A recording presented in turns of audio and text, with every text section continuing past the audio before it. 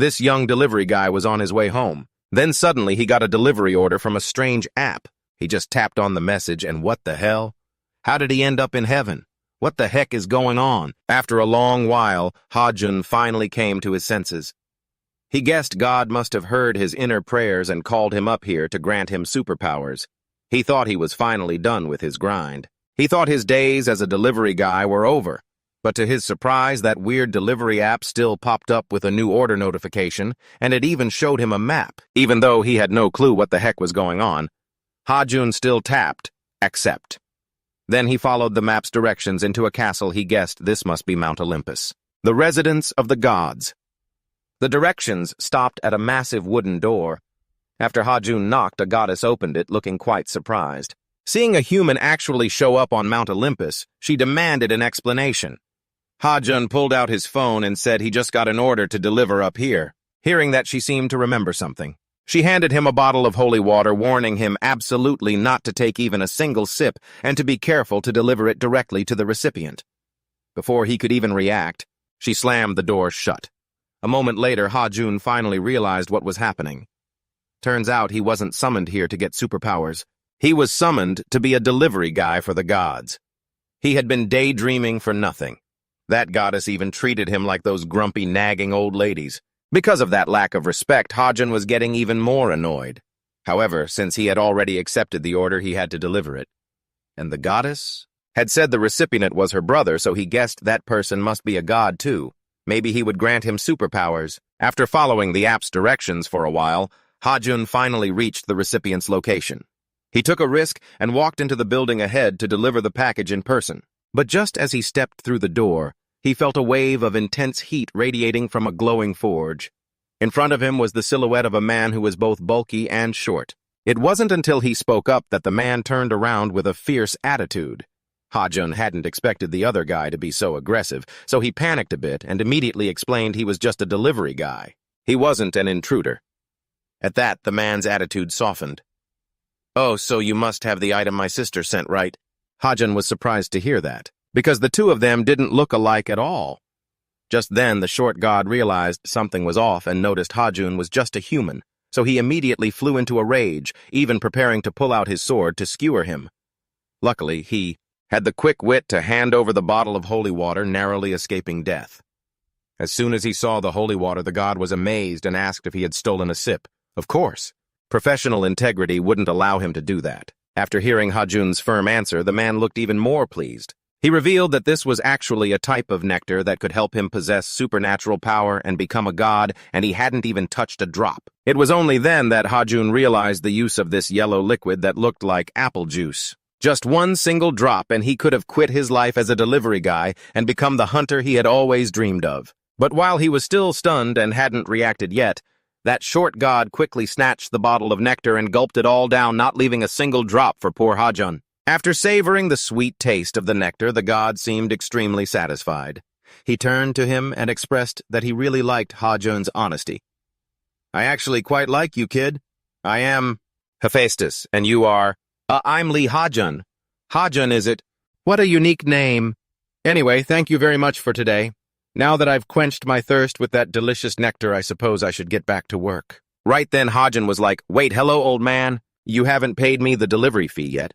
Are you trying to scam me?" Finally, he gathered the courage to ask for the delivery fee, but the man said he had already paid him in full.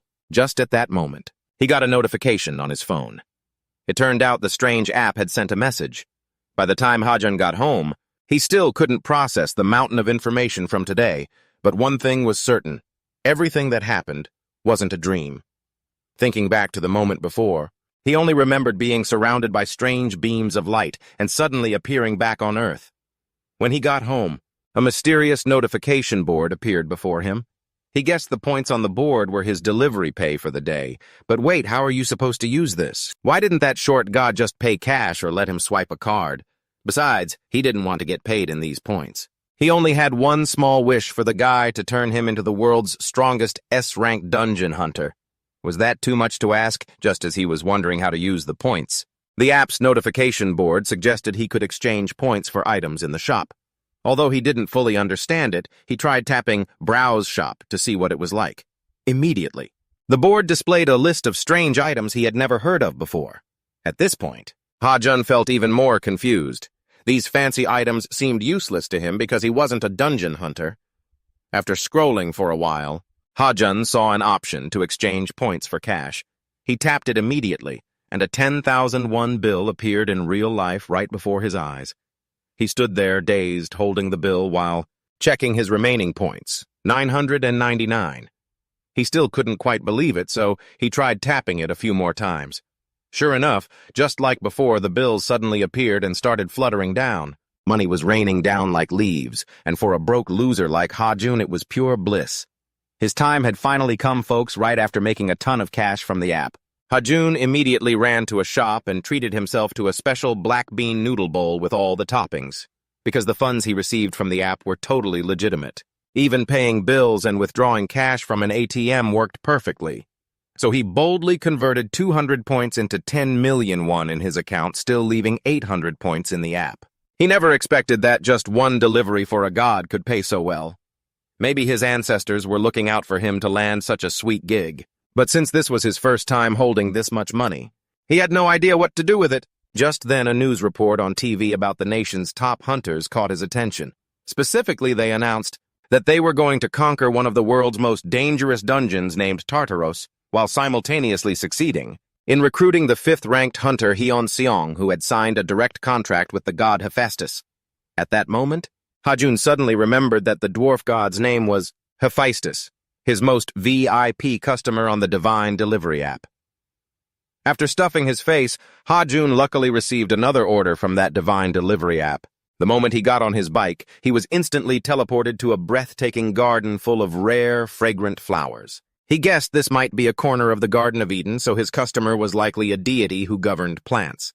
Sure enough, just as Ha-jun suspected, the one who appeared was Demeter, the goddess in charge of the harvest on Earth. Afterward, both sides greeted each other politely.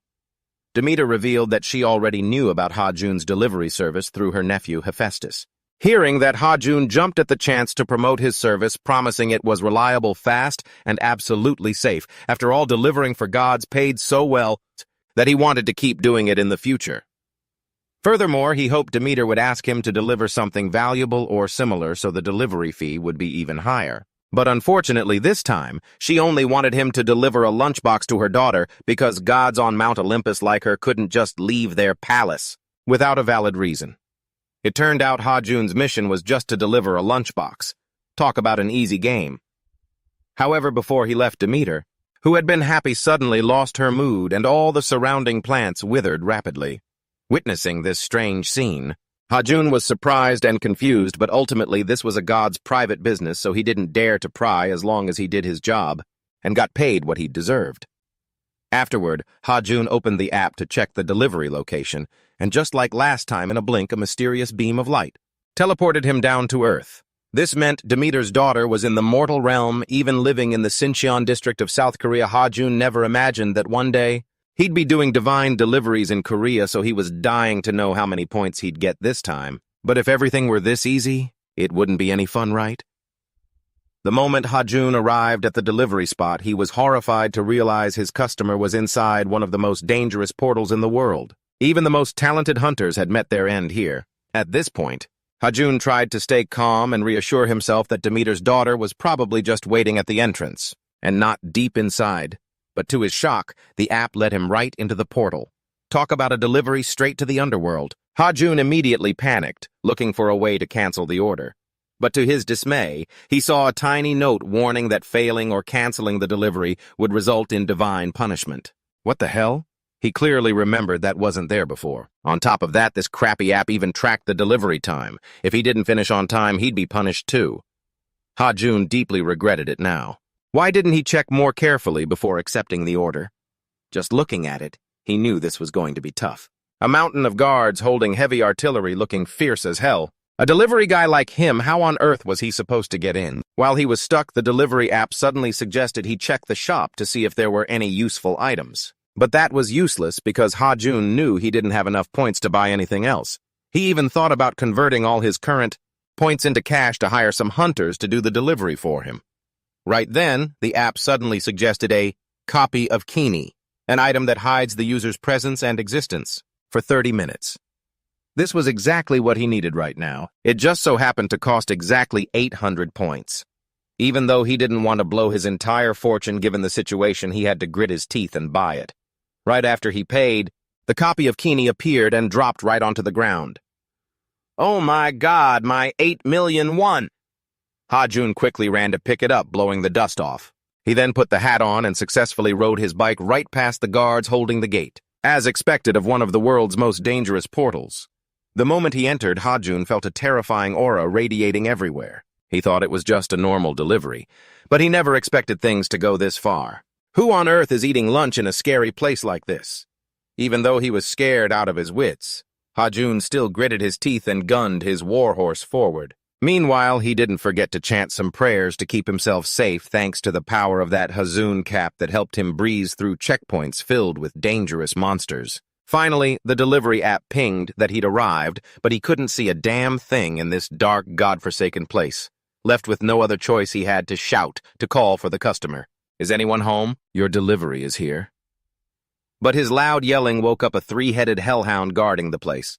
To make matters worse, the time limit on the replica cap from Kini had just run out. The dog spotted Hazun. That's it, he's done for. Hazun was absolutely desperate. Thinking about ending up as dog food made him want to tear up. Plus, he still hadn't spent his 199 points. But in the heat of the moment, Hazun remembered he still had one item used left. But just before the dog could gobble him up, a mysterious voice commanded it to stop, and just like that, he cheated death once again. It wasn't until he turned around that Hazun realized the voice belonged to a little girl. But what was weird was why a little girl would be in a terrifying place like Tartarus. It seemed she didn't really pay him any mind. She walked straight up to the three-headed dog and started petting it.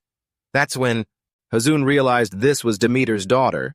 But before he could even explain why he was there, an authoritative voice boomed from behind him. "Where are you going? Oh, are you playing with Cerberus?" It turned out the person who arrived was Hades, the lord of the underworld. But things didn't just end there. Before Hazun could say a word, Hades suddenly attacked him. "You are the first living person in thousands of years to dare set foot in this land of the dead. Orpheus came here to save his late wife, but you stole my cap. Oh wait, this looks like a knockoff. Right then." Persephone, standing nearby, spoke up and reminded Hades to let Hazun go first to see if he had an explanation. Hades actually listened, dropping the dying boy and ordering him to explain himself. If he didn't have a good reason, he'd make him a permanent resident of this place with no way back. "Please stay calm, my lord. I'm just here to make a delivery." "A delivery? What could you possibly have for me? Hades, lord of the underworld. Not for you, it's a delivery from your wife to your daughter." Hades and Persephone were both left confused, wondering what the heck he was talking about, while Hazun was already terrified. He quickly pulled out the lunchbox to explain. As soon as she saw the lunchbox, Persephone recognized it immediately as her mother's, so she rushed over to take it from Hazun's hands. By this point, Hades finally understood everything. So it was his mother-in-law who had booked the delivery service to send a lunchbox to his wife. Hearing that, Hazun felt like something was off. Wait a second. If that's her mother, then that little girl is his wife. But clearly he was way too old, luckily. Hazun managed to keep his big mouth shut. If Hades had heard the whole thought, he would have surely sent him to the afterlife.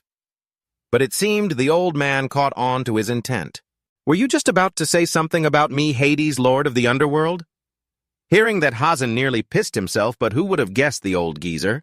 Hades was just messing with him, trying to scare him a little. "I didn't think you were that much of a coward." Holy crap, he nearly scared the soul out of him, and yet he was laughing so happily. What a heartless old man. It didn't stop there. Hades asked for his name. "So your name is Lee Ha-jun. Your little antics amused me, so I will forgive your illegal entry. However, you dared to mock me, so prepare to face the consequences." Having said that, he reached out as if to finish Hazun off, but he never expected that the guy just wanted to pay for the shipping and ask him to thank his mother-in-law. At that moment, Hazun thought, "Damn it, why didn't you say so sooner, man? You almost gave me a heart attack. I nearly ascended to heaven." However, what shocked him even more was what happened right after. His account on the Divine Delivery app sent a balance notification: delivery successful. You have received 10,000 points. You were also awarded an extra 5,000 points by Hades, Lord of the Underworld, a total of 15,000 points. Congratulations. plus Hades agreed to return his cap. Even though this delivery trip was incredibly rough, and he had to deal with a short-tempered client, oh my god, it was intense, but looking at the results on the app, Hazun felt like every effort and bit of hard work he put in was worth it. Before leaving, he didn't forget to bow deeply to show his gratitude for the tip given by Hades. At the same time, somewhere else in the dungeon, the famous hunting team Ion 1 was fiercely battling a giant, massive monster. After a long struggle, the monster finally perished under the blade of the young hunter Seojun. It seemed that taking down a high-level monster brought the team many benefits, so everyone was extremely excited and happy. After that, a female hunter named Erin took on the job of gathering items like magic stones from the monster's carcass. Seojun saw this and gave a quick reminder. However, right at this moment, their keen intuition seemed to sense an unknown object approaching at very high speed. Immediately, the whole team became extremely tense. Because they had just finished fighting that monster, most of the members were out of combat energy.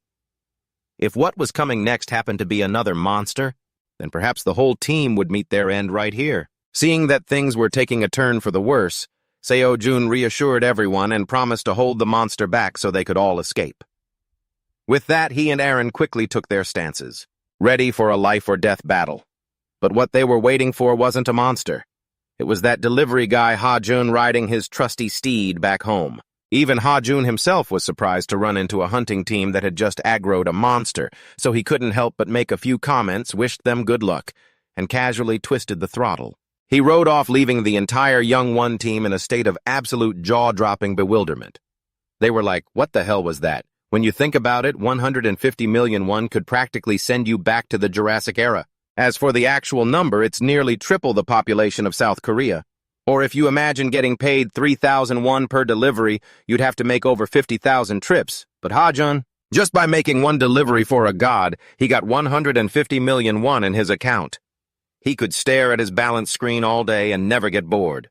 Of course, this amount was well-deserved, considering what Ha-jun had been through, draining every cent from his pockets to buy supplies, then risking it all by entering one of the most dangerous gates to make a delivery, having to bypass dozens of grotesque monsters, nearly becoming a snack for the three-headed Cerberus, and almost getting finished off by Hades. If he had to deal with an order like this every few days, Ha-jun would likely kick the bucket early, especially when dealing with a client who's both terrifying and has a temper as hot as the Hades.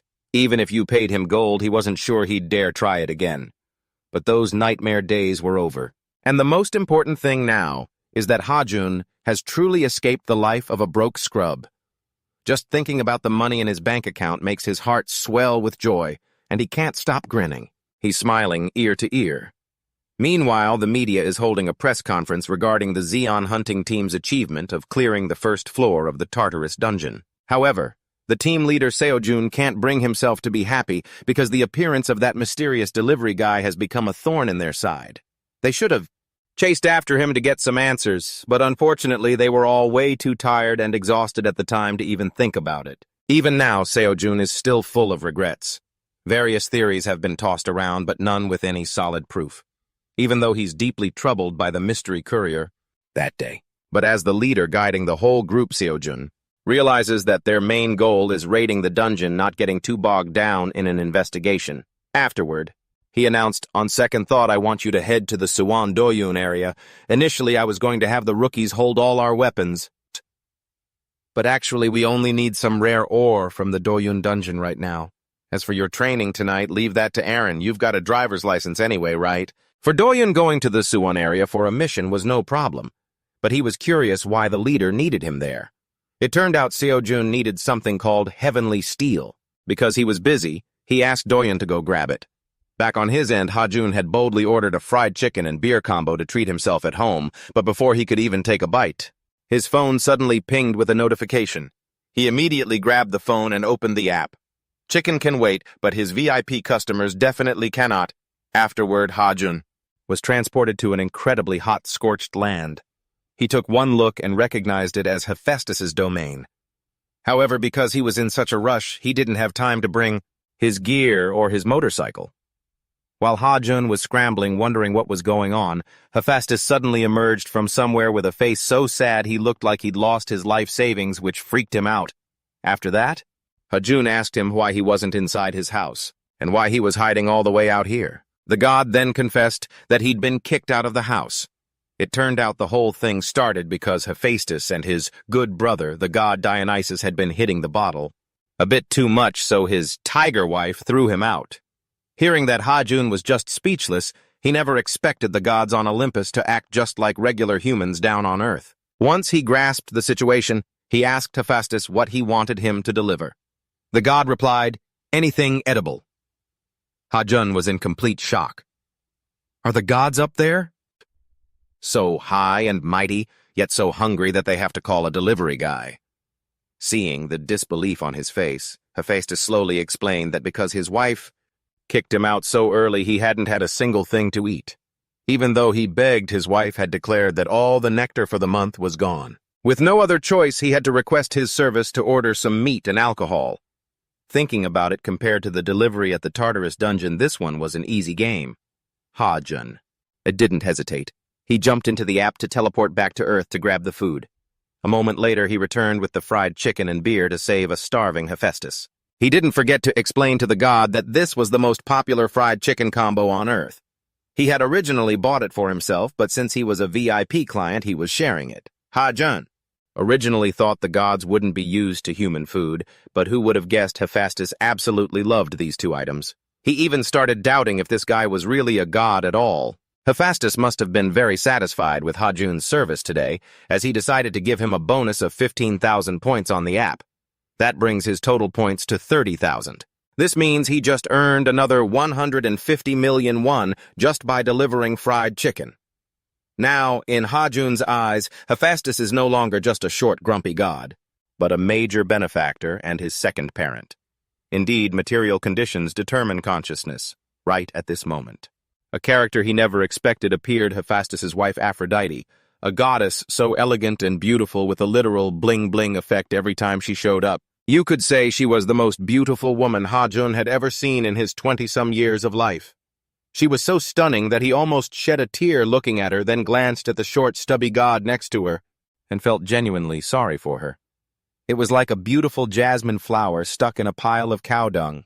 Even when Aphrodite was angry and scolding Hephaestus, Ha-jun felt he deserved it. He immediately forgot about the 150 million won and took the goddess's side. Not only was she beautiful, but Ha-jun also found Aphrodite very polite and gentle when greeting a mortal like him. Especially since she didn't forget to thank him for taking care of her husband today either, making a young guy like Ha-jun feel incredibly awkward at a time like this. Hephaestus just remembered there was one more important thing he wanted him to rush deliver today. Though he wasn't keen on working overtime, the goddess's encouragement changed his mind. Fueled by that adrenaline boost, Ha-jun accepted the request immediately. Turns out the item Hephaestus wanted him to ship was celestial steel. The delivery destination was in Suwon, South Korea. Soon after, Ha-jun donned his familiar delivery gear and set off on his trusty cub, his 50 cubic centimeter cub, heading to Suwon as usual.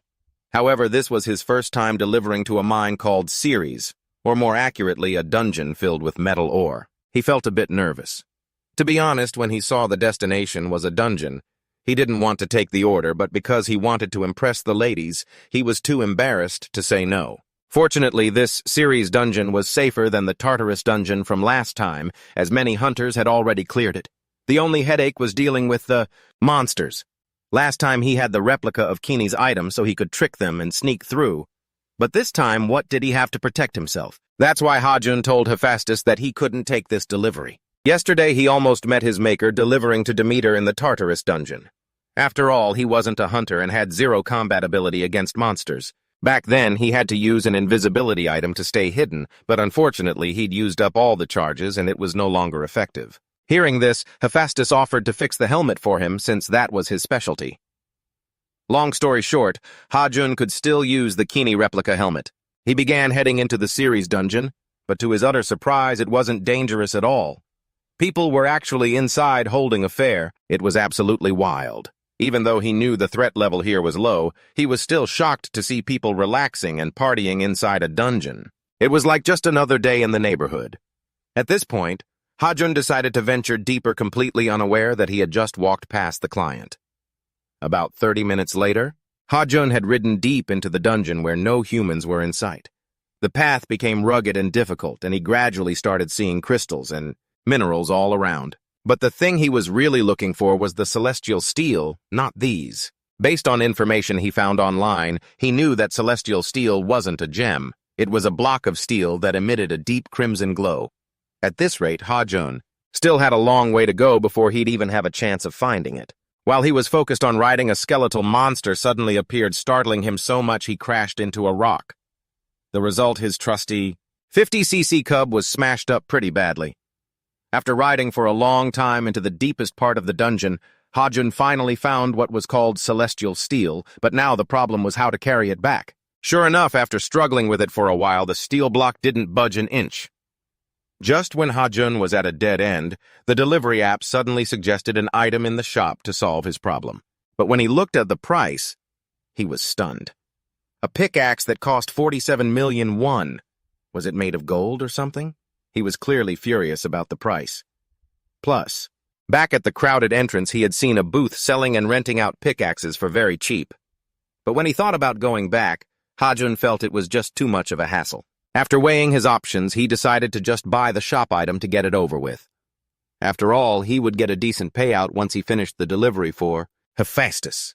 You really get what you pay for. With a single swing, Ha-jun easily detached the steel block from the massive rock. Then he put all his strength into lifting it onto his bike. He thought it was all over, but unexpectedly, as Ha-jun was preparing to leave the hard rock where he'd just taken the celestial steel from, suddenly stirred and transformed into a gigantic monster. At the same time, on the other side, that Bruce Lee vibe guy Do-yoon was busy mopping the floor with the skeletal monsters when he heard a loud noise from afar. He immediately got into his fighting stance, ready to battle, but he saw the mysterious shipper from the Tartarus dungeon the other day, speeding away for his life. Seeing this strange sight, Do-yoon was puzzled, but a split second later, when that monster chased him down, he understood exactly why. Ha-jun was so terrified and running for his life, because even someone with the superpowers of a hunter in a famous guild like Do-yoon would have to turn tail and run in this situation, let alone an ordinary guy like Ha-jun. If he didn't run fast, he'd be pushing up daisies and meeting his ancestors early. Although he'd provoked a dangerous monster inside the dungeon by some miracle, Ha-jun was still alive and managed to bring the celestial steel back to Hephaestus in one piece. Naturally, he was furious that this god had given him such a dangerous order. He almost took a one-way trip to the afterlife. Yet his attitude was so indifferent and innocently oblivious, as if it had nothing to do with him. Then Ha-jun hauled the celestial steel he'd found out to show him. But he didn't expect him to just stare blankly and ask, "What is this?" Ha-jun was like, "Are you kidding me, old man?" Thinking about all the hard work he'd put in, even risking his life only for this god to say it wasn't celestial steel, it made Ha-jun absolutely livid. However, Hephaestus didn't actually mean what he thought. Perhaps he had misunderstood, because what he meant was that he had never seen a piece of celestial steel of such high quality and purity before. Seeing that Ha-jun didn't quite get it, Hephaestus ran off to grab another piece of celestial steel to compare and show him the difference. Clearly, his small stone wasn't even in the same league as the one he brought back. Even he himself hadn't expected Ha-jun to be able to bring back such a top-tier item. Immediately, he gave him a nice fat bonus of 500 million won. Seeing that massive amount of money in his account, all his previous fatigue and exhaustion seemed to vanish instantly. Of course, Ha-jun was incredibly grateful for Hephaestus's generosity. He even knelt down to thank him. He treats that guy like a reincarnated parent. The only thing left to do is put his picture on the altar and worship him. Now that he's got this kind of money, Ha-jun won't have to struggle or stress out over making ends meet like some poor sap anymore. Thinking about how his life is finally turning around, Ha-jun is just happily enjoying life, completely oblivious to what a massive headache he's become for everyone else. Meanwhile, Do-yoon and Seo-jun are watching the news about a serious earthquake at the Saori dungeon. Thankfully, there were no casualties in the incident. Seo-jun, guessing from the situation, the Saori dungeon gate will likely be closed for a long time. Since Do-yoon was at the scene that day, he was asked by his teammates about the specific details. Do-yoon didn't hold anything back and told Seo-jun the truth. The earthquake was caused by a monster. A giant golem caused it. Plus, at the moment the monster went berserk, he even saw that mysterious delivery guy from the Tartarus dungeon again. Seo-jun was totally shocked to hear that, because the last time they saw, Ha-jun was in the Seoul area, yet within such a short time he was already in the Suwon region. But Do-yoon discovered something even more shocking. The Golem monster seemed to be chasing the delivery guy at the time. This is really suspicious, Seo. June, based on the clues from both the Tataros and Sayori dungeons, guessed that the mysterious guy in the delivery gear might be a hunter with abilities beyond radar detection. However, Do-yoon didn't quite agree with the captain's theory this time. He proposed a plan to uncover the delivery guy's true identity. Since he remembers the outfit, the motorcycle, and the logo on the delivery box, very clearly finding him shouldn't be too hard. Seo-jun agreed with this initiative. He immediately assigned the search task to Do-yoon and didn't forget to boost his morale. Do-yoon, you've done a great job this time. Anyway, I'm just glad you came back safe. You must be exhausted, so leave everything else to me. Oh, and about that heavenly steel I asked you to find. Ah, well, the kid Do-yoon totally forgot about it. Meanwhile, our troublemaker Ha-jun is still clueless about the chaos he caused at the Sayori dungeon and is busy soaking up his joy. He feels that even though working as a delivery guy for the gods is pretty dangerous, the money he makes is no joke, especially the temptation. It's impossible to deny. His current income could even rival top-tier hunters worldwide, hitting around 30 billion won if you subtract the cost of the pickaxe he bought. He's already made 45 million won today. However, the thing he worries about most whenever he goes on a delivery is facing those monsters. So every time he steps into a dungeon, he gets incredibly stressed and exhausted. Shortly after June tried opening the app to see if there was anything useful. But the items sold in the shop are just way too expensive. Even the cheapest item costs 210 million won. Not to mention that all these items are just replicas and can only be used once or twice. Therefore, June had to give up on the idea of soloing dungeon monsters because he obviously doesn't have the skills to take them on, and he'd likely get himself killed if he wasn't careful. After scrolling a bit more, Ha-jun stumbled upon an item that looked pretty useful, a set of protective riding gear. Damn, this is good stuff. Why did I only just see it now? Compared to the 2 items he bought before, this is clearly more useful. Even though it's pricey, Ha-jun decided to shell out the cash as an investment for his safety because, after all, he can always make the money back. In the future. As soon as he got the gear, he tried it on right away. At first it felt a bit uncomfortable, but then it felt like he wasn't wearing anything at all. He didn't even feel hot in the slightest. Premium gear really hits different. After that, he decided to go big and test the gear out while it was still fresh. Elsewhere, Do-yoon is still on his mission to find the identity of the mysterious delivery guy who's been haunting Captain Seo-jun. Obviously, searching every delivery company from Suwon to Seoul based on just a few clues is not easy at all. Even when he got the license plate number, Do-yoon couldn't access the system to find the home address or other information. On top of that, the person he's looking for isn't a criminal, so the police can't provide any relevant information. After trying every possible way, the poor guy was totally desperate, damn it all. Just then he accidentally spotted a very familiar figure on the street. Even though at first glance the person looked like any ordinary delivery guy, when Do-yoon looked closer, and especially at the motorcycle license plate which matched the mysterious guy's, he realized the person who just rode past him was the very target he'd been struggling to find. All this time, he immediately gave it his all to chase after him, but how can a man on foot compare to a motorcycle? So he quickly hopped into a nearby taxi and told the driver to hurry up and chase the bike in front. But little did he know he'd run into a driver with a temper as hot as chili. Before he could even get comfortable in his seat, he was kicked out. With no other choice, Do-yoon had to run for his life. After a marathon session, he finally collapsed from exhaustion on the road and lost track of the delivery guy. However, before Do-yoon could even catch his breath, another incident occurred. A massive boom from a nearby area grabbed his attention and that of the people all around. He immediately ran over to check the situation. Even though he couldn't find the delivery guy, he was greeted by the elderly people there who he brushed off their warnings about the terrifying loud noises from the mountaintop, which were likely caused by landslides. He reassured them, introducing himself as a hunter so they didn't need to worry about his safety. Ignoring the advice of the 2 elderly people, he kept charging headlong toward the peak.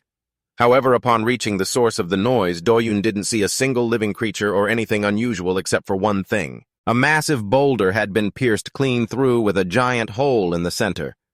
Based on his years of experience fighting in dungeons, Do-yoon guessed this had to be the aftermath of a battle. A combat encounter between high rankers of Class B or higher. Moreover, this person must have possessed extremely skilled and masterful technique to create such a large opening while maintaining the overall structure of the boulder. You could say this is something not just anyone or any high ranker could achieve. These traces most likely belonged to some magical force or a deity, not a mere mortal. On the other hand, Doyun noticed that ever since their hunting team encountered the mysterious shipper at the Tartaros dungeon, strange events had been happening constantly. Therefore, he was determined to bring that person to meet the captain as soon as possible. At the same time, Hajun was enjoying a hearty meal at a small diner after testing the durability of his new protective suit. It turned out that giant hole in the rock was Hajun's handiwork. Even he hadn't expected the power of this suit to be so terrifying. Now he felt much more confident shipping in dungeons. He might even be able to eat the monsters inside, no joke. Just then, Hajun received another order from the Divine Delivery app. However, the drop-off location wasn't Mount Olympus like usual, but a place in the Bujan region, immediately after he searched for the location on the map. The result was a dungeon at Mount Hogo. Sure enough, orders from this app were never normal. If it were before, Hajun would have hesitated and worried about accepting such orders. But now he was in a different position. A few measly dungeons couldn't stop him anymore, so he decided to take the order tomorrow after the protective suit. Reset. In another development, Doyun was incredibly excited, recounting how he had bumped into the mysterious shipper on the streets in the Nojangjin district. Meanwhile, he was trying his best to convince the captain to send more people to track the person's whereabouts. He had even designed a poster to increase recognition and make finding the person easier. However, what Seojun was really concerned about was the story regarding the rock on the mountain. If what Doyun said was true, it proved the mysterious shipper possessed strength even greater than high-ranking hunters like Doyun and Seojun. Thus, the Ion 1 hunter team had to find that person even faster unless they wanted the Black Dragon Guild to recruit him first. While the Ion 1 hunter team had solidified their position domestically as the top guild, standing in second place was their mortal enemy, the Black Dragon Guild. Recently, the Black Dragon Guild had been growing at lightning speed, constantly climbing the ranks and achieving many notable feats by controlling forbidden dungeons and bribing high-level officials to cover up their illegal activities. The Black Dragon Guild was even frequently mentioned in the media, stirring up public controversy. Even worse, they were willing to use any means necessary to boost their influence. Just hearing about them, you know they're bad news. Naturally, because of all this, the Ion 1 hunter team couldn't let the Black Dragon Guild get ahead and take the #1 spot on the server. Furthermore, Dongjun noticed that the Black Dragon Guild had been showing more suspicious activity lately, so he wanted Doyun to temporarily put aside the search for the mysterious shipper and immediately start investigating their activities. The next day, Hajun arrived at the dungeon gate in Bucheon to deliver an order for a client, but it seemed like a festival was going on there. Luckily, Hajun had prepared a replica of Keeney's hat, so people didn't notice him, and he easily got past the security force there. After a long trek, he finally reached the delivery location. However, he didn't see a single house or a soul anywhere around except for a mountain standing tall right in front of him. Perhaps still traumatized from his previous boneheaded move of poking a hornet's nest at the Cerberus dungeon, he was terrified that the mountain in front of him would suddenly transform into a supermassive monster. But very soon after, he reassured himself that the new protective suit would carry him through all trials with monsters. Just as Hajun was preparing to climb the mountain to check it out, a strange voice suddenly called out to him. It turned out to be a monkey pinned under the mountain. Wait, hello? Why is this plot so familiar? After calming down, Hajun realized that this monkey was the client who ordered him. So the monkey had learned about his special delivery service through a child. Actually, I need you to find me some things located in this area. Of course I can do that for you, sir, but what should I call you? The Great Sage Equal to Heaven, the Victorious Fighting Buddha. You can call me whatever you like, but I prefer to be called the Great Sage Equal to Heaven. Just call me Sun Wukong, that's fine. Hearing that Hajun was shocked, he never expected that one day he would be delivering to Sun Wukong. Then Sun Wukong stated his request. He needed Hajun to find a box hidden in the forest ahead. After learning the client's request, Hajun immediately opened the map to locate the forest and set off right away. In another development, a group of hunters was clashing with an 8-tailed monster. The very next second, the big-shot Yuhan president of the Black Dragon Guild appeared to direct her underlings to make mincemeat of the monster in front of them. It seems that after getting information that the Ion, one hunter team achieved a clean sweep in the Tartaros dungeon, she was determined to plan the destruction of the eight-tailed monster, something the Ion 1 team had failed to do before, to put them in their place and rise to the #1 spot on the server. Very quickly, Yuhan ordered her underlings to hurry forward and attack the monster. However, this monster was not weak in the slightest. It only just flexed its power and the whole bunch was already nearly peeing their pants. Damn, how the hell are we supposed to fight this hunk of scrap metal? Plus, you guys didn't tell us from the start that we'd be fighting a dungeon boss. The high-ranking hunters were already looking to bail, but those guys in suits threatened to take out anyone who tried to leave their post. With no other choice, they just had to stand there paralyzed and unsure of what to do. Only one brave uncle stepped up to take the monster on solo. A minion standing nearby noticed things weren't looking too good, and asked Yuhan if these low-rank hunters actually had a chance of winning. But that woman just indifferently replied that she didn't know, clearly not caring about the lives of the people on the front lines. Meanwhile, Hajin was on his way to find the box Sun Wukong requested. The commotion from the fight with the monster was so huge it caused tremors all the way to his location. Even the monkeys in the surrounding area were scrambling to get out of there. Just looking at the smoke and fire down the road, he knew something was up. But since our guy Hajun felt pretty confident with his fancy new gear, he decided to ride over to check out the situation. By now, the hunter team, tricked by Yuhan, was struggling to fight the monster, but it was like throwing pebbles at a tank. The monster didn't even flinch. While everyone was getting absolutely wrecked, someone ran over to Yuhan to beg for help, but she couldn't care less and ignored them. One of her underlings even stepped up to rough him up. This scummy behavior enraged everyone fighting for their lives, but at the end of the day, they didn't dare cross the Black Dragon Guild. The only way to get out of here alive was probably to take the monster down. So, the uncle decided to risk it all and charge in, clearing a path for the others to attack. Sure enough, working together like this was effective. As soon as the monster went down, everyone cheered, thinking it was finally done for. But hey, it's a final boss, how could it be that easy? Very quickly after that, it got right back up as if it had never been knocked down, even activating an 8-trigram formation and becoming even more powerful than before. This immediately pushed everyone there into total despair. At the same time, hiding in a bush, Hajun had been watching the whole thing from the start. Elsewhere, Doyun from the Yongwan hunter team had arrived at the entrance of the Hugo dungeon, but he was blocked by a member of the Black Dragon Guild. Immediately, he half-guessed their intentions and pushed his way into the dungeon, ignoring the guy trying to stop him. As soon as he saw smoke rising in the distance, Doyun felt that something was wrong. He rushed to the scene to tell them the real reason why the Yongwan team gave up on conquering Manhwa. Back at the fight, the battle between the monster and the fodder hunters had entered the second round. Hajun was watching from the sidelines, scared out of his wits. At this rate, his new gear wouldn't be able to carry him through. Plus, the box Sun Wukong wanted was actually on the monster. After that, Hajin was shocked to realize the guys in black standing guard outside were members of the Black Dragon Guild, but what they did next truly horrified him. One of them casually grabbed an unlucky guy nearby and threw him into the fire on the monster's body, no matter how much he begged for his life. He didn't show a shred of mercy. Because that piece of garbage's actions were way too messed up, Hajun couldn't take it anymore. He transformed into a superhero and charged in to beat the guy up and save the victim. Everyone around them watched, stunned. They couldn't believe someone could be strong enough to crush a B-rank hunter so easily. Just then, June had successfully saved the unlucky guy without even noticing the strange looks from everyone else. The guy, seeing that, told his savior to run away before he made enemies with the Black Dragon Guild. After that, Hajin slowly re-evaluated the situation. Truthfully, he could have easily grabbed the box and escaped while everyone was focused on fighting the monster. However, his conscience and morals wouldn't let him watch someone in danger without helping. So he decided to step in to save the man.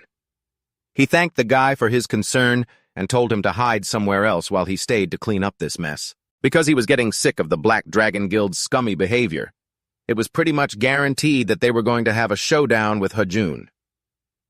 As for that woman, Yuhan, she was fuming because some stranger in a helmet was ruining her plans.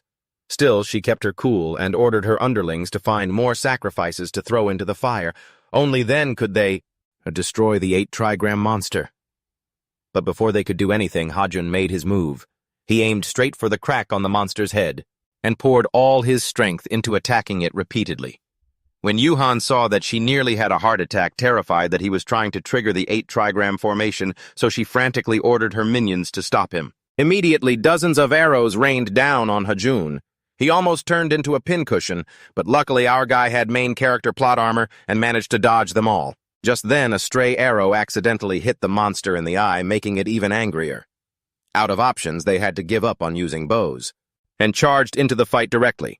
However, that stray arrow made the monster fully awaken and enter its second transformation phase, especially for that woman, Yuhan, who turned pale when she saw it. Well, we're all screwed now. The monster then entered a killing spree, attacking the hunters nearby. Clearly, things were completely out of Yuhan's control, and she had no idea what to do, other than stand there stunned. Just when it seemed like everything was over, Hajun unexpectedly made a comeback, repeatedly slamming into the monster, even though he only had seconds left. Even though his protective gear was about to wear out, he refused to give up, pouring all his energy into those final seconds to finish off the monster, and luckily he landed the blow at the very last moment. Hajun took it down, leaving everyone around him in absolute shock, especially the young guy Doyun, who had just arrived and witnessed that level of raw power. That display of godly top-tier strength made a massive impression on Doyun, making him even more determined to uncover Hajun's identity. Meanwhile, the Black Dragon Guild was reeling from the aftershocks, but the woman Duhan locked her eyes on Hajun and ordered her goons to pounce while he was exhausted. She wanted to capture him easily after he'd finished off the monster. She was clearly furious that he'd stolen the kill, and she was dead set on making him pay, but she had no clue that the high-ranking hunter from the Young One team, Ha Do-yun, would suddenly show up right there. He made his hostility clear, and more importantly, he saw right through their scheme to use people as sacrifices. Duhan immediately ordered her underlings to shift their target to Doyun to silence him.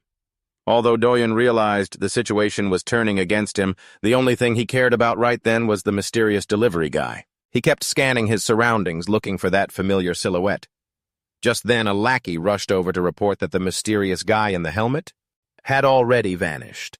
Both sides were deeply disappointed, especially that young guy who had put in so much effort to track him down only to miss him by a hair's breadth. On top of that, he had to deal with the Black Dragon Guild. Talk about rotten luck.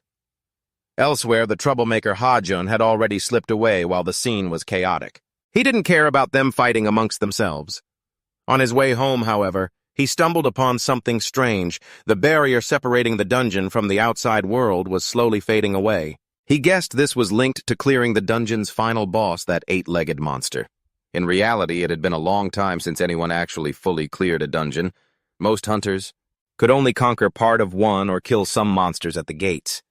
Some dungeons were even used as testing grounds for hunters to earn their certifications. So the fact that an ordinary guy with no superpowers, no hunter license, and who worked as a delivery driver like Hajun could wipe out an entire dungeon was absolutely unbelievable. Maybe it was a stroke of luck that no one knew his true identity. Otherwise, things would get really complicated really fast. After that, Hajun went back to where Sun Wukong was pinned down to complain about the rotten luck he'd just dealt with. Clearly, he had been tricked by this cunning monkey god. He nearly kicked the bucket out there. However, when he learned the 8-legged monster had gone berserk, Sun Wukong was genuinely surprised because someone must have provoked it to make it snap like that. In truth, the whole mess was started by the Black Dragon Guild, who were running wild, and the one who had to suffer through it all was poor unlucky Hajun. If he'd known, he would have let that monster eat them all. Damn it. How dare those bastards get in the way of his business? At this point, Sun Wukong reminded Hajun about the box he'd asked him to retrieve, even though at first Sun Wukong didn't really trust him. After all, the 8-legged monster had been enraged, and in his mind, Hajun was just a normal human. There was no way he had the skill to solo that monster. But the very next second, Sun Wukong got a slap in the face in the best way possible. Hajun actually produced the box, leaving the god ecstatic. Ha ha ha, you're the best. I never thought I'd see the day that I, the great sage, would meet a mortal who could take down that 8-legged beast while it was in a frenzy. What's your name? Li Hajun? Why? Oh, Li Hajun, I'll remember that. As soon as he said it, Sun Wukong grabbed the box from his hands and immediately shattered the seal that had kept him trapped under the mountain. Once he was finally free, he summoned his cloud and took off. Before leaving, he didn't forget to tell Hajun, "We'll meet again if fate allows." Hey, wait. You didn't pay me? Just as he finished, Sun Wukong tossed him a heavy bag of gold. as payment and then vanished. Once everything was settled and he'd been paid, Ha-jun made it home safely. At the same time, the news was covering everything the Black Dragon Guild had done at the Hugo dungeon. It turned out the hunter Ha-jun had saved that day had stepped up to expose their true colors and their evil plot. He also revealed to the media that a mysterious hero in a helmet had bravely stood up to protect him and defeated the eight-legged monster in the dungeon. It seemed all the effort he'd put in wasn't wasted at all. Plus, his true identity remained hidden so he could continue living a comfortable life with the huge sum in his account. Specifically, he earned over 70,000 points this time. If converted to cash, that 700 million won plenty for him to buy an apartment in Seoul. On top of that, Ha-jun got a nice bonus reward, a handful of monkey fur. Whenever he blows on it, he can turn them into a swarm of Sun Wukong's clones. Plus, he'd been receiving tons of orders from gods lately. Most of them were dangerous jobs requiring him to venture deep into dungeons and face all kinds of lethal monsters. So, receiving a portion of the Great Sage's power was incredibly useful and could save his life in dangerous situations to come. And it seems Ha-jun's streak of good luck wasn't over yet because not long after, he received another special order from a god. Elsewhere, after hearing the news that Doyen had been ambushed by the Black Dragon Guild at the Hugo dungeon, the team captain, Seo-jun rushed to the hospital to check on his teammate. Thankfully, young Doyen was only slightly injured and was perfectly fine. Even though Doyen said he was okay, Seo-jun still felt guilty for giving his teammate an assignment that was too much for him. Besides that, he was furious about what the Black Dragon Guild had done. They actually dared to touch a member of the Young One team. If Aaron had gone with Doyen, things probably would have turned out differently. But the reality is that the pride and reputation of the Young One Hunter team have been trampled on by those bastards, so as the team captain I'm speaking on behalf of everyone. Seo-jun is determined to personally deal with them in their next encounter. Furthermore, he's also deeply concerned about Doyen's health after the battle. If he happened to get injured or suffer any lingering health issues that might affect his career as a hunter, Seo-jun would feel incredibly guilty. Actually, the doctor said that my current condition isn't doing too well. Just kidding. Why so serious? Knock it off with the stupid jokes before I kick you out of the team. You hear me? Seeing the captain was actually on edge, the oblivious guy didn't dare to push his luck, and immediately revealed a piece of critical information the mysterious courier they've been searching for all this time is the very same person who took down the boss at the Hugo dungeon with their bare hands. When he heard this, Seo-jun was completely stunned, even a bit skeptical. But Doyen insisted that he had seen with his own eyes that this courier brother wiped out the monster in an incredibly short amount of time. Based on his own experience, he guessed that the mysterious courier brother is a martial artist just like him. Besides that, Doyen also let Seo-jun know that he suspects the courier's true location is in the Nojangjin district. However, Seo-jun has had people search everywhere in Nojangjin but hasn't found a single trace. According to Doyen, they checked the surveillance footage from the entire dungeon area, especially the entrance, and still didn't see anyone wearing the courier gear riding a motorcycle inside. It's like the guy just vanished into thin air. Meanwhile, Ha-jun has no idea that he's already in the crosshairs of the two top hunter teams in the country, and is still casually going to pick up an order from the god Hephaestus, because when he arrived, the guy was still hard at work, so he had to sit in a corner and wait for him to finish. But it seems the warm air in the room Wombo was quite comfortable, so just a moment later Ha-jun started to feel sleepy.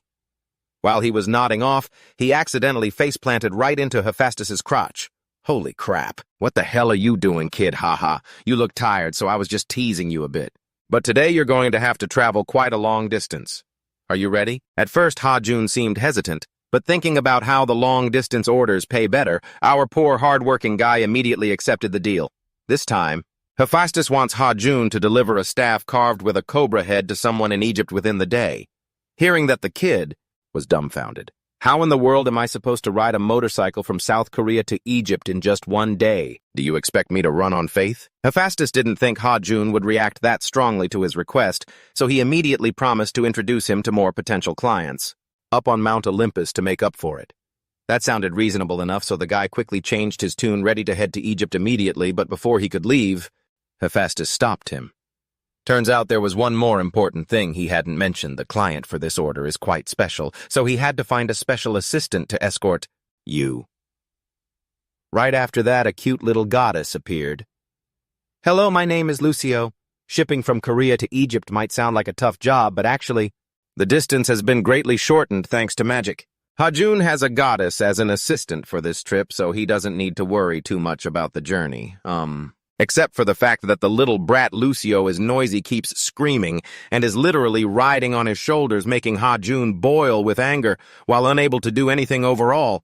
Everything is going swimmingly. 1 hour ago, when he first met Lucio at Hephaestus's place, Hajun was skeptical and didn't believe that such a tiny girl could possibly help him on this trip. It seems Hephaestus understood what he was thinking, so he reminded Hajun not to underestimate little Lucio, because she is a goddess who possesses real, genuine divine power, so she will definitely be able to help him during this trip. After getting such a solid confirmation from Hephaestus himself, Hajun felt relieved and set off with Lucio.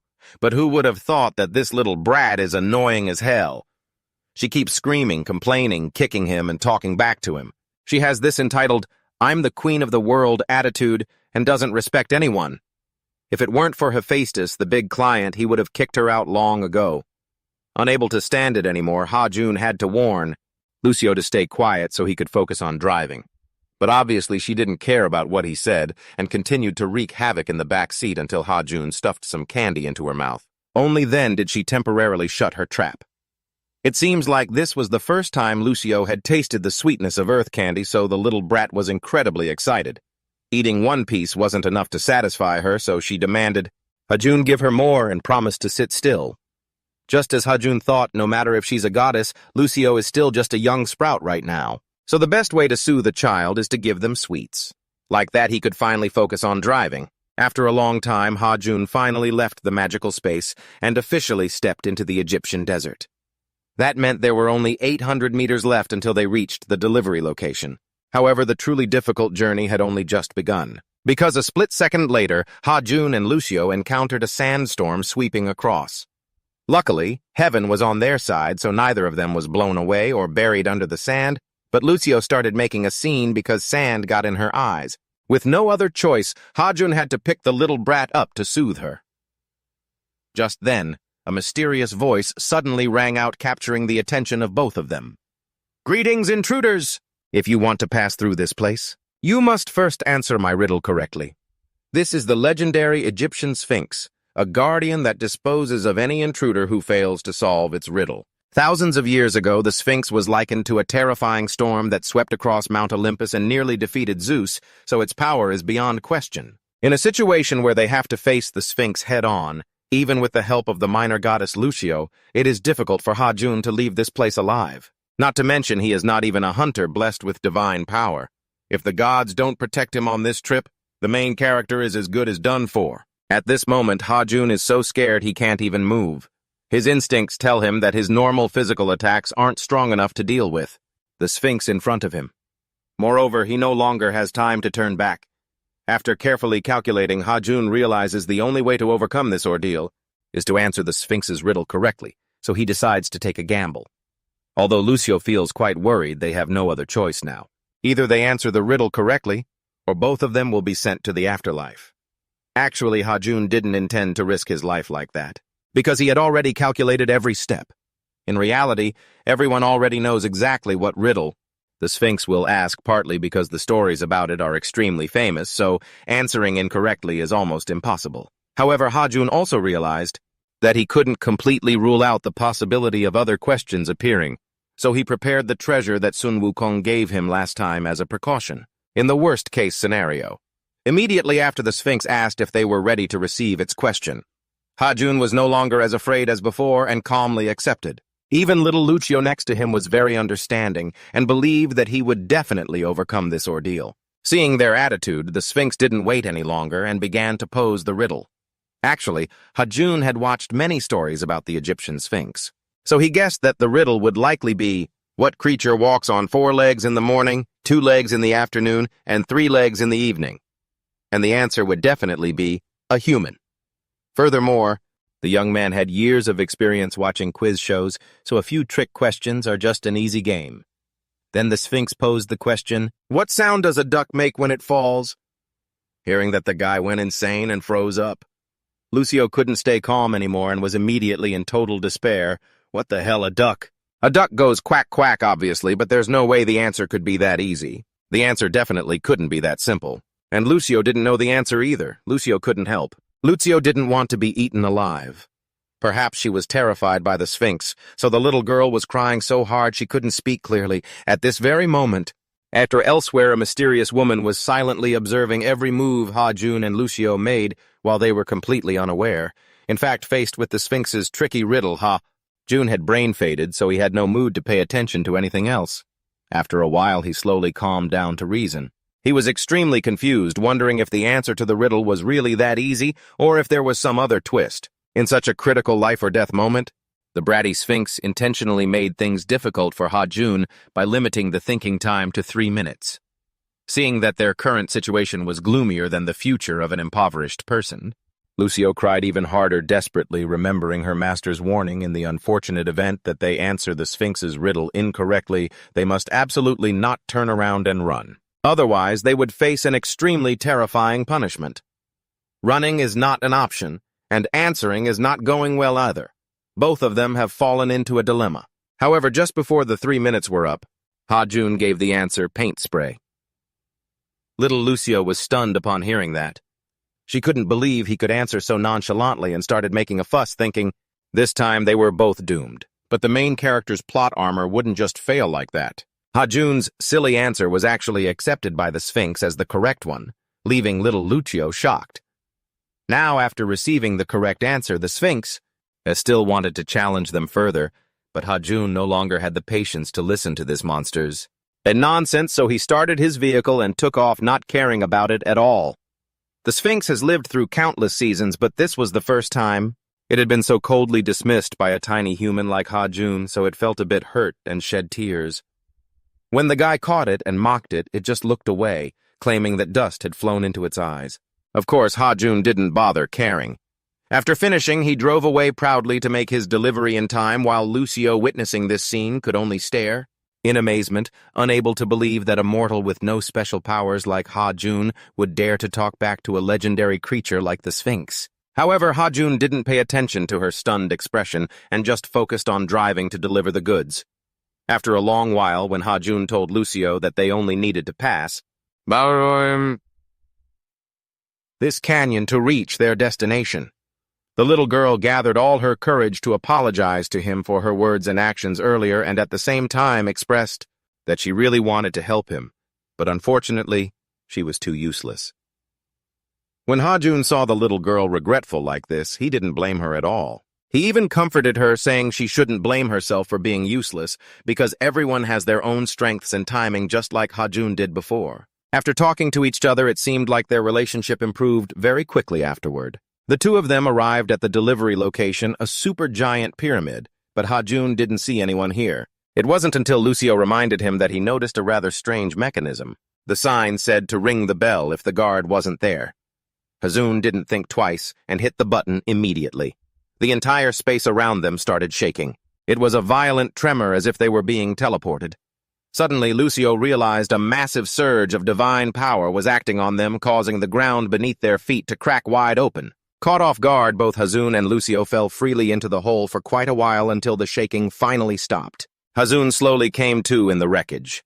Thankfully, he had little Lucio as a cushion, so our human boy was still in one piece. Afterward, they had no choice but to follow the path, worn into the underground, hoping to find a way out. During this time, Lucio accidentally discovered something strange and called Ha-Jun over. It turned out that the characters and drawings on the wall had caught her eye. Ha-Jun came over to take a look too, but since he couldn't understand the ancient scripts, he could only guess the meaning based on the pictures. They looked like they were depicting humans and monsters. After observing the drawings closely, Lucio seemed to recall something important, and immediately told Ha-Jun an Egyptian legend about an evil goddess who took pleasure in trapping and tormenting other goddesses. Lucio felt it was very likely that the drawings on the wall were about that evil goddess. However, after hearing that, Ha-Jun was a bit skeptical because based on his observation, he felt the drawings looked more like they were describing a festival or some kind of celebration. It didn't look like what Lucio described at all. However, the little girl insisted her take was correct and even felt indignant for the goddesses, who had been harmed, declaring heroically that she would avenge them. Seeing Lucio, since he couldn't get through to her, he decided to just let it go. He was terrified that if their client turned out to be that evil goddess, they'd be completely screwed. And speak of the devil, she actually showed up. Neither Hazun nor Lucio expected the goddess to suddenly appear right behind them. She'd even overheard everything they were talking about. Hazun never imagined in a million years that he'd run into her in a situation like this. The light was so blinding he couldn't even see her face, and before he could figure out how to handle it that crazy, Lucio just rushed in to solo the goddess. Everything happened so fast that Hazun couldn't stop Lucio even with the tension this high. He thought they were about to start a death match, but he never expected the goddess to suddenly switch gears, hug Lucio, and start pinching her cheeks. He was frozen in shock. What the hell is going on here? She looks nothing like the evil goddess described in the legends at all. At that moment, the goddess slowly began to tell them the whole truth. It turns out a long time ago she had summoned many other goddesses here and hosted massive festivals for them. Everything came from her sincerity and good intentions, but unfortunately those goddesses are no longer here. And humans ended up completely misunderstanding the whole story. Wait, so you're saying all those goddesses kicked the bucket because you were smothering them like this? After hearing Hazun's blunt comment, the goddess panicked and realized she was hugging Lucio way too tight, so she let go immediately. That's how Lucio barely escaped being suffocated to death. Otherwise, she would have been done for. Now Hazun finally understood why Lucio said this goddess had a habit of torturing them. Now it was Lucio's turn to throw a tantrum, grilling Hazun for just standing there and not backing her up. If she isn't happy, this girl just starts making a scene. Seeing that Hazun and Lucio didn't seem to care much about her presence, the goddess introduced herself to impress them. I am the one who rules over the two most fertile and prosperous lands. The owner of all the temples in Egypt, the divine incarnation of the almighty Falcon Horus, I am the great pharaoh. She spent half a day bragging and acting all high and mighty, but those two guys, June and Lucio didn't seem to care at all, which left her feeling totally embarrassed. In reality, there are two types of gods or goddesses. One type is like an angel possessing divine power as soon as they manifest. And the other type is those who gain their divine power and status only through the worship and offerings of their followers. Hazun got straight to the point and told the pharaoh they were here to deliver a package, not knowing that she had been watching their every move from the very beginning through her crystal ball. Fa lay, and naturally she realized his goal immediately. The pharaoh summoned her staff back to her hand, leaving Hazun completely stunned, so shocked he nearly fell over backward. Given the situation, it's highly likely that she's the client for this delivery order. After checking the condition of the item, the pharaoh seemed extremely satisfied. She didn't expect that after such a long journey her cargo wouldn't have even a single scratch on it, so she didn't hold back in praising Hazun's service. The young man immediately smelled the scent of money and a business opportunity, so he quickly thanked her. At the same time, he shamelessly asked the pharaoh for a little tip and a 5-star review. Seeing this money-grubbing, hopeless attitude of Hazun, the little lady Lucio was completely speechless and questioned if he had any self-respect at all. But for a young man who had struggled through poverty and lived at the very bottom of society like Hazun, a bit of self-respect didn't mean a damn thing. He retorted to Lucio, "Does self-respect put food in my belly, even the candy that you're eating right now was paid for with the delivery money I earned. If you want candy, you better toss that self-respect aside, shut your trap, and eat up." Hearing there was candy to be had, Lucio also completely forgot about her pride and immediately ran over to beg for some along with Hazun. Even a goddess has to bow down to the power of capital. Seeing how sincere the two were, the pharaoh was very pleased and immediately tipped Hazun a generous 50,000 points, bringing your total assets up to 195,300 points. That's 19,530,000,000 won. Hazun was stunned, just staring at that number. With this kind of money, let alone buying a few candies, Hazun could even open a whole candy factory and it wouldn't be a problem. Before leaving, Pharaoh reminded the two of them that if they came back next time, it would be best to take the main entrance. And don't ever use this path again because this place really isn't convenient for deliveries. Plus, she had already left a note at the front of the pyramid entrance letting anyone arriving here know they just need to take a right at the entrance and knock on the door, that's all. Turns out this little leopard cub Lucio had misread the note earlier, causing Hazun to hit the wrong button, that cursed button, and forcing them to take the long way around before they could finally deliver the goods to the client. After completing the delivery to the Egyptian pyramid, Hajun and Lucio finally made it back to Hefeder's place.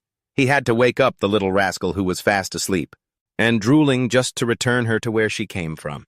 Even though their first impression of each other didn't seem exactly great this trip, that had actually brought them closer together. They were even chatting happily before they were about to part ways, which left even Hefeder very surprised. Seeing how close Hajun and Lucio had become, especially noticing how well they coordinated with each other on the job, he suggested they should team up and work together in the future. The two of them were laughing and acting buddy-buddy, but in reality they couldn't stand the sight of each other. They immediately and simultaneously rejected Hefeder's suggestion right then and there. Never. I'd rather die than have to work with this annoying brat. However, life is never as perfect as a dream. The things you try the hardest to avoid are the things you end up stuck with. Just yesterday, when you turned down that God's offer, he actually got all sensitive and sulked at you. Out of respect for a VIP client, you had no choice but to temporarily take in the little brat Lucio. Because of that, Hajun is probably going to need some time to adapt to this situation because, after all, he's just a young man in his 20s living the single life. Living alone and suddenly having a little kid like this crashing on his couch, it's just a bit hard to get used to. Then Hajun tiredly asked Lucio why she woke him up at this hour. The little brat explained that the phone kept making noise, so she wanted to wake him up to see what was going on. Once she finished, she handed the phone to Hajun.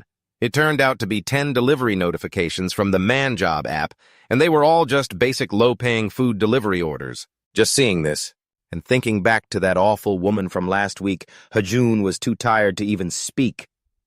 Now he's got the little brat Lucio making a scene demanding he explain all these complicated matters. Just then, he actually got a call from his boss. It was perfect timing, as he wanted to let the guy know he was quitting and terminating his contract with their delivery app anyway, so he picked up. But before he could even say a word, the guy went off on him, sounding all high and mighty, blaming him for not working hard and dedicating himself to the company, rambling on for so long that Hajun was left speechless and stunned on the other end of the line. If it were the old Hajun, he definitely would have given in and scrambled to apologize, begging the guy not to fire him. But now he's in a different position, a different status, and he's got better gigs, so he doesn't give a damn about this trash boss anymore. Hajun immediately went Super Saiyan, unleashing all the frustrations he had been bottling up the entire time he worked for that guy. If you're so tough, go ahead and fire me. I couldn't care less, you old fart. Do you really think I need this crappy job? I've been putting up with you for a long time now. At this moment, Lucio, standing nearby, watched the explosion of a wage slave delivery rider being pushed to the bottom of the social ladder by capitalism, and she was stunned. She never expected someone as normal, gentle, and goofy as Hajun to have such powerful fighting spirit. He even went so far as to roast his boss until the guy was practically crying. This made Lucio a bit worried about Hajun's situation, but in reality, after venting all that anger, he felt more relieved than ever. It felt damn good. Meanwhile, at the headquarters of the Ion 1 Hunter team, our subordinate Suho was reporting to Seo Jun about the progress of finding the mysterious delivery rider. Even though they had sent an entire team to search and scout for information, all their efforts had been in vain, because the team had lost the trail in the Noryangjin area, and since then, they hadn't heard a peep, with no clues found whatsoever. Suho guessed that perhaps the person had discovered they were looking, and had intentionally hidden their tracks and changed their license plate. Hearing this, Seo Jun didn't want to keep searching or get too deep into this matter anymore, because lately, the team had been facing so many problems. The conflict with the Black Dragon Guild alone had already made everyone exhausted and stressed out. Therefore, he realized he couldn't keep wasting resources and manpower just to find a mysterious person of unknown origins. Furthermore, lately, the Young One Hunter team is currently dealing with a dangerous portal in Busan. As of now, all 6 of their A-rank members have been forced to retreat early. They were severely injured, which goes to show that the situation is looking pretty grim. Just a month ago, a portal suddenly opened up on Haeundae Beach, causing a massive public outcry at the time. Seo Jun knew for a fact that this mission wouldn't be as easy as the others, but he never expected that 6 A-rank hunters wouldn't be able to handle it. After some deliberation, Seo Jun decided to have Suho recall the Vanguard team from Busan because he's going to step onto the battlefield himself this time. This could be a chance for the Young One team to reaffirm their position as the #1 guild in South Korea. Meanwhile, on the other side, our hardworking guy Ha Jun, after quitting his job, has moved on. He took the little troublemaker Lucio out for some Korean food. Since it was her first time having jjajangmyeon, a legendary Korean soul food down here on Earth, she was absolutely loving it. She was shoveling it in like a reincarnated starving ghost, to the point where the aunties nearby started thinking Ha-jun was a young single dad taking his starving daughter out for a meal. Then little Lucio started acting clingy because she'd eaten way too much and got bloated. With no other choice, Ha-jun had to patiently coax her. He looked just like a dad taking care of his little girl. Even the human CCTV cameras at his old apartment building started gossiping about Ha-jun being an irresponsible single dad raising a kid in a tiny dumpy place. In reality, he had actually been thinking about moving somewhere better. With Lucio having moved in, he decided to seal the deal. Hearing that they were moving to a new place, the little one was thrilled and immediately pointed at a luxury apartment complex demanding Ha-jun buy a unit there. "What the hell, kid? Do you have any idea how expensive a place like that is? At the very least, it's got to be around 20 billion won. Right on cue, Lucio reminded him about the money he made from the pyramid delivery. Clearly, with his current financial standing, he could easily afford a luxury apartment. But the problem is that poor man's mentality is deep-rooted in his blood. So our guy still thinks he's at the bottom of society. In the end, he decided to take Lucio to check out a few places just to see. Sure enough, real estate for the rich is on a different level. Not only was the place spacious, but all the furniture was incredibly high-end and absolutely reeked of money. Plus, the building was newly constructed, so it was highly sought after. After listening to the agent's pitch, Ha-jun didn't commit right away. He wanted to look at a few other places. He dragged Lucio away to keep her from causing a scene, but just as he reached the door, he ran into someone he knew. That day, he and Lucio spent the whole time touring apartments, before finally settling on one he liked for 17 billion won to settle down. Everything there was fantastic. He even managed to haggle for a pretty good price, so he was very satisfied. However, there was one thing bothering Ha-jun, the girl living next door whom he'd run into in the hallway. The moment he saw her that morning, he realized she was the same girl he'd crossed paths with in the Tartarus dungeon. Luckily, he'd been wearing a full-face helmet back then, so she had absolutely no clue who he was. Of course, to Ha-jun, that wasn't the most important thing right now, because the real problem he needed to focus on was that it had been 2 days and he hadn't received a single delivery order from the gods. Even though the little old soul Lucio warned him not to be too greedy, the reality was he'd just dropped a huge sum of money on a house. And there were still tons of things to pay for furniture, appliances, and a mountain of fees like maintenance, security, and utilities. If he didn't start working hard to earn more money now, it wouldn't be long before he was drowning in massive debt. Worst case, he'd have to sell the new house and end up on the street. Just thinking about it made the guy feel absolutely hopeless. After hearing Ha-jun explain that he'd blown the budget on the house, and that they'd both have to work like dogs to pay off the debt, little Lucio finally panicked. Even the budget for her candy might get cut to save money, which broke her heart. Immediately, Lucio started racking her brain to solve their financial problem, with Ha-jun determined not to let that worst-case scenario happen. Then she had a bright idea, that they could go door to door to advertise their delivery service. Since there's no law saying they have to sit at home waiting for work to come to them, the best way was to take matters into their own hands, go out and get work themselves. Plus, Lucio was sure that if they asked, Hephaestus would lend them a hand by promoting their delivery service to other gods, or heroes on Mount Olympus. Ha-jun heard this and thought it was a great idea, but he had one question for her. How were they supposed to get to the top of Olympus to advertise? Because normally he could only get up there when he had a delivery order. Lucio's face went blank when she heard that. Turns out she hadn't thought of that part. Meanwhile, the Young One Hunter Team, Team 1 and Team 2 had fully assembled with a total of 45 hunters ready to head to Busan for the mission.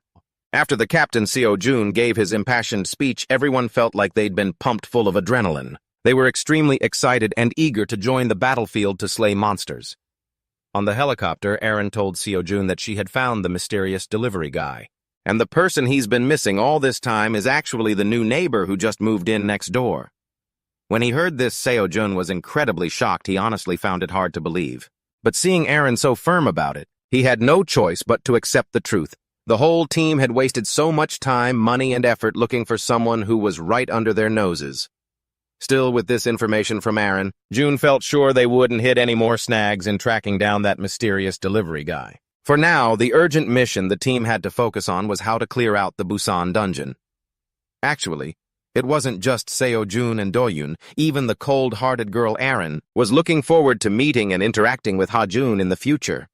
Meanwhile, on the other side, Hajun and Lucio had magically managed to find the home of Hephaestus, but unfortunately he wasn't home. So Hajun guessed that the guy wasn't working today.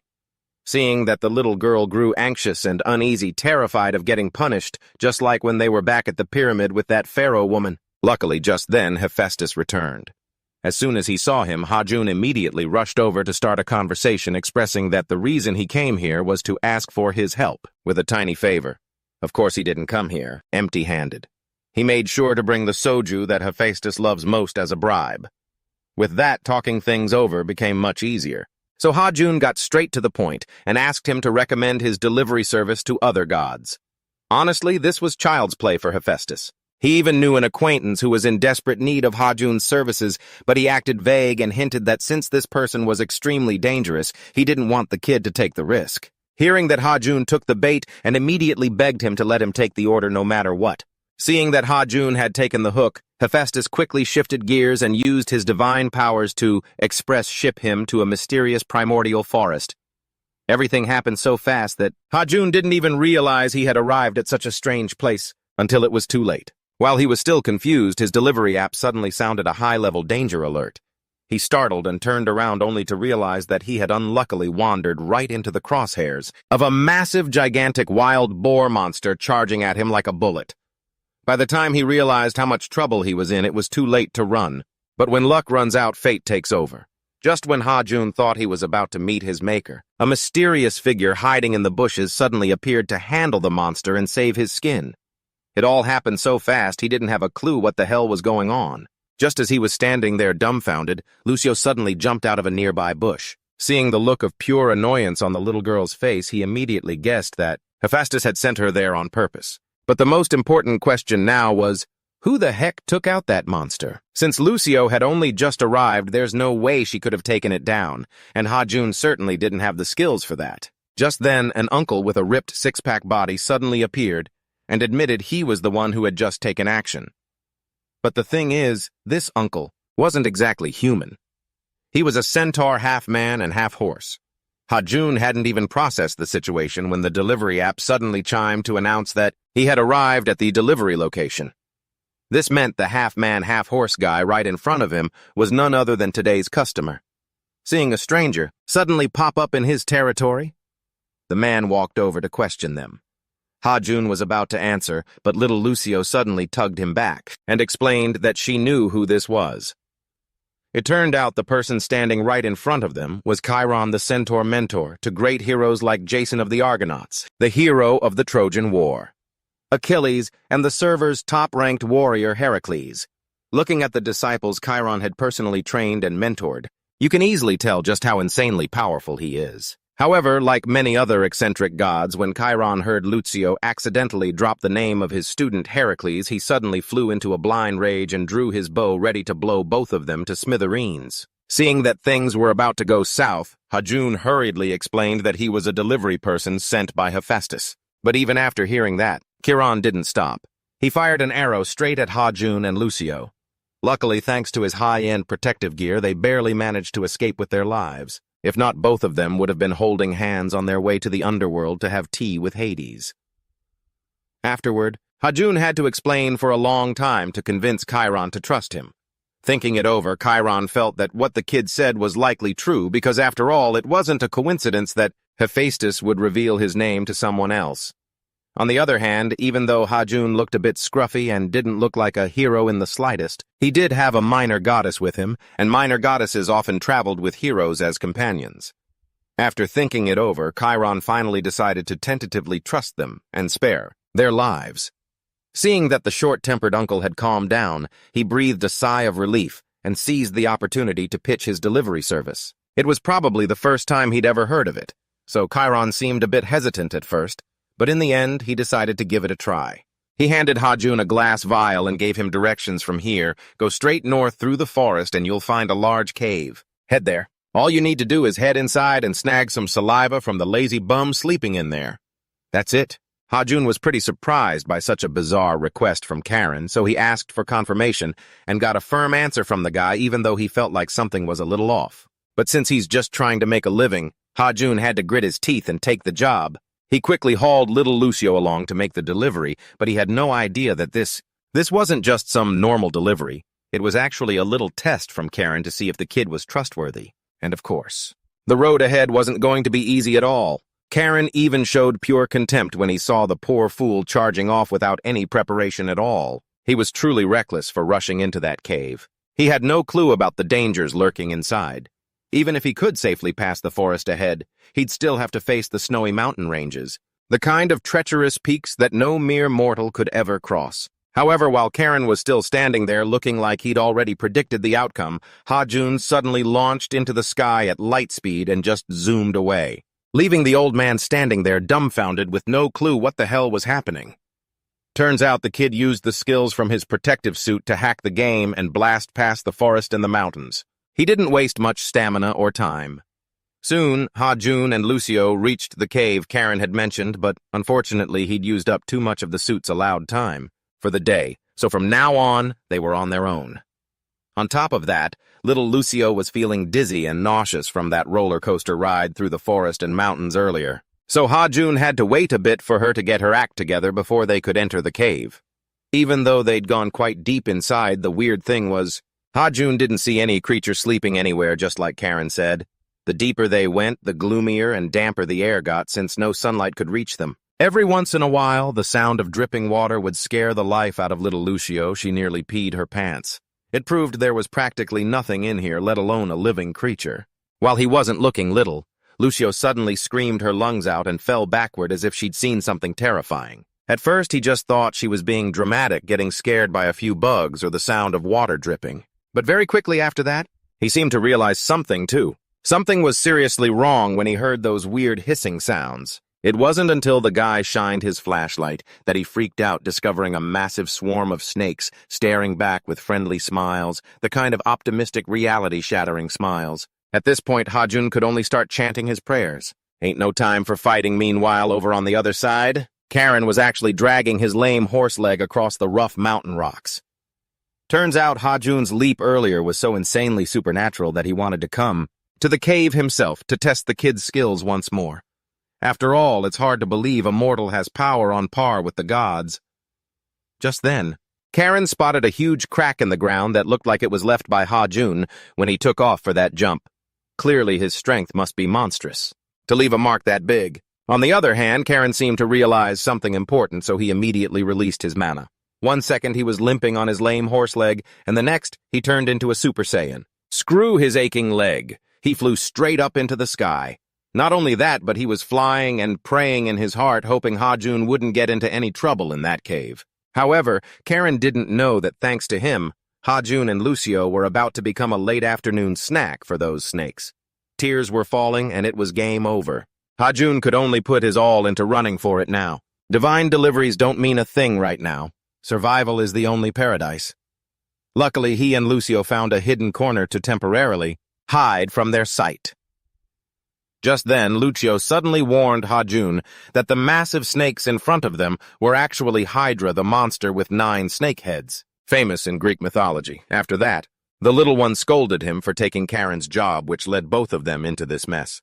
But it wasn't entirely his fault, because that shady old guy clearly went out of his way not to tell them the truth from the start. If he'd known he had to go get saliva from a monster that terrifying, he wouldn't have taken the job even if he had 10 times the guts. But heaven never closes all doors. Luckily, in the middle of his headache trying to figure out how to escape the app's system, suddenly popped up and gave him a suggestion advising him to use a special service for emergencies. Of course, the price wasn't friendly at all. 5,000 points equivalent to 50 million won. Still, Ha-Jun had to grit his teeth and pay up because he had no other choice. Right after the transaction was complete, he received a replica of Kini. To make it worth the money he'd spent instead of running away from the cave, the guy decided to play it risky and went to harvest the poison from the Hydra's fangs. Little Lucio saw him risking his life like that and immediately warned him that the Hydra wasn't just any monster, it was the offspring of the snake god Typhon. Its venom is so dangerous that even the gods on Mount Olympus would steer clear of it, let alone an ordinary guy like Ha-Jun. But at this point, Ha-Jun wasn't scared of a damn thing anymore. High risk, high reward. If you don't take the shot, you don't get the prize. So ignoring Lucio's protests, he was dead set on pushing forward. Seeing the kid was being so stubborn, and just wouldn't listen, the little brat got all huffy and stormed out. Before she left, that sassy mouth didn't forget to curse him, hoping the Hydra's venom would melt his skin and bones. Hajun was speechless after hearing that, but since it was just a kid talking, he decided not to take it to heart. Once he saw the dead weight Lucio had finally cleared out, he could finally focus on the mission. Even though he had protective gear and invisibility on, he still moved as carefully as he could, making sure not to tip off the monster. After all, this is a permadeath game. One slip-up and it's game over. Especially since he'd gotten so close to the Hydra to collect its venom, he was so tense he didn't even dare to breathe. After a while, once the vial was full, Hajun finally let his guard down. But just as he was about to head back, things went south. The cave suddenly shook violently. It knocked Hajun off balance and he dropped the vial, shattering it. To make matters worse, he accidentally touched the Hydra and they locked eyes. He was so terrified he even forgot his own language, but contrary to what he expected, this monster actually started speaking. Not only that, but it could sense his presence and his invisibility cloak through his scent. By now, Hajun had started to calm down. Because he realized the monster in front of him, or rather the mysterious figure hidden in the shadows behind those little Hydras, seemed to have no intention of hurting him. It asked why he had dared to come here. Hajun felt hopeless. If he told the truth, there was a high chance he'd be sent straight to Hades. As if being stressed wasn't enough, Hajun had to deal with those chatty little Hydras too. Seeing the replica item of Kini which belonged to Hades, they mistook him for someone sent by Hades from Tartarus. Seeing Hajun stay silent, the mysterious figure asked why he wouldn't answer their voice, carrying a hint of pressure and intimidation. It made a coward like Hajun break out in a cold sweat. Finally backed into a corner, he bluffed and claimed he was actually from Tartarus. He said he was there to check on them. The mysterious figure was a bit surprised and asked, "Are you really here to check on me?" "Oh my God, Severus must have sent you, right?" Hearing that, Hajun answered immediately without thinking, Yeah, that's right. Severus was probably worried since he hadn't heard from you in a while, so he asked me to come check on things. How you could tell it was a total lie just by listening. But he had no idea why that person believed him, and they even came out of the shadows to talk about Severus. Meanwhile, little Lucio had left the cave, and immediately used her tiny wings to fly off for backup. On one hand, she was frustrated that Hajun wouldn't listen. On the other, she knew for a fact that Hajun didn't stand a chance against a Hydra, and would definitely meet his maker if they fought. Luckily, on the way, Lucio ran into Karen. He was also rushing toward the cave to save Hajun. Seeing Lucio appear alone, he immediately understood what was going on. But the problem is, he didn't seem to have any relationship with the Hydra, so this was going to be tough to resolve. But seeing Lucio all teary-eyed and worried sick about Hajun, Karen felt a bit guilty because, after all, this was all his fault. He should have sent both of them home, instead of trying to test Hajun like this. With no other choice, Karen had to unleash his power once more to save Hajun from being eaten by the Hydra. Back on the other side, Hajun was still in shock that the character he'd been talking to was actually a girl, not some snake monster like he'd imagined. Perhaps his expression was too obvious because the Hydra explained that she hadn't been able to take her true form since being sealed. Here, and even her brother had never seen this form, so he didn't know. It was only at this moment that Hajun realized why. The Hydra acted so happy whenever Severus the three-headed hellhound was mentioned. Turns out they were long-lost siblings. The Hydra then continued to ask Hajun about her brother's recent situation since they hadn't been in touch for a long time. But since Hajun didn't know a damn thing, he had to keep bluffing to save his own neck. Luckily, he remembered details about Severus from his last trip to Tartarus, so it wasn't too hard to convince the Hydra to believe the fictional stories he was making up. Seeing that he had successfully fooled the Hydra, and to avoid dragging this out until he eventually slipped up, Hajun boldly asked to leave, saying he was busy. But before he could even move, the Hydra's attitude behind him did a complete 180. One moment she's all friendly and chatty, then she switches to that terrifyingly serious look, scaring the living daylights out of our faint-hearted hero. But really, Hydra just wanted to give him a gift. A single scale from her back just to show her thanks. Even Hajun didn't see that move coming. He was so stunned he just stood there like a statue. It wasn't until Hydra nudged him that he snapped out of it. Turns out this isn't just a regular snake scale, it's an item infused with magical power that could come in handy. She gave it to him because it will be a huge help on his future journeys. In a way, this scale is just like the hairs of Sun. Wukong, they're both magical items plucked straight from the bodies of gods. Hey, if the goods are being served on a silver platter, why not take them? Seeing Hydra so eager to offer it, he didn't bother refusing. Still, it was his first time. Pulling a scale off a god's body, so Ha-jun was a bit tense, worried he might slip up and hurt the beauty. So he decided to use a skill from his protective gear to make a clean break.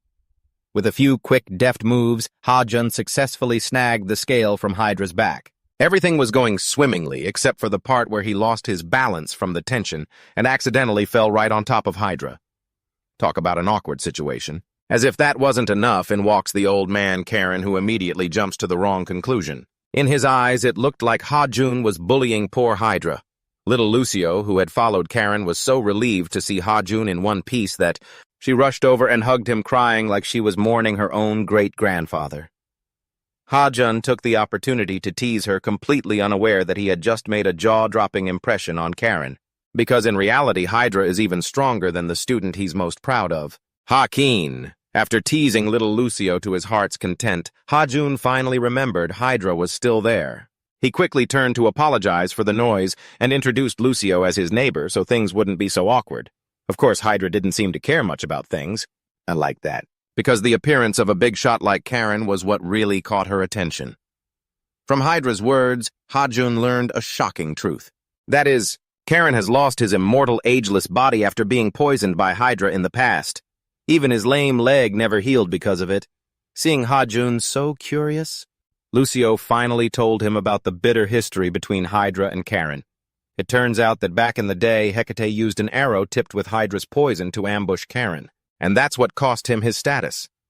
However, the truth isn't as simple as everyone thinks, because for Karen, that incident was actually an accident, or more accurately, karma for creating a monster.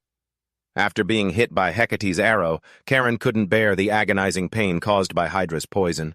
So he went to beg the supreme ruler of Mount Olympus, also known as the Greek king of bedroom activities, to take back his immortality so he could finally find peace. But Zeus refused, forcing him to keep living.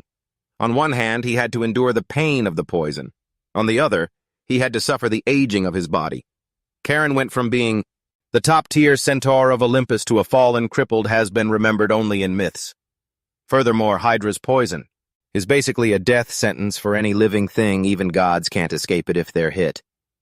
So Hydra was quite surprised to see Karen, still standing there alive. The two of them have never liked each other, so when they met again, Hydra couldn't help but jab at Karen a few times, making him furious. She didn't stop there. She turned to ask who Ha-jun was, then casually reached into her chest to rummage for something, leaving Ha-jun and Lucio staring in shocked silence. The sight was so awkward that Lucio had to cover Ha-jun's eyes. After a moment, Hydra pulled out a glass vial containing her venom and laid her cards on the table. She had known all along that Karen was behind Ha-jun's visit. Despite not liking the horseman standing before her, Hydra decided to give him her venom anyway.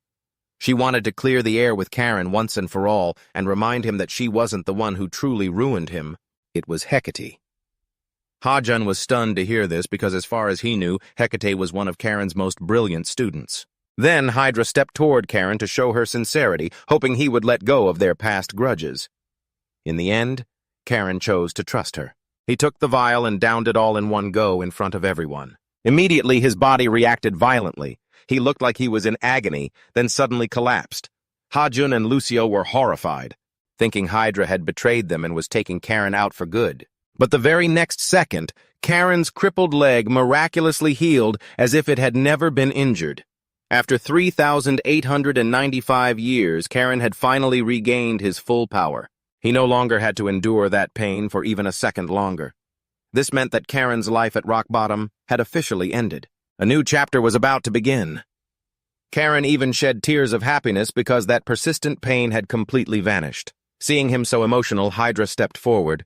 I actually thought Hydra had turned on him and finished Karen off right there. But the very next second, Karen's crippled leg suddenly healed as if it had never been injured at all. After more than 3,895 days, Karen had finally regained his strength. And without having to endure that pain for another second, it also meant that Karen's life at the very bottom of society had officially come to an end. How long? A new chapter of his life was about to begin. Karen even shed tears of happiness because that persistent pain had completely vanished.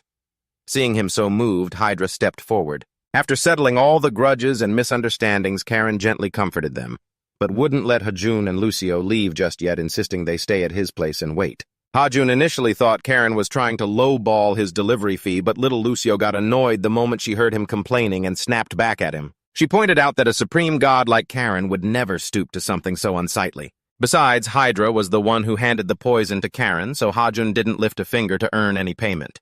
Lucio was so dead on that Hajun couldn't even bring himself to argue, forced to endure her nagging. Hajun waited for quite a while until Karen finally returned with an item in his hand. It turns out he kept them waiting so long just to find this. It was a bow meant for Hajun. Karen had originally intended it for Hakin, but now he felt Hajun was a much better fit than that jerk. He wanted to pass it on to him, but Hajun was a bit disappointed, thinking that as a mere mortal, he couldn't use a god's weapon anyway. He would have much preferred gold as a tip.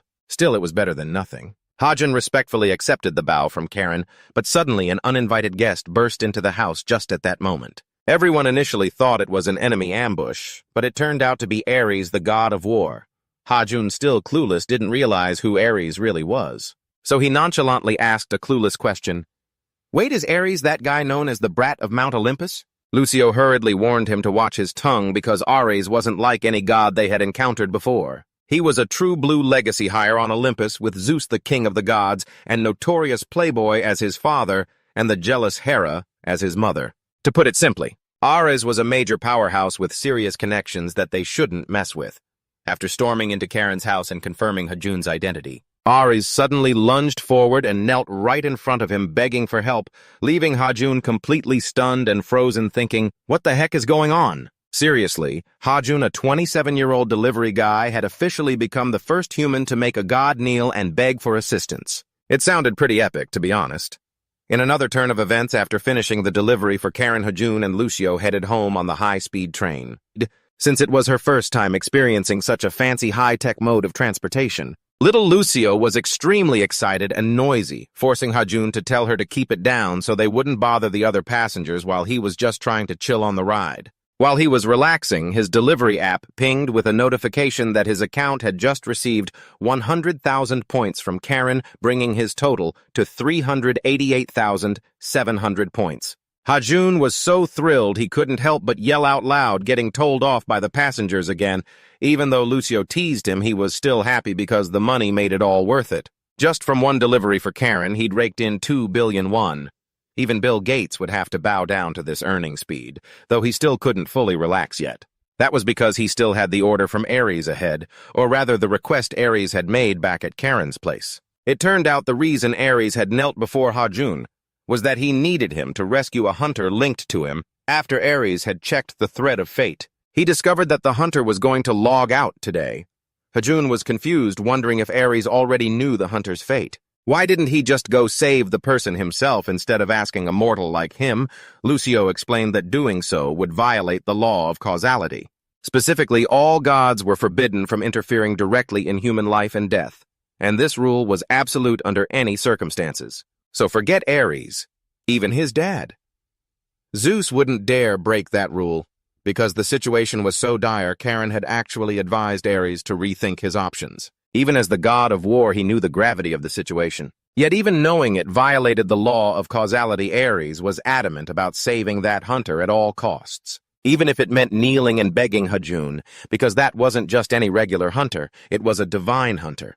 In reality, even though the gods couldn't interfere too much in human lives due to the law of causality, they could still grant power to certain hunters through a pact, and once those hunters fully awakened, achieved great feats and became famous through the praises of the people, the gods would also benefit through the pact, sometimes reaping rewards many times greater than what they initially invested.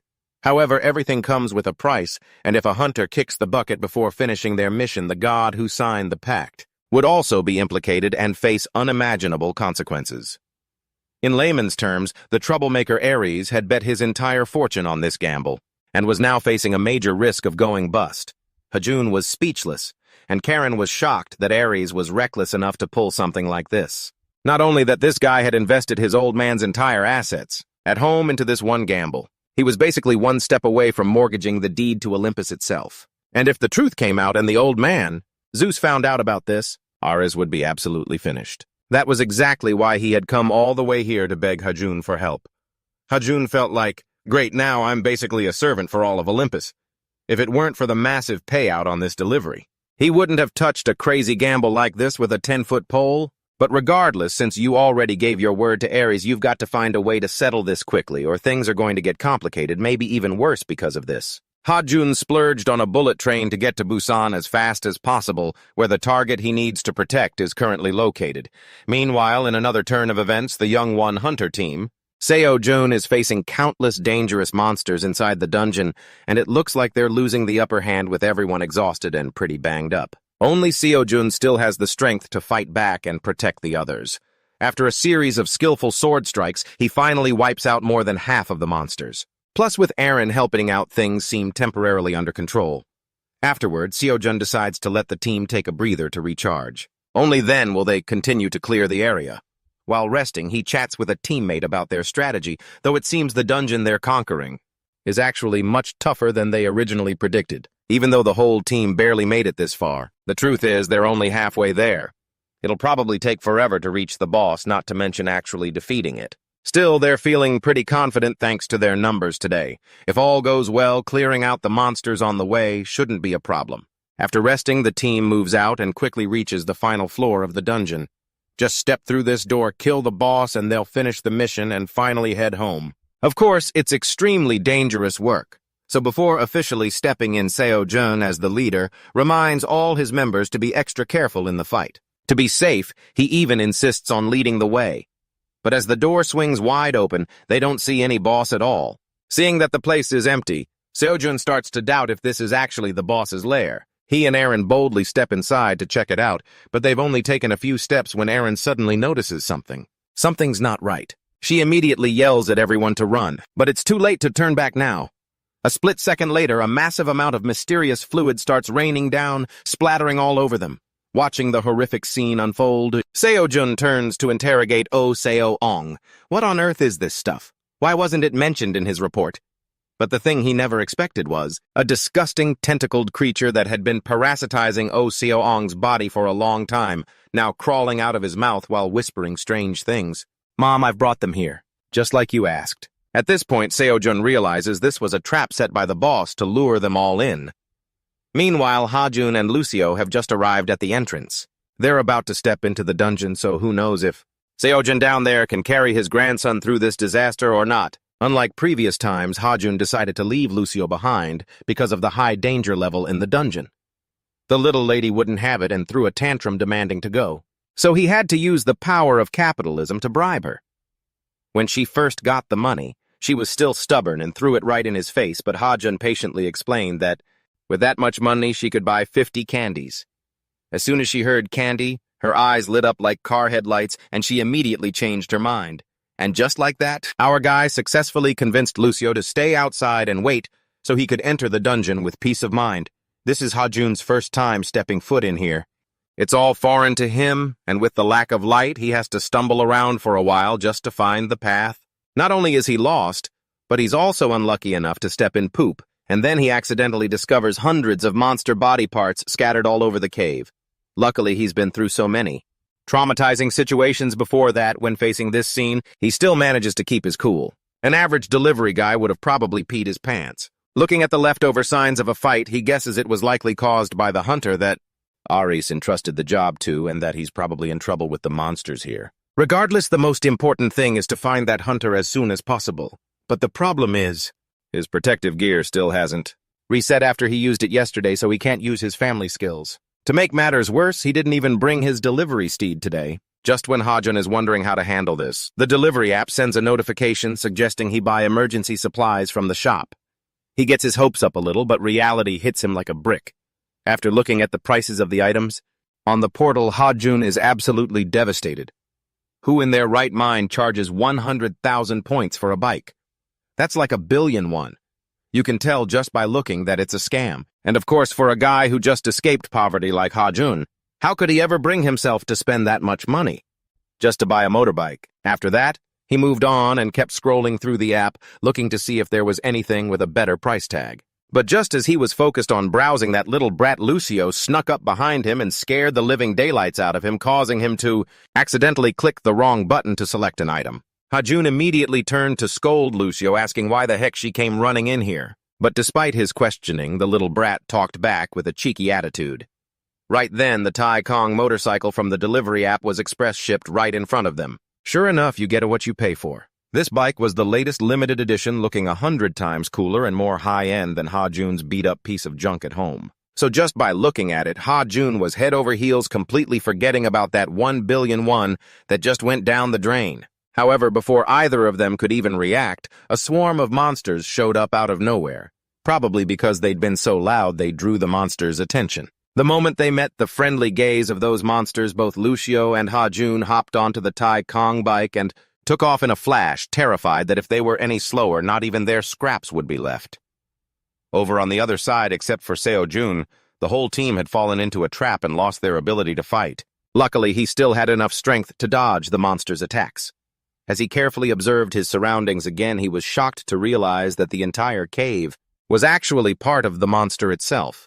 It was clearly completely different from any type of monster he had ever encountered before. Even in the Hunter Association's database, there was no record of a monster with the bizarre ability to manipulate and control human bodies like this. So given the situation, Seo-Jun realized deep down that he absolutely could not let this monster escape the dungeon, and it was best to finish it off right there to prevent any future trouble.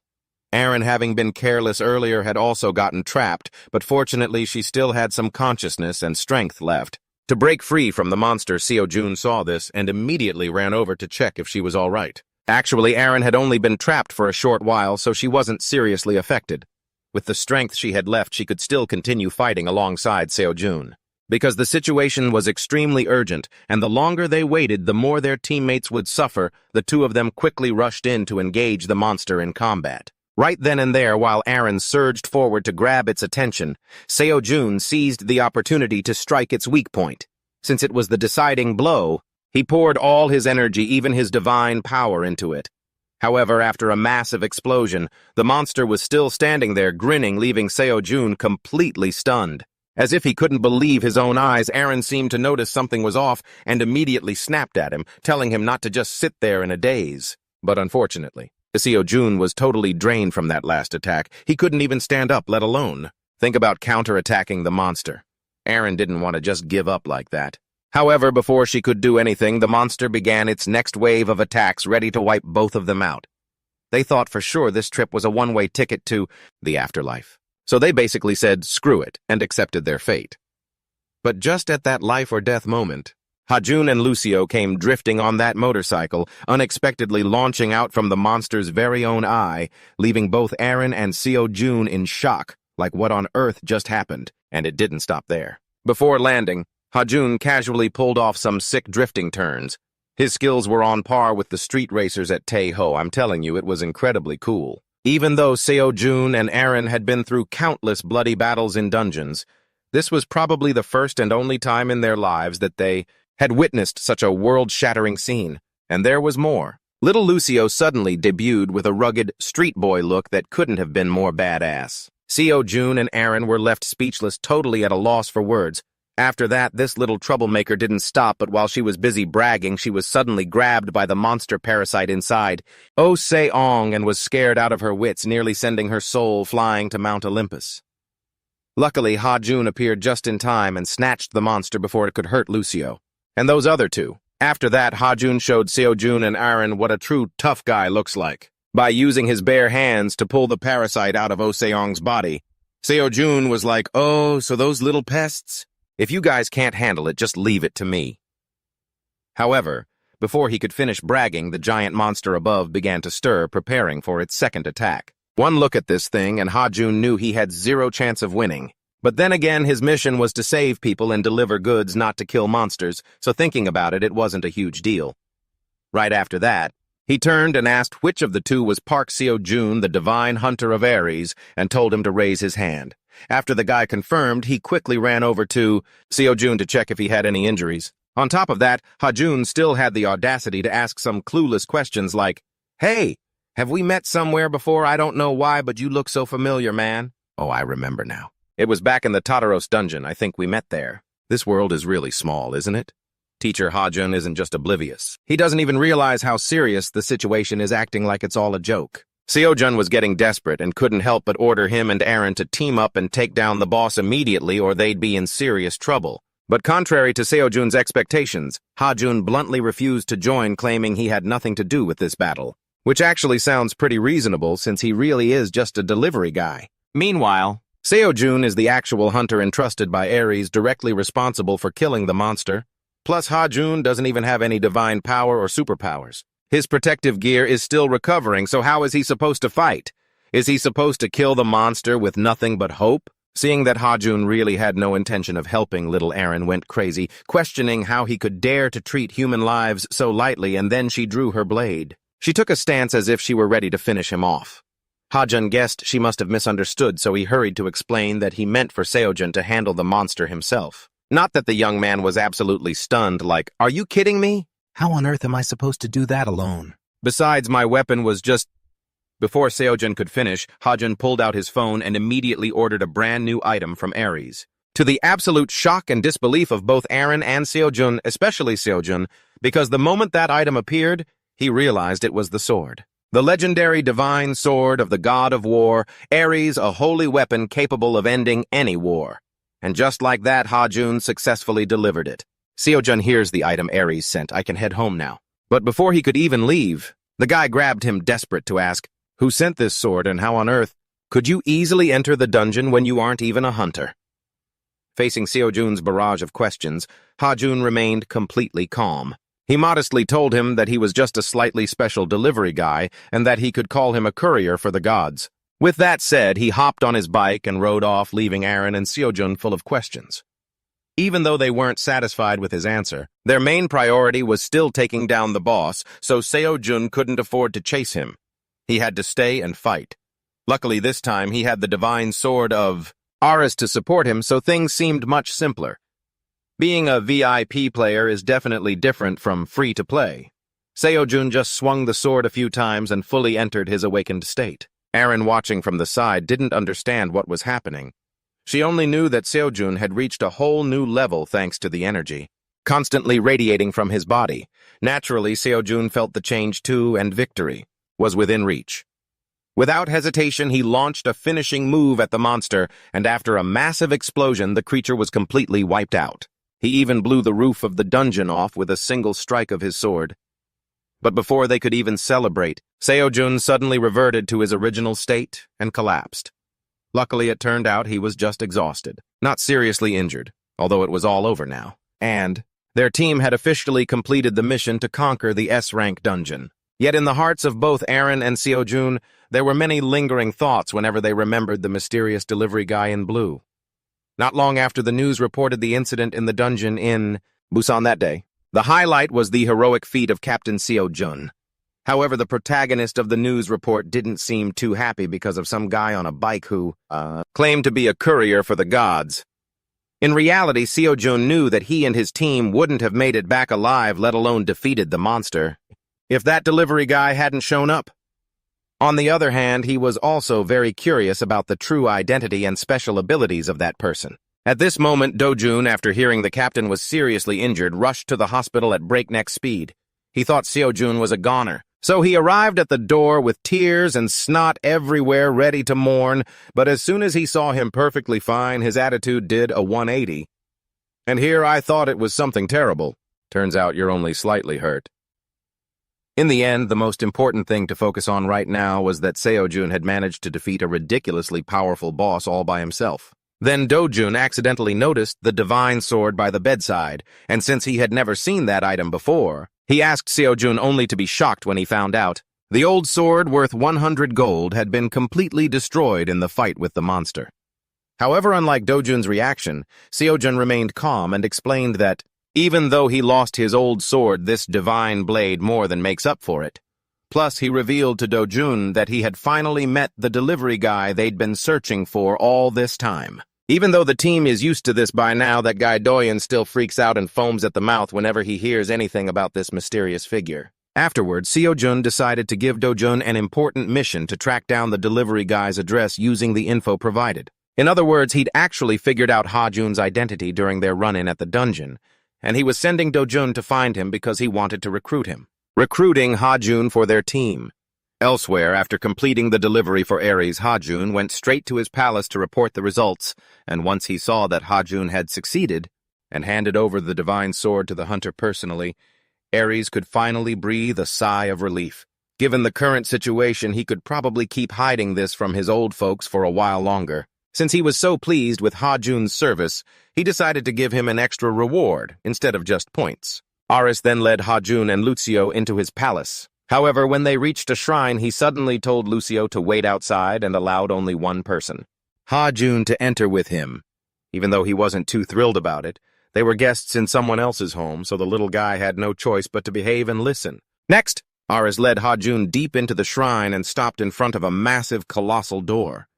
When Ares opened it, Ha-jun was truly blown away by the sight inside. This room was not only filled to the brim with gold, silver, and jewels, but it also held priceless treasures and pro-level VIP divine artifacts that money couldn't even buy. Truly living up to his reputation as the elite heir of Olympus Prime real estate and high-status parents.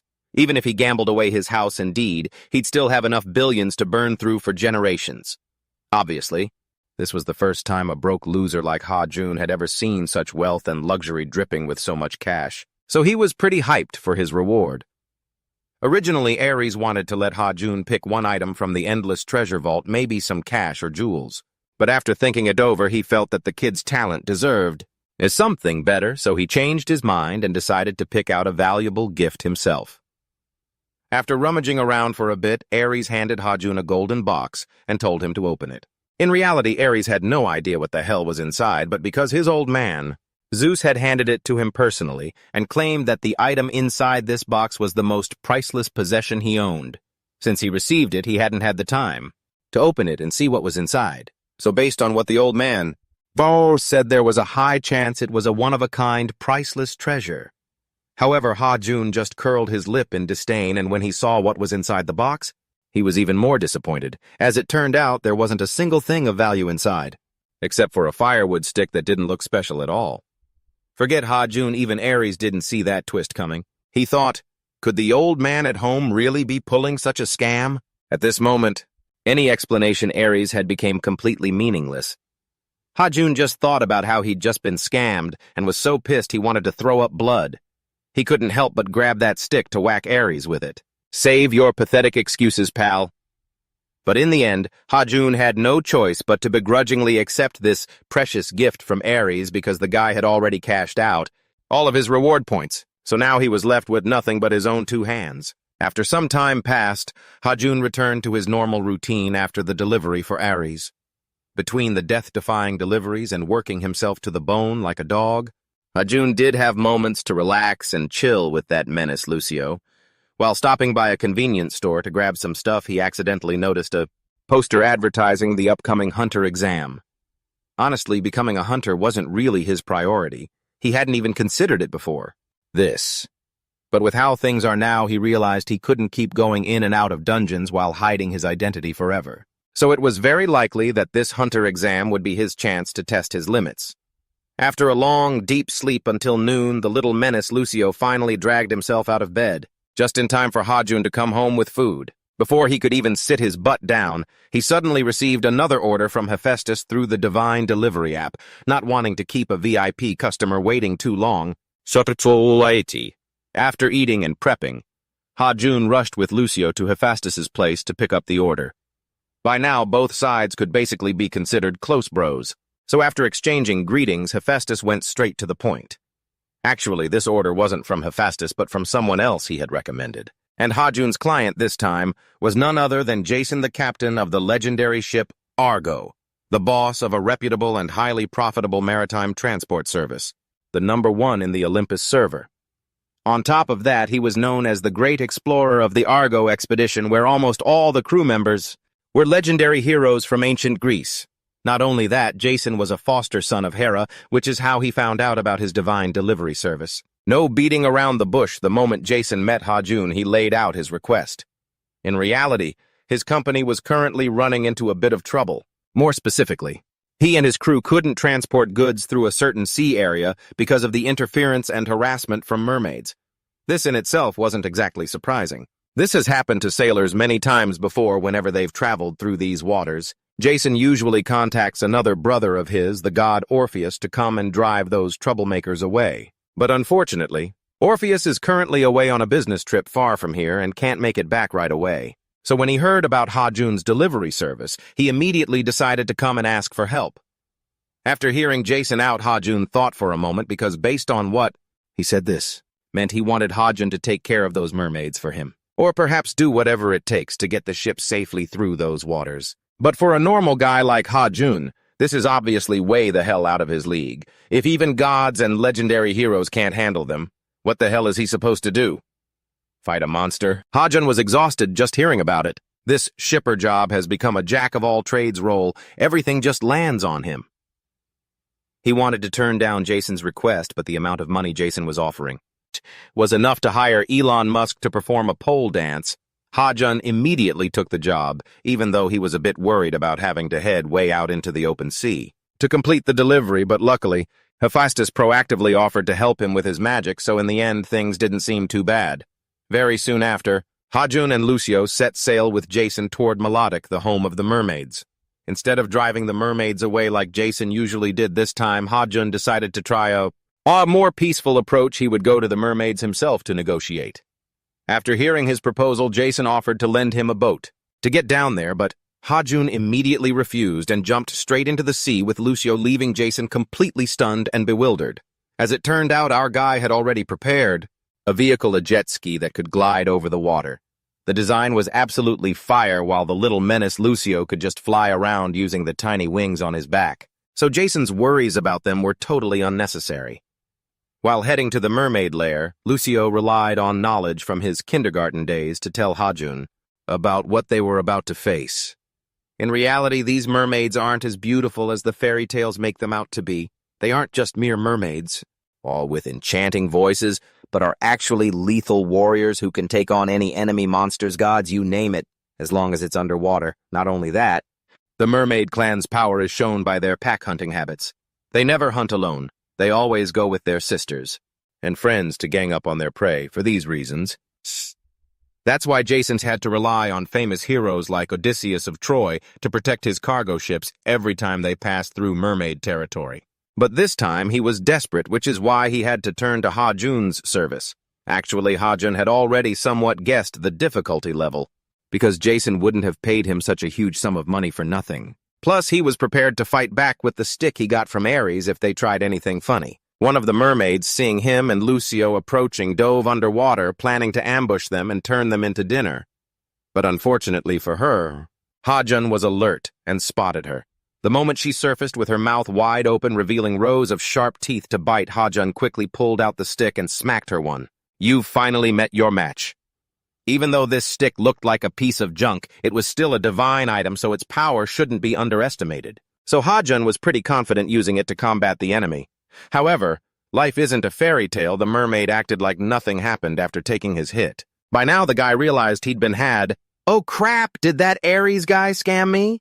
Luckily, he quickly used an item from the shop to disappear from the mermaid's sight just in time, narrowly escaping. Otherwise, this would have been the end of him. Just then, he and Lucio noticed a large shrine behind them. It seemed like this was the mermaid lair, and based on what Jason had said earlier, there was a high chance the mermaid queen was deep inside. Instead of struggling to fight every single one of them, he could settle this quickly by taking down the queen. Even though facing the final boss head-on was pretty risky, Ha-jun had no other choice. To make matters worse, the stick Ares gave him was just a regular stick with zero divine power. Out of options, he had to open the app and go to the shopping section to find another weapon or piece of gear. After browsing for a while, Ha-jun finally chose an item, worth 150,000 points, called the Thunderstone of the Fallen God. He was determined to splurge this time and go all out against those mermaids. Meanwhile, inside the shrine, the mermaid queen already knew about the intruder through reports from her subordinates. One of them asked the queen for permission to hunt, because they hadn't eaten anything in 10 days. However, the mermaid queen immediately rejected this request because Orpheus, the only hero capable of countering them, was currently away. She felt this was a once-in-a-lifetime opportunity to feast. Instead of hunting small groups and making humans suspicious, she thought they should patiently wait for the perfect moment to pull off one massive score, specifically Jason's cargo ship, the Argo, which was about to pass through their waters at any moment. Hajun, hidden by his stealth item, was lurking to the side and heard the entire plan. He never expected that this hag could come up with such a sinister scheme, just to turn people into food. Lucio, standing right beside him, agreed with his assessment, looking as if they were going to wipe out the entire crew of the ship. At this point, things were no longer just a simple order or a negotiation that could be settled peacefully. It had become a fight for survival. Since human lives were at stake, Hajun had to intervene directly to thwart their plans, and he turned to ask Lucio for a favor, promising that if she did a good job, he'd treat her to a meal even better than the black bean noodles she'd had before. The moment she heard tasty food, the little wild child agreed on the spot. After giving her careful instructions, Hajun took off his stealth cloak and put it on Lucio. He sent her off to do her part. Since the cloak's invisibility only worked at close range, he was now completely exposed. This meant every mermaid there could see him. Instead of letting them catch him off guard, he decided to go big and strike first while the iron was hot. "Hey, you bitches, come and get me if you're so tough." Honestly, Hajun's attitude right now was just peak comedy. Even the mermaid queen, seeing him shaking his butt at her, felt like her eyes were being assaulted. She immediately ordered her minions to capture him. But Hajun wasn't stupid enough to just stand there and get caught. Once he'd achieved his purpose, he turned tail and ran for his life, waiting for the perfect moment. He quickly signaled Lucio to use the god's thunderbolt stone to attack the mermaids. The damage from that item was so intense it triggered a massive explosion. The shockwave blasted the entire shrine into rubble. Luckily, Hajun and Lucio managed to dash out just in time. If they'd been any slower, not even their shoes would be left.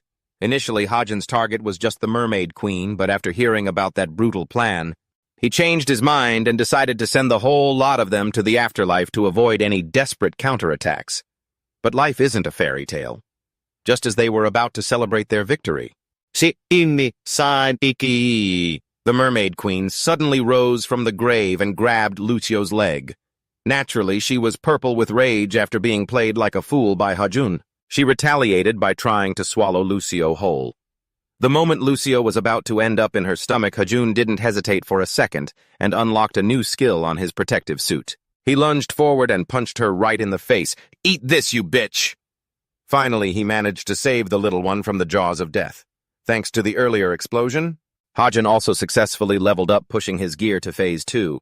Honestly, even Hajun couldn't believe he had such overwhelming power. Just one punch to subdue that mermaid queen. However, in the blink of an eye, she vanished from their sight. The mermaid took advantage of her aquatic environment to close the distance. Catching them off guard, she leaped out and grabbed Hajun. Her speed was so fast they couldn't even react. By the time they realized what was happening, it was too late. Hajun was dragged under the water. It looked like she intended to drown him until he logged out for good. But the main character isn't going to just kick the bucket, is he? Just as he was 1 foot into the grave, the author granted him the power of a flashback.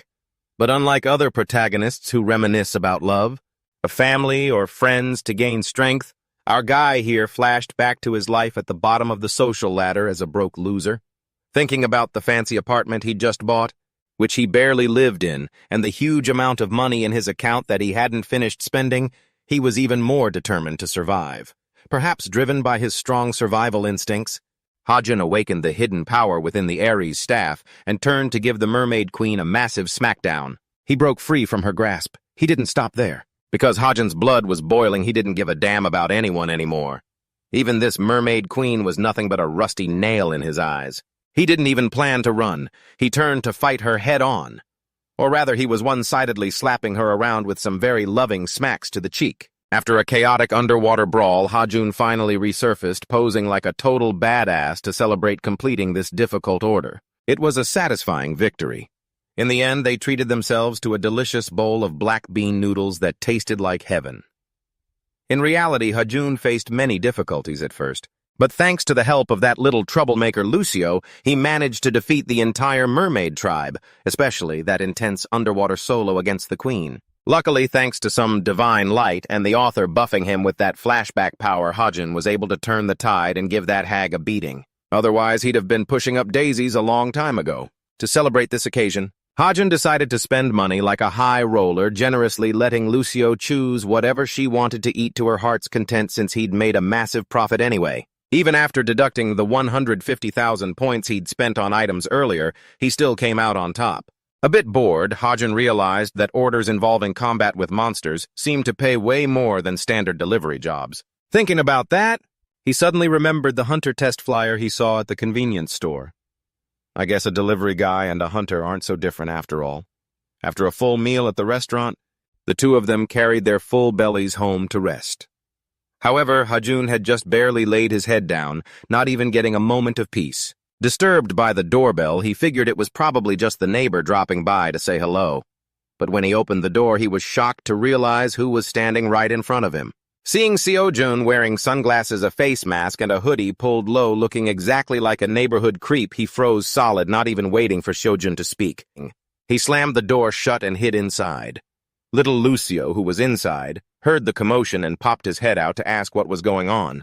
Ha-jun could only feed the little lady some nonsense. Saying it was nothing but Seo-jun being ignored outside, didn't give up. Instead, he brazenly pounded on the door, shouting, "I know who you are. Lee Ha-jun, you're the courier for the gods, aren't you?" As soon as he heard the guy hit the nail on the head regarding his identity, Ha-jun couldn't hold back and opened the door to confront him face to face. Good thing he opened the door when he did. If he had been even a second later, that hot-headed guy would have smashed his massive fiery divine sword right into his house. At this point, Ha-jun was completely baffled.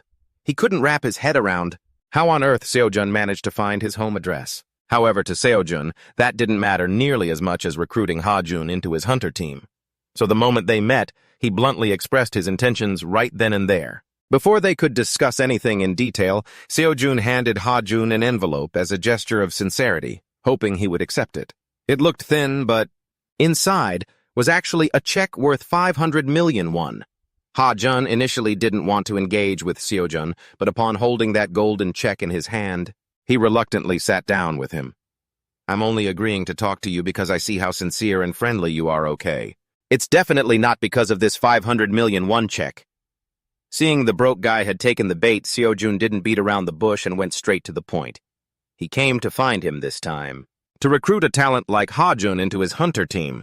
Rich people don't nag. Instead of introducing the work environment or the colleagues, Seo-jun laid it out clearly. Ha-jun's base salary if he joined the team would be 300 million won a year, with bonuses falling around 200 million won annually. And that's not even counting the other benefits. Ha-jun heard that and was absolutely stunned. Hunters really are the kings of all professions. While Ha-jun stood there frozen for a few minutes, Seo-jun was feeling just as tense because, according to what Do-jun had said earlier, Ha-jun didn't seem like someone with a burning passion for becoming a hero hunter. He wasn't even desperate enough to have any certifications or any documents related to the hunter industry. So Seo-jun knew it would be quite difficult to persuade him to join the team. After weighing the pros and cons, Seo-jun felt that a talent like Ha-jun was a rare find that was hard to let go. So he decided to offer as many benefits as possible to entice him. He thought there was no way Ha-jun could refuse such a massive amount of money and the perks on the table, so he felt quite confident at first. He was sure he'd seal the deal, but who would have guessed Ha-jun did a complete U-turn at the last minute and rejected Seo-jun's offer, leaving him totally petrified. Ha-jun was even so determined that he took the little troublemaker Lucio and started walking straight home, without a hint of hesitation, even as Seo-jun tried to chase after him to keep convincing him. Still, Ha-jun firmly refused, then opened his app to select Teleport to leave, leaving Seo-jun standing all alone in the middle of the street. After the chase, just when it seemed like Ha-jun had reached a dead end and stopped, he held up his ringing phone. "Notification, you have a new delivery request." Ha-jun smiled triumphantly and said, "A delivery order. Obviously, I'm taking it." Just as he finished speaking, he hit the accept button without a second thought. Immediately, a powerful blue light erupted from the phone, blinding Seo-jun. This light, it was exactly like the one he had seen in the Hell dungeon. He tried to get a look, but only saw a blurry figure. Seo-jun's eyes widened in shock. He couldn't believe what he was seeing.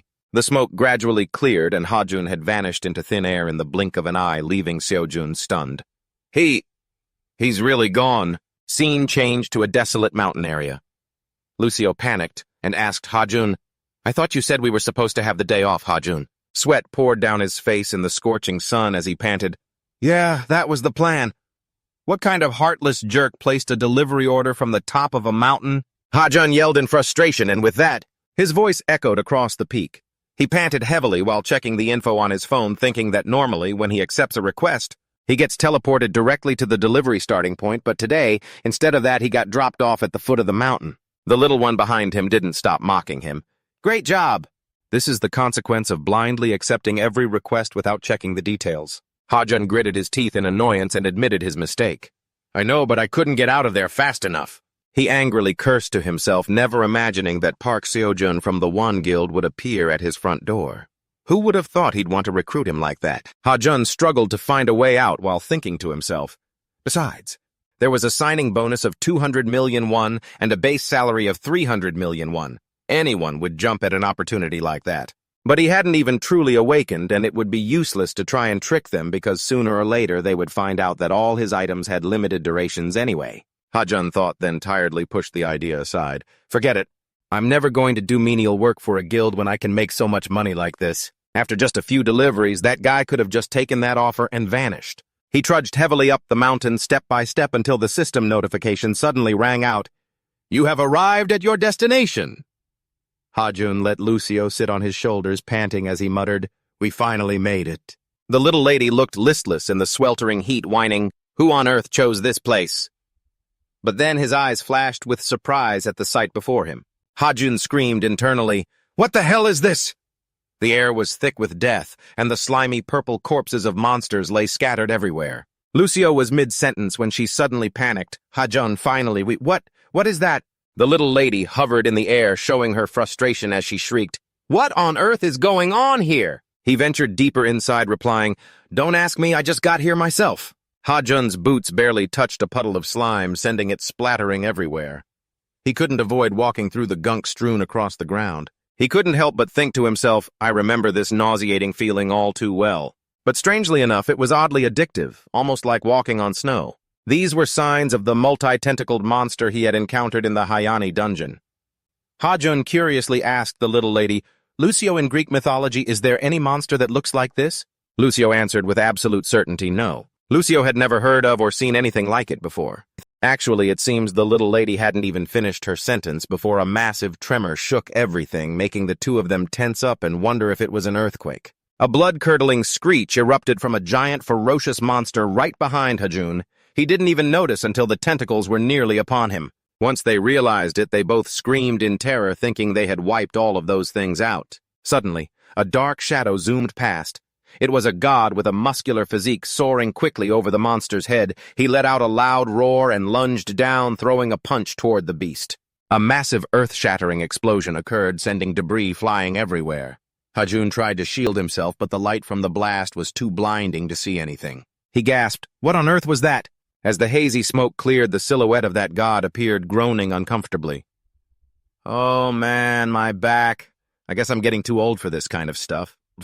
My body just isn't what it used to be. He glanced over at Ha-jun and Lucio. It was Hercules himself, and he looked genuinely happy to see them, saying, So you're the one. The man he had heard so much about, Ha-jun, stared at his imposing physique and whispered to himself, He's huge. Is he my client this time? Suddenly, Lucio let out a surprised cry. It's him! He's... Ha-jun asked hurriedly, You know him? The little lady immediately replied, Can't you tell who that is? Lucio began his introduction. The man who completed all 12 labors assigned by the goddess Hera, earned immortality, became a god, and led the gods to victory. Against the giants, the great hero of Olympus, he is the hero of heroes, Hercules. Hearing the little lady's introduction, Hercules spoke up, feeling a bit shy. It feels like ancient history now. You're making me blush. Ha-jun was stunned, deducing, Wait, so? Does this mean he's the one who shot the poisoned arrow at Karen? I've heard about what you did for my teacher. Karen, you helped her heal her leg, Hercules said while stepping closer, but Ha-jun instinctively backed away in fear, answering, Ah, right, but actually Hydra was the one who healed Karen. Hercules laughed loudly. I'm incredibly grateful, thank you, friend. He even gave Ha-jun a pat on the back so hard his whole body shook, and an urgent system notification pinged. Warning suit cannot withstand such impact. Ha-jun was shocked by the sheer force. He thought, Man, he's as strong as a bull. Hercules formally introduced himself. Anyway, let me introduce myself properly. I am Hercules. In the past, I was a demigod. But now, as this little fairy says, I have become a legend dedicated to protecting Olympus. Hajun's back ached from the hit, and he couldn't stop patting it while complaining. But he also introduced himself. Ow, my back! My name is Lee Hajun. The little lady beside them excitedly chimed in. Lucio's name is Lucio. It's a pleasure to meet you, Lord Hercules. Now that they all knew each other's names, he got straight to the point. Lee, Hajun, and Lucio. I called you here today because I have something I want you to look into for me. And what would that be? As soon as he asked, Hercules turned and pointed in another direction. Look there. During the Gigantomachy, that door became a gateway for monsters to invade Olympus. Lately, there has been a sharp increase in the number of tentacle monsters appearing from it. Where Hercules pointed was a cave entrance, emitting a blinding golden light, along with countless globs of monster slime. Hajun looked at the squirming pile with disgust as it made tiny squeaking noises. He continued, I've never seen these creatures in this area before, and judging by their form, I have a feeling this might be an invasion from another world. Hercules hesitated for a moment before kicking the pile of slime. Hearing the wheezing sound from the monster after his explanation, Hajun also worriedly thought, I wonder if the dungeon entrances back at Heen have anything to do with this? Hercules said seriously, My request is simple. Just investigate where these monsters are coming from. At the same time, a system chime rang out. New quest: investigate why monsters are invading Olympus through that gate. Time limit 24 hours. Warning: failure to complete delivery or canceling the order will result in a divine penalty. Reward 200,000 points. After reading the second notification, he thought to himself, Am I even being hired to do detective work now? Tempted by the money, Hajun still cared about his own life more. That's a pretty big reward, but I should probably turn this job down. He glanced at Hercules' body still covered in so many scars from past battles, and Hajun immediately dropped the thought of refusing, bowing respectfully. Of course, sir, I'll get to the bottom of this in no time. Hajun chuckled inwardly. Well, whatever. Since the first time I set foot on Olympus, I've already said goodbye to my days as a normal delivery guy. Hearing a satisfactory answer, Hercules laughed heartily. I like your spirit. You're just as my wife Hebe described. Hajun asked, stunned. Your wife is Hebe. It was then that Hajun realized the beautiful goddess he first met on Olympus was actually the one who had hired him for his first divine delivery quest. She is Hercules' wife. He also passed along a message for Heber. My wife asked me to apologize to you on her behalf if I ran into you for having suspected you like that. I understand her, so I'm not taking it to heart. Laughs loudly. It's nothing, really. It's just a small matter. Please tell her I haven't given it a second thought. Hajun thinks to himself, it's truly fascinating how complicated things in Greek mythology can be. A notification sound interrupts their conversation, guiding them to their destination. He checks the map on his phone, confused. Wait. There's something a bit strange about this map. Lucio, curious, flies over. What's going on? According to the map, it says we have to head in that direction. Hajun walks toward the cliff edge, not the gate that was pointed out. Hercules speaks up to confirm, that's right, it's pointing you the right way. He can't believe his ears and shouts, what was that? Let me help you get there fast in a split second. Before he can finish his sentence, he has already lifted Hajun while Hajun holds on to Lucio tight. Their faces turn pale as they scream in protest. Wait, no, oh my God, no way. Hercules flings them away at a terrifying speed. Good luck to you both. He holds the little fairy tight as she wails, secretly swearing vengeance. Hercules, I will get you back for this. Scene shifts to a modern high-rise building. Rushing footsteps echo through the halls. Doyun bursts through the door calling for President Seojun, who is focused on his computer, and scolds him. Hey, come on now, you can't just barge into my office like that. He pouts and shouts back, but I need to report on how your conversation went. Did he agree? He replies dejectedly, no, he completely turned me down. He didn't even seem to care about what I was saying. Doyun is shocked and wonders, why? But why?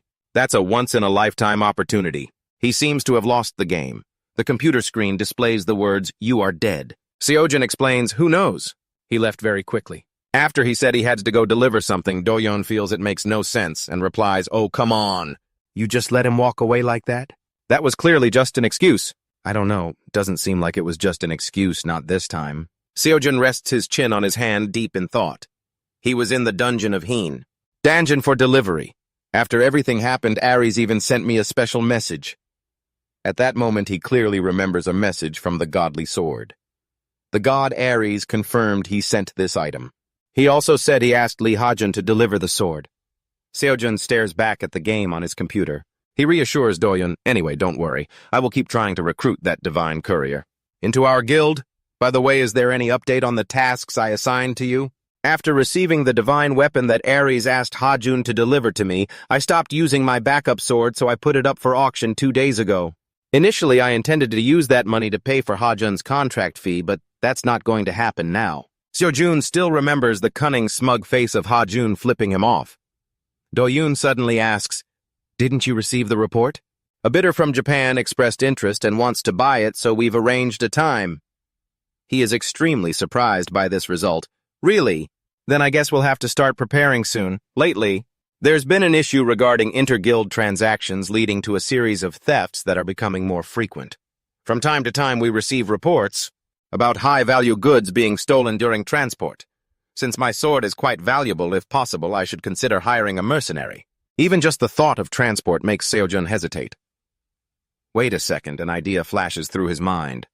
Seo-jun immediately recalls the first time he met Ha-jun. When he delivered the sword, he said he was a delivery person. He smiles slightly and says, "I think I have an idea." Back to the scene where Ha-jun and Lucio are thrown mercilessly by Hercules. The two of them fall at high speed toward the deep abyss. He feels full of resentment and screams. Why did he have to throw us like that?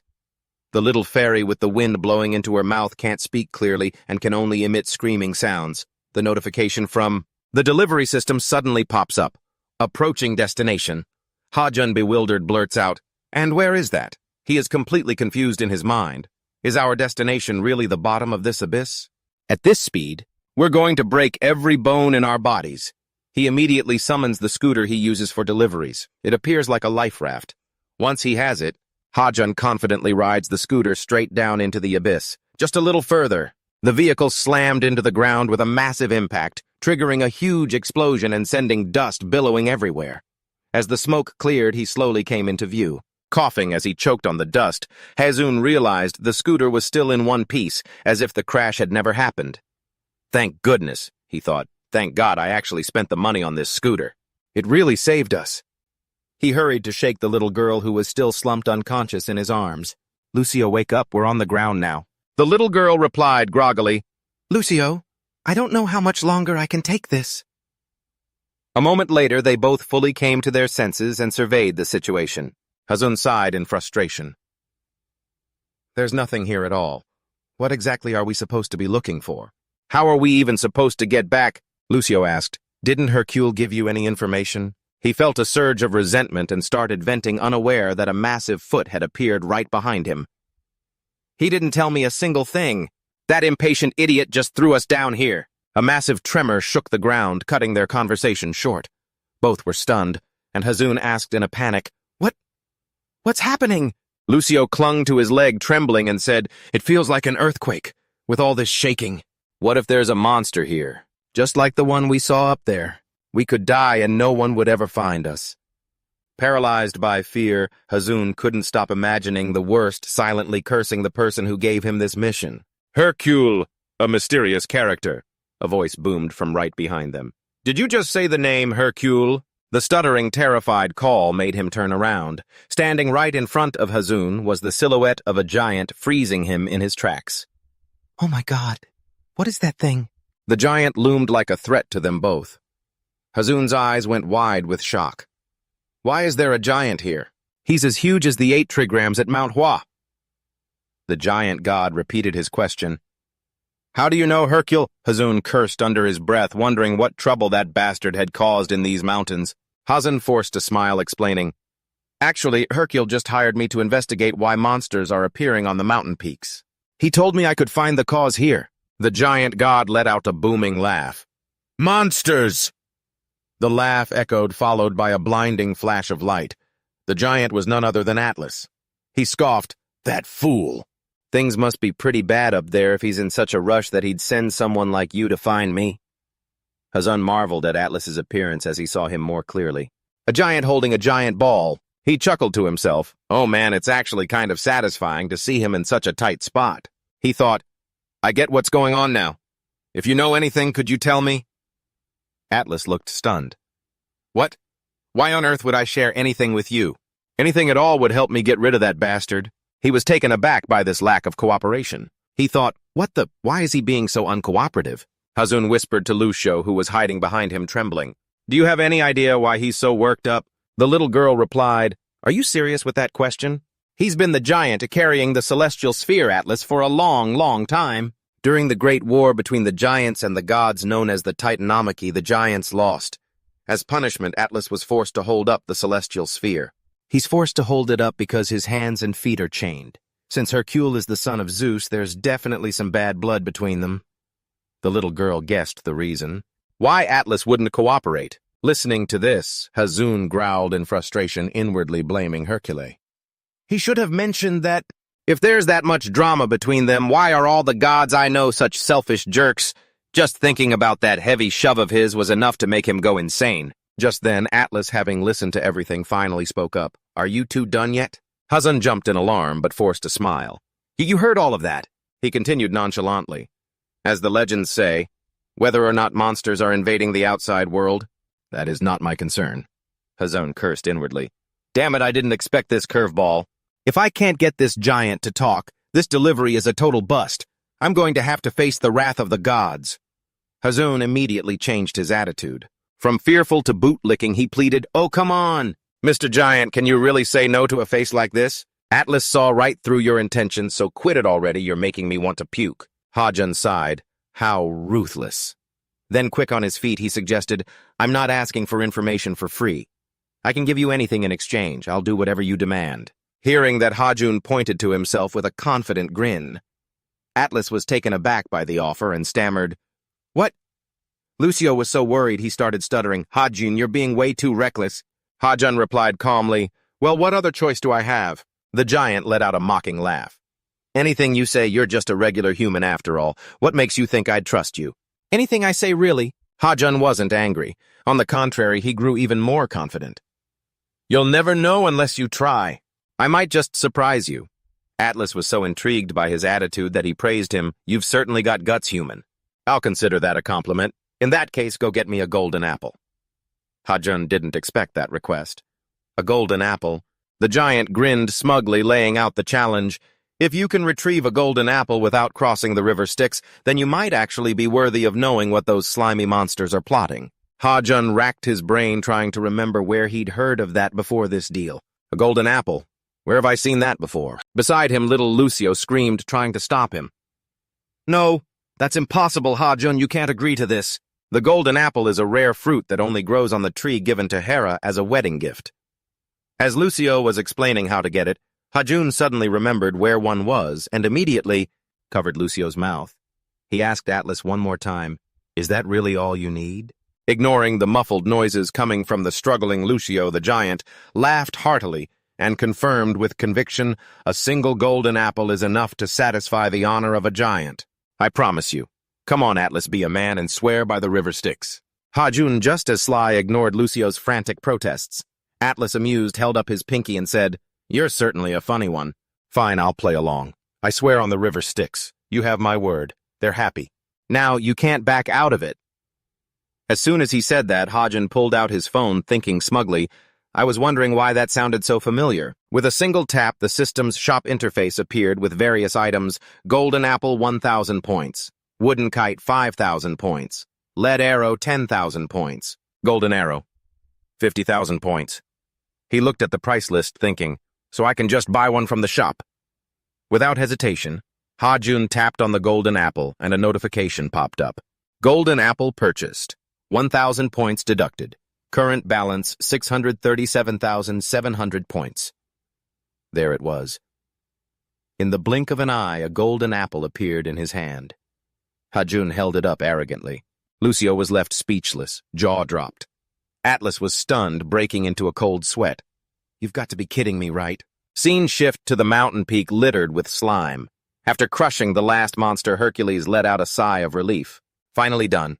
I wonder how long it'll take Hajun and Lucio, though getting info out of that grumpy Atlas won't be easy. He glanced toward the abyss where they had descended to meet Atlas. Hercules pondered, did I even mention Atlas to them? but he quickly shrugged it off and laughed. Well, they'll find him eventually. Hercules didn't notice the blinding blue light suddenly erupting from the abyss behind him. Attracted by the glow, he turned around confused. It wasn't just a blinding light. There was the roar of a motorcycle engine, too. Hercules stood frozen as Ha-Jun's bike shot out from the depths. He screamed at the top of his lungs, "It was so hard to get out of there!" The bike's acceleration suit synced up with 3 seconds left on the clock. Both Ha-Jun and Lucio looked pale as ghosts. Hercules stood on the ground, clapping relentlessly. Nice a great opening act. Suddenly, a tire came flying toward him, wiping the smile off his face. Needless to say, it slammed right into Hercules' face, sending him sprawling to the ground. Ha-Jun's face went white, looking haggard as he cursed, "Holy!" In a rolling, hilly area as the sun began to set following the collision between Ha-Jun's delivery bike and Hercules, Ha-Jun, and Lucio knelt down, sincerely apologizing. "I am truly sorry, sir. Please forgive this one's recklessness." Hercules laughed loudly, reassuring them. "It's fine, like I could be hurt by that, right?" Ha-Jun stammered, terrified. But your face." Hercules' face was now swollen on one side, his left eye completely shut. Yet he still smiled and asked, "What about my face?" "It's totally wrecked and you're bleeding all over the place," Ha-Jun thought, but he didn't dare say it to his face. Hercules sighed, looking disappointed. "Looking at the situation, and it seems Atlas didn't tell you anything at all. Maybe I assigned this job to a fool from the start." He seemed to still be bitter about the time he took those golden apples. He sighed, remembering the past. Back then, Atlas had turned bright red with rage because Hercules had stolen his golden apples. The giant had roared, "Stop right there!" But Hercules just laughed, teasing him, "Eat my dust." Hercules grumbled to himself. After all these years, he's still as petty and childish as ever. He grew quiet and said, "Even though you failed, I'll let the punishment slide." Ha-Jun, still obediently kneeling with Lucio, spoke up. "Actually, he already told us everything." Hercules was shocked he couldn't believe his ears. He asked skeptically, "What was that? You're talking about that grumpy guy. You actually got him to tell you everything." He reached behind his back and pulled something out. "Well, sir, see for yourself. He was actually quite eager to answer all my questions once I showed him this." Ha-Jun held up a golden apple and answered nonchalantly. Hercules couldn't believe his eyes, a mere mortal like him actually had it. "A golden apple? Where did you get that?" Ha-Jun laughed heartily and recounted the story. Flashback to before his return, Ha-Jun had arrogantly held up a golden apple in front of everyone's stunned faces. Even Atlas couldn't hide. Surprise was written all over his face. "No, this is impossible. How on earth do you have that in your inventory?" Ha-Jun didn't hesitate to explain, "Oh, I just clicked on the shop and bought it." Atlas rushed to make an offer. "I'll answer all your questions, but give me that apple first." Ha-Jun wasn't about to be fooled by Atlas, so he shook his head and refused. "Not so fast. How do I know you won't scam me? First tell me why those monsters appeared, and then this apple will be yours." He danced around, dangling the apple that Atlas so desperately craved. Atlas wasn't pleased and retorted, "That's not what we agreed on. I even swore on the river Styx just like you wanted." Seeing he wasn't getting what he wanted, Ha-Jun pretended fine then. "If that's the case, I guess I'll just eat this apple myself." Atlas, of course, couldn't resist and compromised. "Wait, no. All right, I'll tell you." Once he finished talking, I just ran off with the apple. Ha-Jun retold the story with confidence, almost like he was bragging about a feat. Hercules finally understood the situation and remarked, "So you're the one who tricked him, not the other way around, right?" He glanced at the guy sizing him up. He knew this wasn't just some ordinary young man, especially since he had been able to heal his master's foot. He chuckled happily.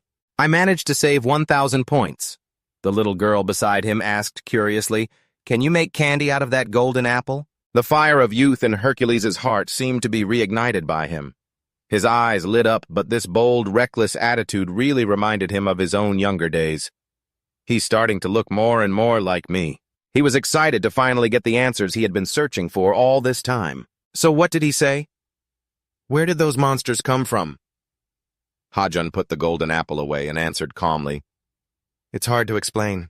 He just kept rambling about a bunch of nonsense." Hercules asked anxiously, "Just give me the summary. What did he actually say?" All right. The ground cracked into 7 parts and there were blue flames flashing here and there.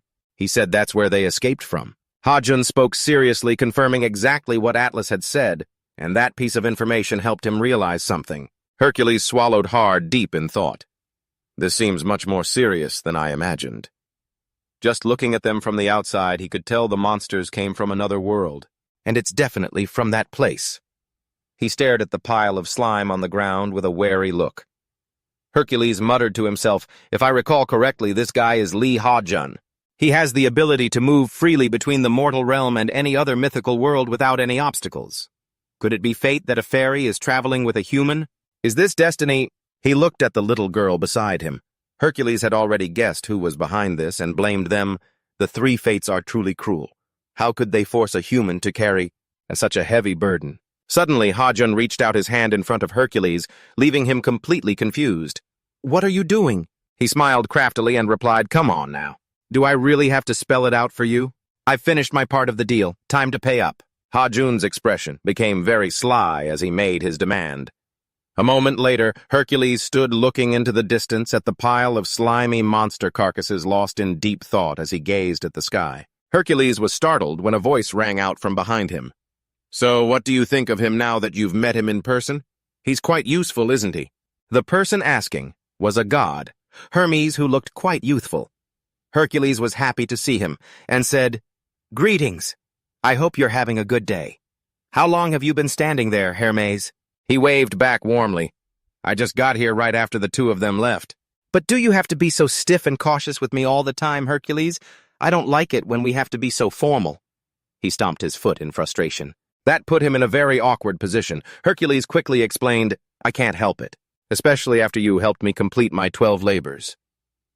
Hercules gripped his staff and replied, "You know I have to be extremely careful with everyone else. Because of that." Hermes continued, annoyed. "Especially Ares. I heard you've been trying your best to ignore him for the past few days." He broke into a sweat, clearly trying to avoid the topic. "That's his fault. He keeps bringing up the past to pick a fight with me. Just because he's older doesn't mean I have to respect him. He doesn't deserve it." Hermes angrily chided him. "You stubborn guy!" Then unexpectedly asked, "Are you still at odds with Atlas?" Hercules replied calmly, "Even though I really want to clear the air, it would be shameful for me to humble myself and go down there. After all these years. Besides, I'm not even sure if he'd want to talk to me anymore." Listening to his confession, Hermes silently wished the two of them could make up. But he understood it's very hard to forgive things like that. He decided to drop the subject. Instead, he turned back to the important matter at hand, the place Atlas had described to the young man. "It's the place we're thinking of, right?" He seriously reiterated Atlas's words. The ground split into 7 parts with blue flames flickering here and there, just as predicted. At the same time, the wings on his staff spread wide.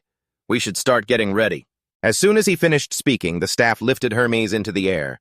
He called down, "Before I go, I'm heading back to the temple now to report on everything that happened today." Hercules, not wanting to be a bother, tried to stop him. "You're already busy enough, let me go to the temple." Hermes quickly replied, "It's fine if you leave. Who's going to take care of that bunch? They're sprouting up over there. Besides, delivering news is my responsibility." He didn't hesitate to help. "See you later. Give my regards to your wife for me." Hercules took off instantly, and he happily called back, "You got it." Now his gaze turned murderous. He spun around to face the slimy monsters and declared without hesitation, "Time to wipe these pests out." Shifting the scene back to the mortal world after finishing her mission, Lucio was so exhausted she collapsed into a deep sleep, even snoring comfortably. Suddenly, Ha-jun appeared out of nowhere. He forcefully yanked the blanket off the little lady to wake her up. "Hey, get up!" Lucio slumped on the mattress, groggily saying 5 more minutes. He didn't put up with it and scolded her, 5 minutes. "What are you talking about? I have to leave early. Get up and get ready now." The lazy little lady grabbed a soda can and muttered, "What's the rush? Is there something going on today, too?" Ha-jun sternly pointed a finger at her. "Did you forget? Today is the hunter qualification exam. You idiot, I told you to wait at home yesterday. But you were the one who insisted on tagging along." After chugging the cold soda, Lucio slowly woke up, rubbed her eyes, and replied, "Oh, right, I remember saying that now. But an exam for what?" He used a sarcastic tone to tease the little lady. "You don't even know what it is, and you still wanted to come along." Lucio shot back, "Because you're always trying to go off on your own. It's so boring. Besides, if Ha-jun isn't—" "And at home, who's going to cook for Lucio?" Ha-jun was furious and shouted, "What am I, your nanny?" "Whatever," he thought, digging into his backpack to check his gear. "Let's see. I've got my ID and registration slip. Better leave this staff behind so I don't stand out. Having said that, Hajun took away the wooden stick Aries had given her.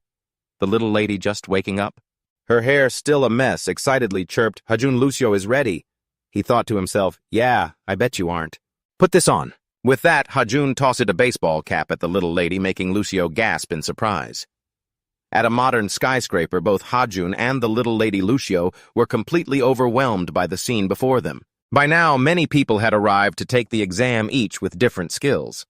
Seeing them, the little lady perched on his shoulder asked curiously, "Hajun, are these people representatives of the gods?" Hajun explained, "Representatives. You mean hunters, the mysterious beings from what I've heard?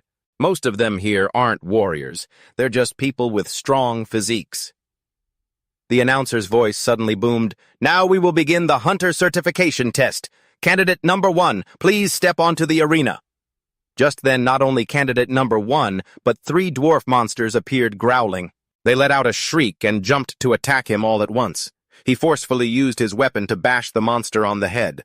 Hajun watched and thought, only 3 small fries. Maybe it's to ensure safety it's hard to hold a real exam. I guess it's too risky to run a real test for safety reasons. Even an average person could take them down. Lucio, sitting in his lap, stared at Hajun with endless admiration, while Hajun calmly analyzed the test. It seems the point isn't whether they can beat them, but how they do it. I guess I'll have to rely on the suit's physical stats for now. But things aren't looking so smooth. After a while, the announcer called out, "Next up, candidate number 38, Hajun." He stood up, raised his hand, and said, "Here." It was his turn to step into the arena. Hajun smiled confidently, getting into his fighting stance, telling himself the goal is to pass the test without drawing too much attention. A system notification pinged, "Suit activated."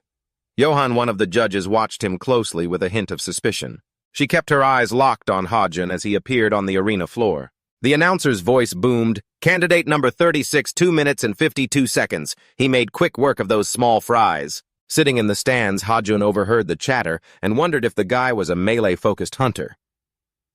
"He had incredible coordination," someone commented. Another replied, "Yeah, me too." "He must have trained hard long before he awakened," the chubby judge continued.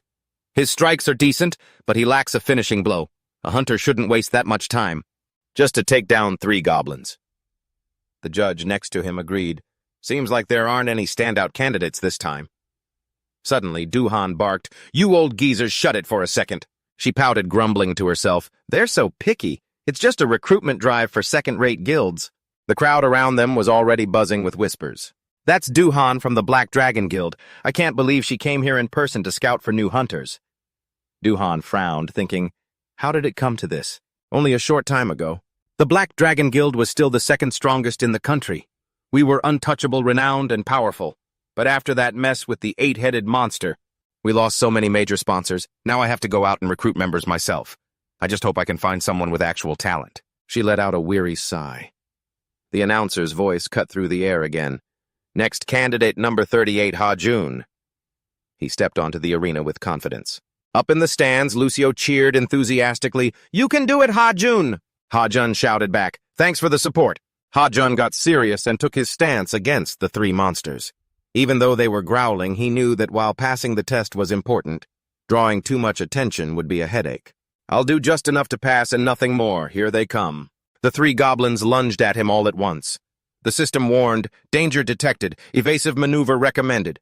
Hajun dodged immediately as their sharp claws swiped through the air. He watched their movements, sizing them up. "Compared to the merfolk I fought before, these guys are way slower. Maybe I can dodge their attacks without even needing the suit." Johan stared at him, thinking, number 38's evasion is pretty impressive. There's something familiar about the way he moves. She pondered, trying to dig through her memories. Hajun threw a light punch to counter, forcing them back. He reminded himself, "Stay calm. Don't finish them off in one hit." He clenched his fist and sparks of lightning flickered around his hand. "Here goes!" He threw a powerful punch straight toward them. A blinding light erupted, followed by a massive explosion. Even Johan was startled by the force of the strike. Her eyes lit up. "He's exactly the person we've been looking for." Johan had set her sights on him. He was the one she wanted. Back in the waiting room, a woman's voice chimed in. Mr. Lee, congratulations, you passed with the third highest score in history. We look forward to your achievements. As a hunter, the staff member announced happily. Ha-jun stood there awkwardly, holding the card in his hand. He looked at it with mixed feelings. I knew I wouldn't lose. But why does this feel so hollow? So this is what it's like to really become a hunter. Lucio cheered with joy. Ha-jun, you did great, but when are we going to eat? Ha-jun gritted his teeth. Is food the only thing on your mind? He picked up the little one, who continued, Lucio is craving sweet and sour pork. Ha-jun sighed, walking away. We're in Gangnam. Let's find a place nearby. A woman's voice interrupted, grabbing their attention. Hello, Ha-jun. It's a pleasure to meet you. I'm Du-han from the Black Dragon Guild. She introduced herself formally. The name sounded familiar to him. Du-han from the Black Dragon Guild. Ha-jun remembered he had crossed paths with her during a delivery once. She's that crazy lady I saw at Hua Mountain, Johan continued, inviting him. I've been watching your combat test from the selection area. I must say your skills are truly impressive. Would you be interested in joining our Black Dragon Guild? I believe our guild has everything you need to grow. Ha-jun showed clear disgust and flatly refused, walking past her. No thanks, I'm good. It was the first time someone had ever rejected her invitation, and Johan gasped in shock. What? She panicked, blocking his path. Wait, the Black Dragon Guild wants to recruit you a new hunter. Ha-jun politely cut her off. I appreciate the offer, but for now, I have no interest in joining any guild. Du-han gritted his teeth, deep in thought. I really need someone like him right now. To bring my guild back to its glory days, I have to recruit him at any cost. She was heartbroken, practically on the verge of tears as she shouted, 5 billion won! I'll pay you 5 billion won as a signing bonus, Du-han told himself. I'll just win him over with money, ha! June looked like he'd been frozen solid by her declaration, which made Du-han assume she had succeeded. It really worked. She repeated, 5 billion won, what do you say? She was tense, stammering, Yes, that's right, Du-han confidently guessed. Of course he wouldn't turn that down. That's more than enough to convince him. Just as she was basking in the thought that Ha-jun would agree, he poured a bucket of cold water on her. I didn't think. The Black Dragon Guild was so stingy. That's just pocket change. Are you a cheapskate or something? Du-han chased after him, arguing, Stingy, you clearly don't know anything about this industry. Offering that much to a rookie hunter is unheard of. Good luck finding another guild that offers as much as we do. Ha-jun replied calmly, Actually, I already found one. The John 1 Guild offered me 20 billion won. Isn't that the standard rate? That answer hit like a bolt of lightning, leaving Du-han stone-faced as he gasped, That much? She collapsed, defeated. I never imagined the John 1 Guild would be willing to pay that much to recruit a rookie.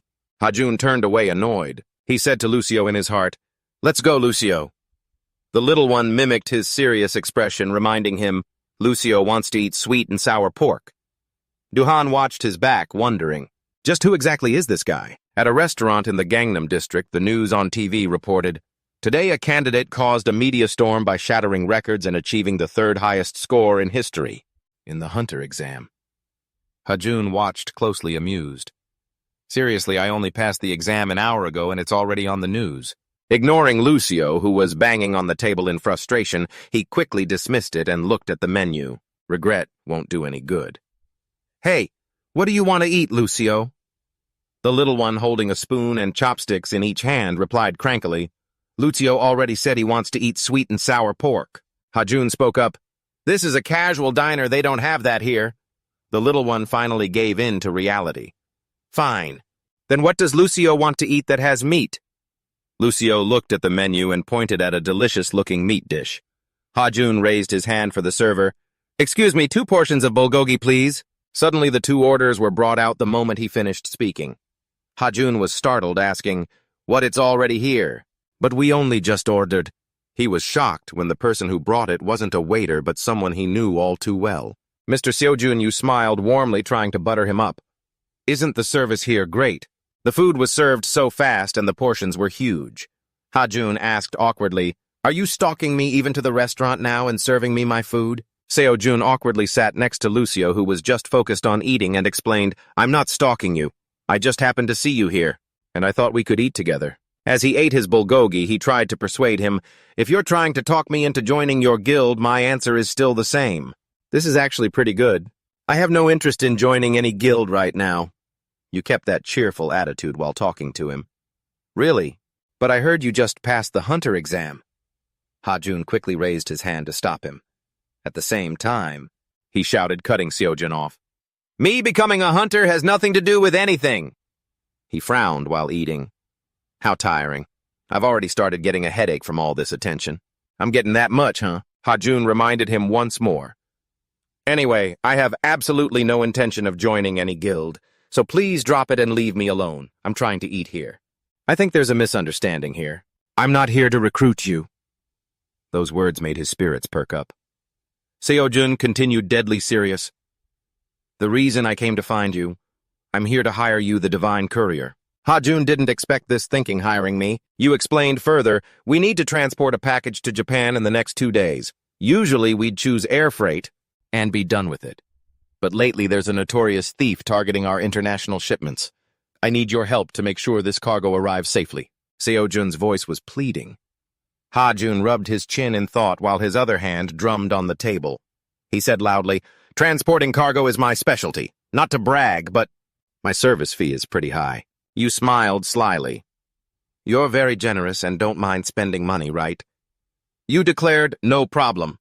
I trust that the price we offer will meet your expectations." Ha-jun asked bluntly, "So what's the actual number? Let's see if this amount is reasonable." The old man Jun held up 2 fingers.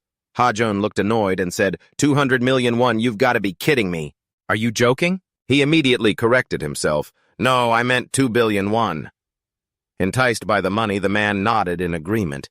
"It's a deal, sir. I'll make sure your delivery is safe." The old man Jun chuckled with satisfaction.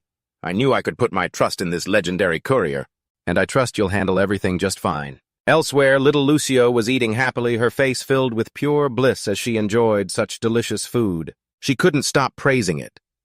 "This is even better than sweet and sour pork. The human world is truly fascinating." Cut to evening on a balcony. Somewhere else, a woman sitting on the balcony declared, "I'm ready to go. Give me that shipment, Hemet."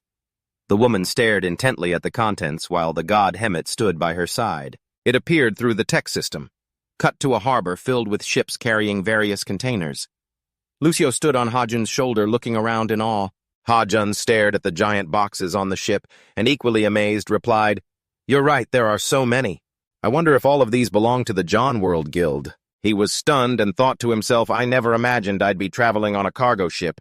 This feels more like I'm a bodyguard than a courier." A security guard stopped them. "Hold it, we need to check your ID. Which guild are you with?" Ha-jun replied, "Which guild? I don't belong to any guild." Ha-jun held up the powerful black card, leaving Lucio on his back in awe. "The John World Guild hired me. They said as long as I show you this, you'd let me pass." The guard was shocked, thinking, a VIP card from the John World Guild. Both guards immediately bowed. "Apologies, sir. That's enough for the security check." Ha-jun didn't really understand, but answered, "All right, then. Thanks." But he remained suspicious, thinking, what's up with them? The little one looked around and said, "We're on a ship now. It's really huge." Seeing Lucio's dramatic reaction, he asked skeptically, "Wait, aren't there a lot of big ships like this in Olympus?" "Like the expedition ship Argo, a hero and his company own the Argo, so of course it's massive. Every cargo ship is huge," Lucio proudly declared, making Ha-jun awkward. She really is a proud Olympian. Suddenly, his steps halted. Ha-jun stood in front of a large storage bay and said, "Looks like this is the ship." This container stood out so brightly it was as if they were inviting thieves to take something from inside. Cautiously, he inserted the black card. The lock beeped, announcing, "John World Guild access confirmed and authorized." As he opened the door, Ha-jun tensely swung it wide. He looked inside and exclaimed, "No wonder they didn't bother to hide it better. How could anyone steal this with all these locks and chains?" Inside, the sword was kept in a glass cage surrounded by iron chains. Ha-jun scanned the area, thinking, "I can see 10 locks just at a glance. I doubt there's a thief brave enough to try and steal this." Then he looked at Lucio, whose eyes were wide with disbelief as she stammered, "That sword!" "Why is it here? You recognize this weapon?" The little one gasped. "Isn't it obvious? The golden blade emits a light that can blind evildoers with just one look. This is the legendary sword of Charlemagne." Durandal. Ha-jun sat on the floor saying, "You sure know your stuff." "I'm impressed." The little one responded excitedly. "Well, of course," Ha-jun interrupted Lucio with a smirk. "I knew you were a super fairy." "That's right," Lucio asked. "So what do we do now, Ha-jun?" Ha-jun answered seriously. "What do you mean?" "Our mission is to stand guard here and make sure nobody steals the sword until it's delivered safely. Don't fall asleep. Stay alert and keep watching the area. Remember there are 2,000,000,001 riding on this delivery?" He yawned as he gave the warning. The little one pouted and said, "Lucio will never fall asleep on the job," Ha-jun said defensively. "I know it might seem like a lot for one delivery, but if the sword is stolen, we have to pay them back many times that amount. No way I'm letting my guard down. I need to focus." The ship's whistle blew. "Good. Looks like the ship is departing." Ha-jun joked, "Why don't we place a bet, Lucio? Whoever falls asleep first gets a flick on the forehead." The little one didn't back down and agreed, "Let's do it." Suddenly, a mysterious blue mist rose from somewhere. Outside the storage room, 2 security guards were on duty. The blue mist grew thicker. One guard inhaled it, became delirious, and muttered, "What's going on? Why am I suddenly so sleepy?" As soon as he finished speaking, he fell into a deep sleep, collapsing on the floor. It wasn't just him. All the other guards ended up in the same state. A light set of footsteps approached. Sayun appeared under the moonlight and softly announced, "Phase complete." The mist didn't just stay outside, it even seeped into the storage room. Ha-jun had inhaled it and was snoring away. Suddenly, a small hand appeared. It flicked his forehead hard, making Ha-jun grit his teeth in pain. Lucio anxiously shook Ha-jun. "Ha-jun, wake up! Ha-jun, wake up!" He rubbed his forehead, muttering, "Since when did I doze off?" The little lady hurriedly explained, "Just a moment ago, a strange mist spread throughout the ship, and then you and the entire crew passed out." He realized what the mist was quickly covering his nose, thinking, "This isn't good. It's anesthetic gas." Ha-jun looked over and felt relieved to see the sword was still there. "Damn it, Durando, thank goodness you're safe." He hurried to open the cargo door to check the situation outside. Wearing this armor should have made me immune to things like this. Could this be the thief's skill? Ha-jun was stunned to see someone outside, wondering, "Who on earth is that?" Outside, Seo-yoon clasped her hands together and prayed, "Dear God, please grant me the strength to continue being a righteous thief today." She knelt on the floor with her eyes closed. He watched Seo-yoon, thinking to himself, "How ridiculous." Ha-jun called out to the system to open the shop, thinking, "If I catch that thief..." Hey, this counts as completing the delivery mission, right? Doesn't it? He tapped the screen, and at that same moment a notification chimed, 10,000 points deducted. Transaction complete. Ha-jun felt confident. Now it's time to deal with her. Just then Seo-yoon stood up and declared, "All right, it's time to take it." Before she could finish her sentence, a flash of light shot out and a glowing bundle of ropes coiled around her hands. Countless strands wrapped tightly around her body. Seo-yoon gasped in shock, thinking, "A rope. This isn't an ordinary rope. It's binding me so tight it's like I'm caught in a spider's web." She became even more alert. A loud laugh came from behind her. He gloated, "Looks like I've caught a thief." Lucio, standing beside him, eagerly chimed in, "Surrender." The thief Seo-yoon was confused by the appearance of the two. "Didn't I just knock everyone out? And who is that little girl with wings?" The item information appeared, Arash's thread. A mystical rope woven from the legendary threads of Arash, the master weaver, who once defeated Athena in a weaving contest. This rope will instantly bind any opponent it touches, tightening the more the captive struggles. However, it can be broken if used against those with overwhelming strength. He laughed with satisfaction at its function. "A rope that costs 10,000 points, more than enough to catch a petty thief like you. Who on earth are you?" Hearing his question, Seo-yoon felt indignant and welled up with tears. "That anesthetic was created by my god. How are you still conscious? And this rope? It must belong to a god." Ha-jun tapped her on the head as a warning. "You sure talk a lot. For a common thief." Seo-yoon immediately retorted, "I'm not a thief." She began to negotiate. "Let me go. I can explain. There's something here I need to retrieve." Ha-jun felt insulted and replied, "Do I look naive enough to just let you go?" "No. Obviously you came here to steal from the guilds." Seo-yoon had to admit it, but tried to defend herself. "Fine. I may be a thief, but I only take things that deserve to be taken. I do this for a higher purpose, I swear. Ha-jun obviously found it hard to believe. You're even more delusional than you look. So is this how criminals justify breaking the law? She shouted. I'm not lying. Seo-yoon sputtered with frustration. Have you ever heard of Robin Hood? He was a righteous robber, and that's exactly who I am. I take things that don't belong to anyone and return them to those who need them more. Ha-jun and Lucio were stunned by her confident claim. He rolled his eyes at the little lady beside him and said sarcastically, I think she needs professional help. The little lady agreed, while Lucio thought, this person doesn't seem quite right in the head. Seo-yoon shouted urgently, Seo-yoon, believe me, Lord Hermes himself sent me to retrieve items that must be returned to their true owners to prepare for the coming threat. Ha-jun asked suspiciously. Ha-jun, Lucio exclaimed excitedly. Lucio thought, could this person be a messenger of Hermes? He scrutinized her skeptically. A petty thief is a messenger of Hermes. He pressed the interrogation. Wait a minute, what threat are you talking about? Seeing they still didn't believe her, Seo-yoon wiggled her tongue, thinking I've said too much. At that moment, a pink marble was between her teeth. Seo-yoon said boldly, this wasn't supposed to go this way. But I have no choice. You'll pay for getting in my way today. As soon as she finished, Seo-yoon bit down on it and a massive explosion occurred, forcing Ha-jun to step back. He cursed under his breath as the thick smoke obstructed his vision. Damn it, I can't see a thing in this smoke.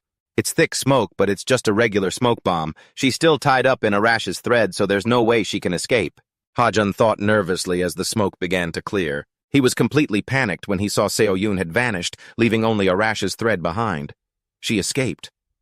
But how? Not far from the cargo ship, she landed on the ground and lamented, what a waste, those pills were expensive.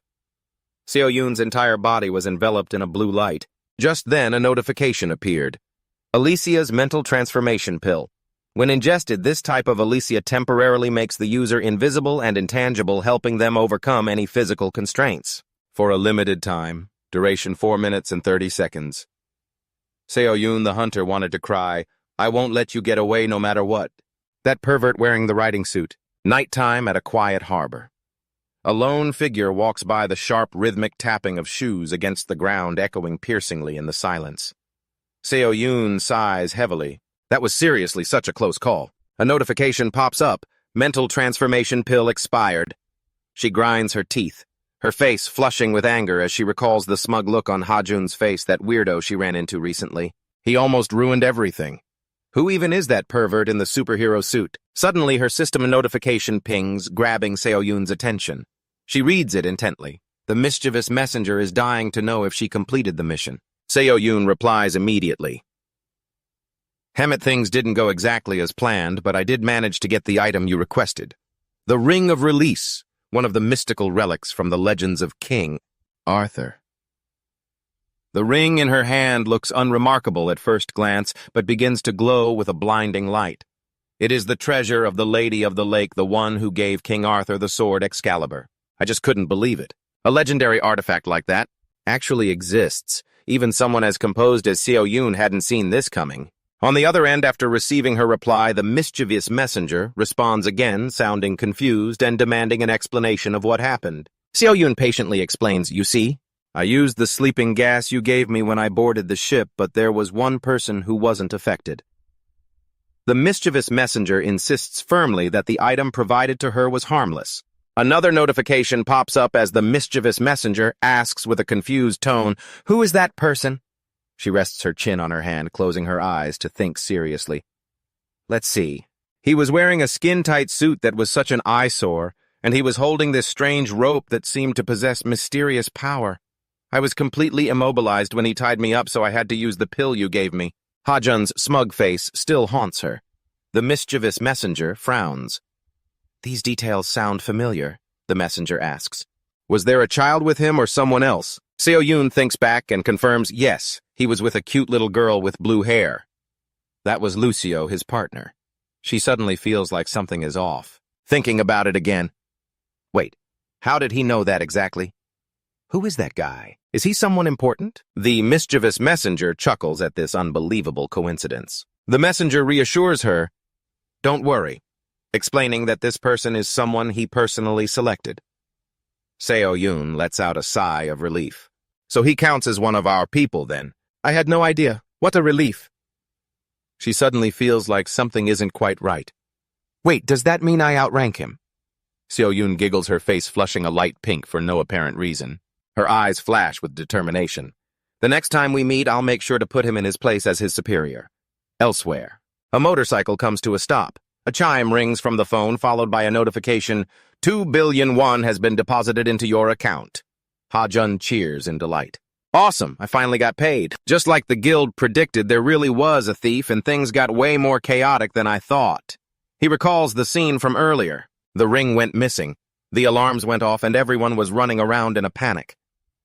Ha-jun continues, I feel bad for them, but our sword arrived safely. That's all that matters, Lucio asks, confused. Why are you so happy? He doesn't hesitate to share his joy. With this money, I can pay off the house. No problem at all. The little one behind him chirps in, and Lucio can eat all the candy he wants every day. By the way, Ha-jun, why are we visiting Hephaestus? He turns his head and replies, I thought we should stop by to say hello since it's been a while. And I also wanted to see if there's a way to use the scale that Hydra gave me. In Ha-jun's hand is a piece of sparkling lightstone. Scene shifts to a house surrounded by lava. He stands before the wooden door and calls out, Hephaestus, are you home? But there is no movement inside. Ha-jun scratches his chin, contemplating. Maybe he stepped out for a bit. The lights in the house are off, too. I guess I did drop by without calling, he thinks. Little Lucio seizes the opportunity and quickly suggests, instead of waiting, let's go get some bulgogi like last time. He laughs, teasing her. I thought you liked sweet and sour pork, and now you want something new. A voice from inside the house suddenly calls out, Is that you, Lee Ha-jun? He responds happily. You're still here, Hephaestus. Ha-jun's eyes widen in surprise as the door opens. He greets him warmly. What a surprising coincidence. We were just talking about you. Walking behind Hephaestus is a strange woman. Hephaestus excitedly introduces him. This is the guy I was telling you about. The girl speaks up. So you're that famous delivery guy. That girl spoke up and said, So you're that famous delivery guy? The flower-like beautiful woman introduced herself. It's a pleasure to meet you, Lee Ha-jun. My name is Freya Hephaestus, and added that she is the leader of the Valkyries. She is also the one who taught magic to Odin, the supreme god in Norse mythology. Ha-jun heard these introductions. His whole body trembled, his face twisted into a fierce, angry scowl, and he shouted at the man, Who do you think you are, you jerk? Hephaestus didn't understand what he was saying and asked back, What on earth are you talking about? Just from Ha-jun's misunderstanding, a huge argument broke out. He grabbed the man and hoisted him up, scolding, Why did you betray Aphrodite? Seeing the situation, Lucio hurriedly tried to reason with Ha-jun. You can't treat a god like this. Hephaestus, confused as to why he was being falsely accused, shouted, Stop making these ridiculous accusations. I haven't betrayed anyone. You've completely misunderstood the situation. She's here as a client to request your delivery service. The man calmly explained to him a new client. New information received. This notification left Ha-jun bewildered. Freya, observing the whole thing, laughed loudly and said this. So that rumor is true. You really are an interesting one. Did you think Hephaestus and I were in a romantic relationship? Hearing it from her own lips, he realized his mistake, broke out in a cold sweat from fear, and stammered out an apology. I'm so sorry. Ha-jun knelt and bowed his head respectfully. You were so beautiful that I just let my mind wander and thought something was going on. Freya waved him off, replying, It's fine. If it weren't you, Aphrodite would definitely have made a huge scene if she were here. She mentioned the main reason for her visit. Anyway, the item I need delivered is this letter. Freya held out a carefully sealed letter. Just then, a system notification appeared. Deliver a letter to Hel, the goddess ruling over Helheim, to investigate the abnormal events. Occurring in Valhalla. Time limit 120 hours. Delivery fee 500,000 points. Ha-jun read the request, curiously blurting out, What is Valhalla and where on earth is Helheim? But he didn't notice that Lucio was shaking like a leaf, stuttering in a low voice. Helheim. That's the name of the underworld in Norse mythology. It's just like Tartarus where you've been before. If we go there, this delivery trip will be extremely dangerous. The little one's face showed clear worry and fear.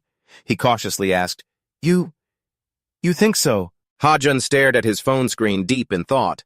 Before I would have taken this job without a second thought. but now I have no reason to accept a delivery that risks my life. I have a good home now and enough points to live by. Even if I retired, I'd have enough money to take care of myself and Lucio.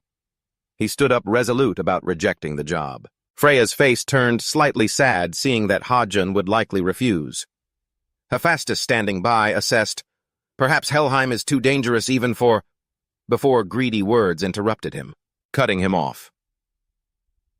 "I could leave right now if you want," Hajun thought with a cunning smile. "But how could I possibly refuse 5,000,000,000 won?" He began to rattle on with a sly expression. With deliveries, the more the client pays, the better the service. But at this moment, Hajun was blinded by the money and didn't notice Lucio's face had darkened. The little one lunged. Using a fairy kick, she scolded him, "Money, money, money, you only care about money, don't you?" making him scream in pain. At the crossroads leading to the Norse underworld, the atmosphere felt just like its name. Lucio was clutching Hajun tightly as he rode his motorcycle. Along the deadly toxic river, he looked at the surrounding landscape and remarked, "This road looks so gloomy. It must be because it leads to the afterlife." The little one pouted back. "Lucio warned you that this would be a dangerous delivery." Lucio swore that Hajun wouldn't know fear if he weren't getting hit on the head. You can't imagine how dangerous places like this are in Norse mythology. The little one sighed in frustration. Hajun, annoyed at being lectured by Lucio, brushed it off, saying, "Relax, will you? I feel like you've been talking more and more lately." Lucio yelled angrily, "It's all for your own good." He felt overwhelmed with excitement for this challenge, saying, "Every time we go on a delivery, I feel like Lucio's life gets cut short by a year or something. You really are a cowardly little cat. And yet you call yourself a super fairy. Valhalla is an afterlife world. It's for warriors who died heroically in battle. On the other hand, Helheim is considered an underworld where normal people, or even those considered to have no honor, must also come. In short, good or bad, they are forced to come here." Hajun smiled slightly, remembering that when he received the mission from Freya, she had insisted firmly, "Since I haven't received any news from Helheim, I am certain the situation isn't too bad. You will be fine." She had emphasized that. "So I'm sure things can't be that terrible." A notification appeared on the phone screen, 10 minutes until arrival at the gates of Helheim. He cheered happily, "Awesome, we're almost there!" Hajun suddenly spoke up as they crossed the bridge over the toxic river. "Everything we need to do now is cross this bridge," Lucio said sarcastically. "I hope we don't die here." "I'm going to pick up the pace," he said, then twisted the throttle. Suddenly, the wheels stopped rolling. The space around Hajun seemed to freeze, leaving both him and Lucio in a state of utter panic. Not understanding what was happening, he asked in confusion, "What's going on? The air feels strange. Why do I suddenly feel like I've been frozen in place?" Lucio, riding behind him, asked fearfully, "Hajun, I can't move at all." Hearing Lucio say that, he realized he wasn't the only one. Surely the boy was experiencing the same thing. What a bizarre sight this is. A living soul daring to cross the bridge of Helheim! A ghostly voice suddenly boomed, scaring the two of them on the bike even more. A giant woman's face appeared. She rose from the river and stared at them. Modgud's eyes turned blood red as she scrutinized them. "There's something not right about you two. You don't have the stench of death on the girl, but you—" Hajun looked at her guardedly. "You died before, didn't you?" "What?" He was in deep shock, sweat pouring down like rain. "What did you say?" That day it had been pouring rain, but Hajun still went out for deliveries. The reality of life forced him to do it. He knew all too well that delivering in weather like that was a recipe for disaster, but he was late on rent. And the landlord kept texting him with overdue notices. That's why anyone who knew would sympathize. The messages were always, "Hi, this is your landlord from apartment 803. I hope you're doing well. I'm reaching out to let you know I haven't received the rent for last month, July.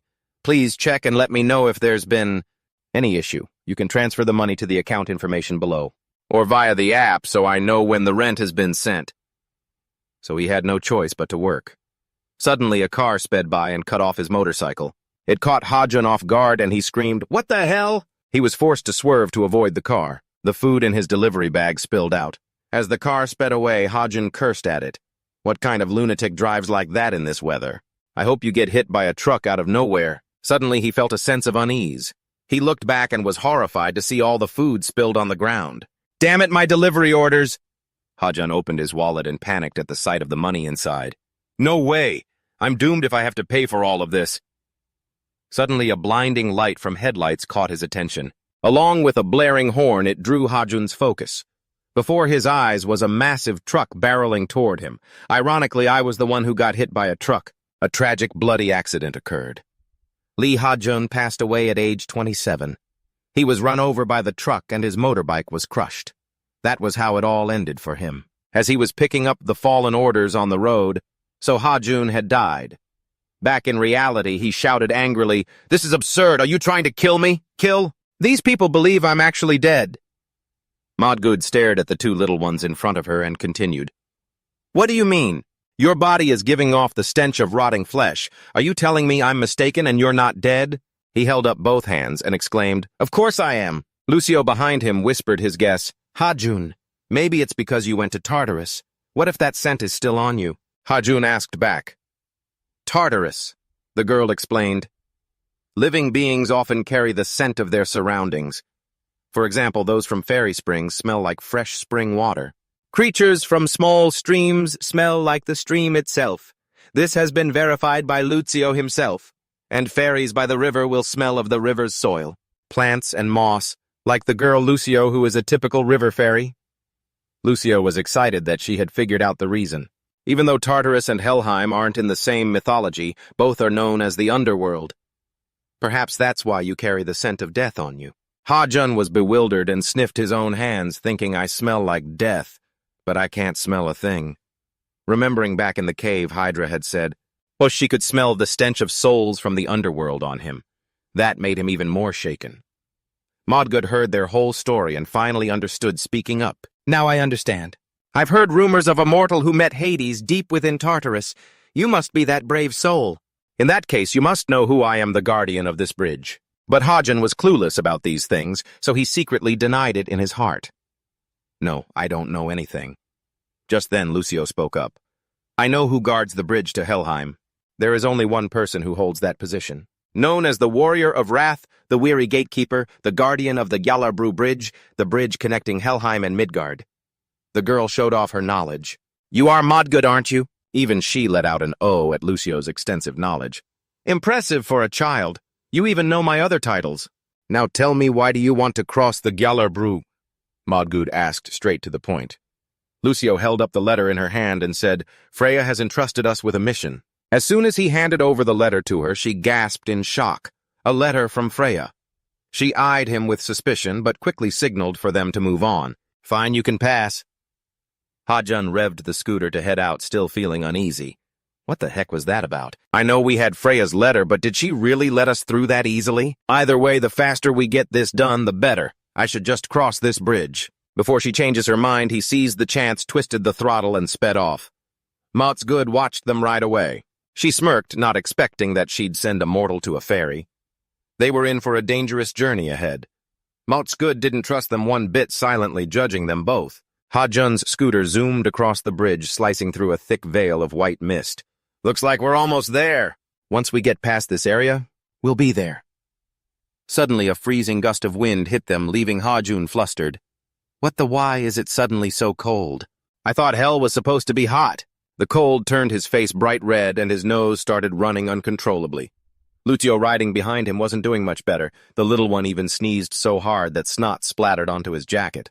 He snapped, "Hey, don't you dare get your snot on my clothes!" Before his eyes lay a land buried in frigid snow.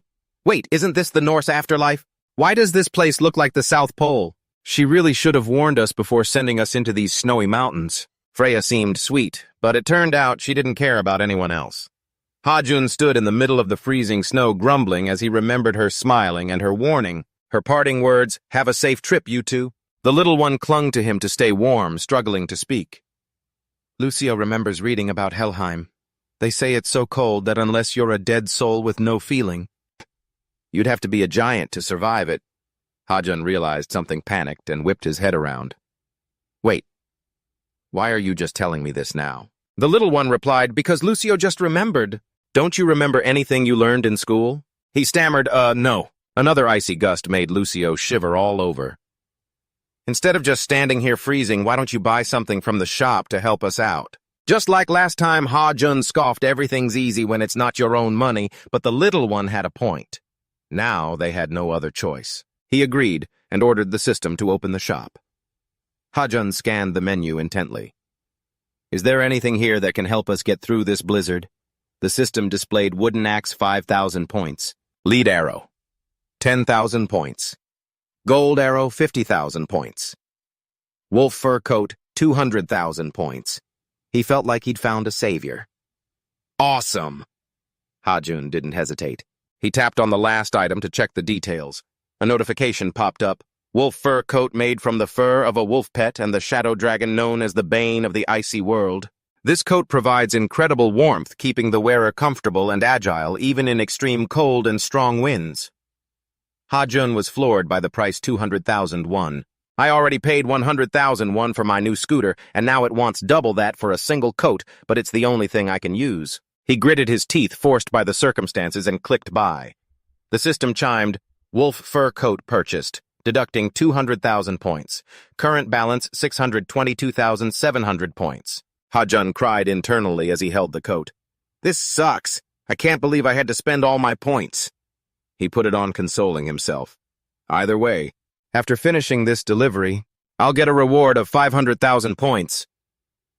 Ha-jun was just calming himself down when Lucio called out, Ha-jun, look at this! The little one raved, This coat is so warm, it's incredibly cozy. Ha-jun hadn't expected Lucio to say that. Wait, I didn't know we'd get an extra one for you. He was happy to see the little one so joyful.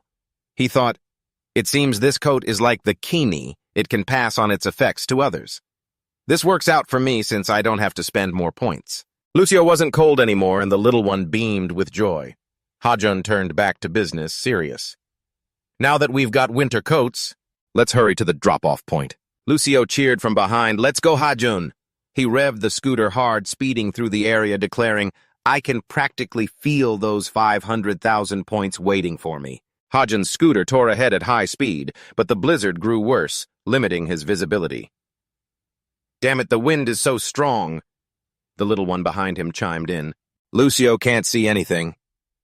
Ha-jun's speed gradually slowed down. Even though the coats were keeping them warm, the blizzard was really bogging down the scooter.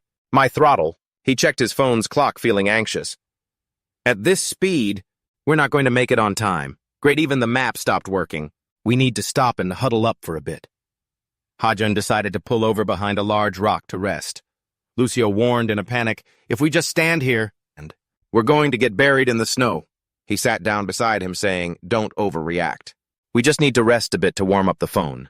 The little lady is sulking because she can't have her favorite meal. Lucio is craving some hot bulgogi right about now. The system notification chimes, showing 41 hours, 17 minutes, and 36 seconds remaining for Freya's delivery.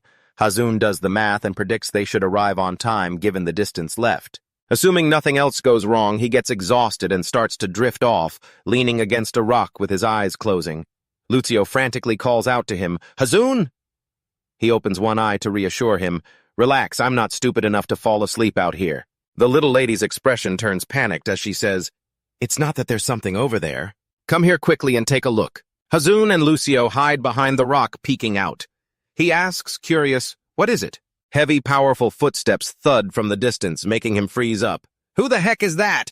A muscular, well-built man wearing nothing but his underwear sprints toward them. It's Sigurd, and he's frantically warning the pair. Hey, you guys over there, run. If you don't, they're going to tear you apart. Right behind him, 3 ferocious wolves are in hot pursuit. Ha-jun screams in his head, terrified, Then stop running toward us. The 3 wolves are still chasing Sigurd relentlessly. One of them trips and falls, but the other 2 keep snarling and charging. Ha-jun is riding the motorcycle with Lucio, screaming non-stop, Stop chasing us, you freaks! Sigurd, who is behind the bike, suddenly sprints alongside them to give a heads up. Could you maybe not talk to me while I'm running? I'm getting out of breath. Ha-jun and the little lady are stunned by Sigurd's speed. My motorcycle is at full throttle, and yet he's still keeping up.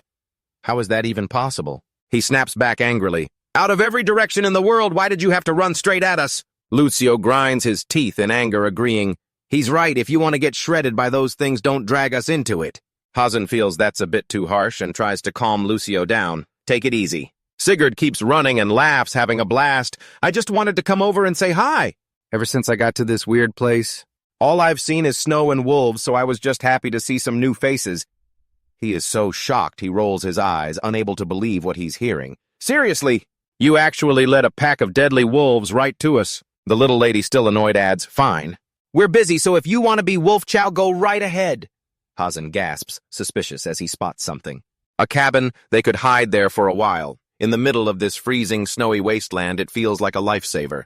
He didn't hesitate, gunning the bike straight ahead, overjoyed at how lucky he was. Sigurd chased from behind, shouting for them to wait, while Hajun realized they were now stuck with a dead weight.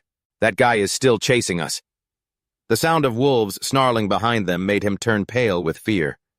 Damn it, the pack will be on us if we wait for him. To save both their lives. Hajun coldly closed the door, not forgetting to say, I'm sorry. I know we just met, but thank you for sacrificing yourself for us. The howls of the wild beasts echoed, and as he left with Lucio, he felt touched. We will never forget your sacrifice. Where did you think I was going? You're mistaken if you think I'd die today. The man's voice rang out, making Hajun jump in shock as Sigurd's muscular figure vaulted over the wooden fence. Hajun couldn't believe his eyes and blurted out, This wall is at least 7 meters high and he just jumped over it. Lucio gasped. That is truly incredible. He landed gracefully in front of them.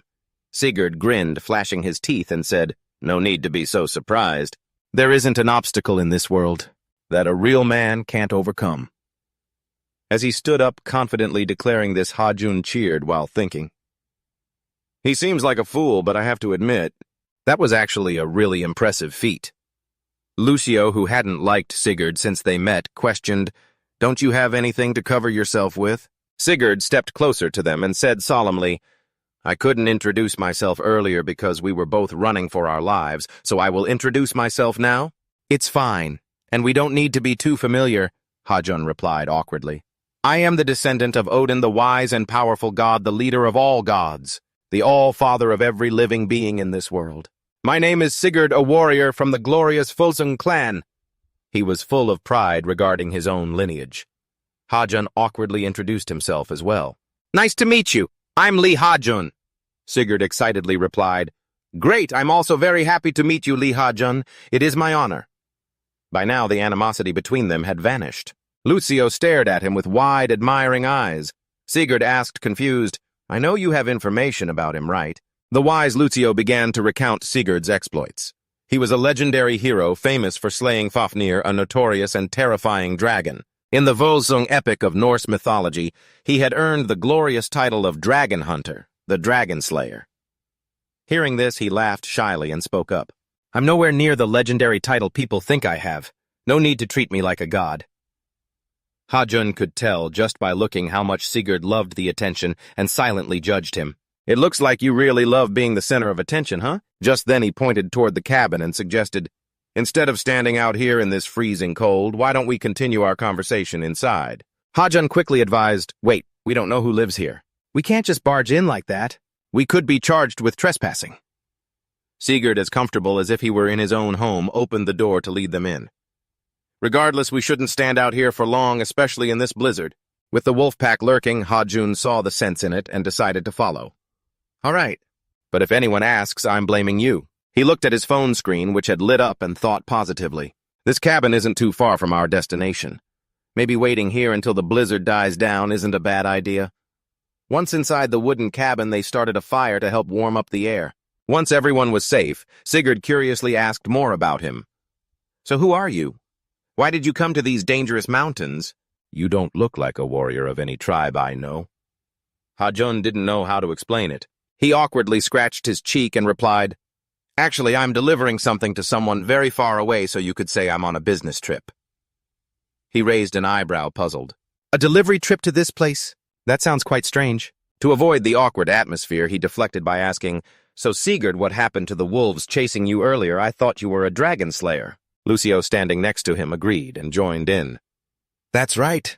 Aren't you someone who could easily deal with those wolves? Sigurd slowly explained, You forget that we are in Helheim. Hajun, confused, blurted out, So what does Helheim have to do with wolves? This world is a place for the dead, so why fight creatures of the underworld when they are already dead? Even if I killed them, it would be useless, so running away is a better option than exhausting myself and getting eaten by them. He calmly analyzed. By now, Hajun realized that was true. Sigurd couldn't help but be curious about his special job. So what are you delivering, and to whom? I know this area very well, so I can help you find your way when the sun rises. Lucio, understanding Ha-jun's mood, patted his shoulder to reassure him. That's Sigurd. I think we can trust him with this information. Ha-jun comforted himself as well. Maybe it'll be okay. Ha-jun pulled out his mission letter and said, The real reason we're here is to deliver a letter from Freya. She said it was very urgent. A letter from Freya? Sigurd exclaimed in surprise. He looked closely to verify, and there was no mistake. It really is Freya's seal. Sigurd said, slightly annoyed.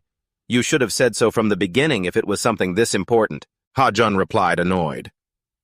Buddy, at that time you were only wearing your underwear. You didn't look very trustworthy.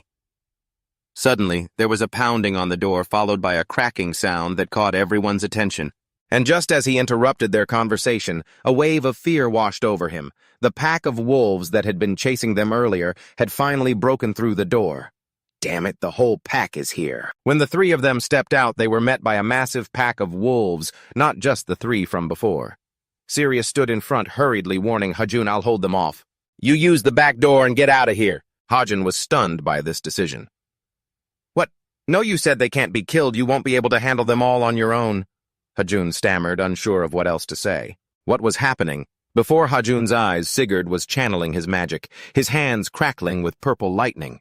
It looked as though he were summoning something as he shouted out, Gram! Instantly, the dragon-slaying sword was summoned by Sigurd.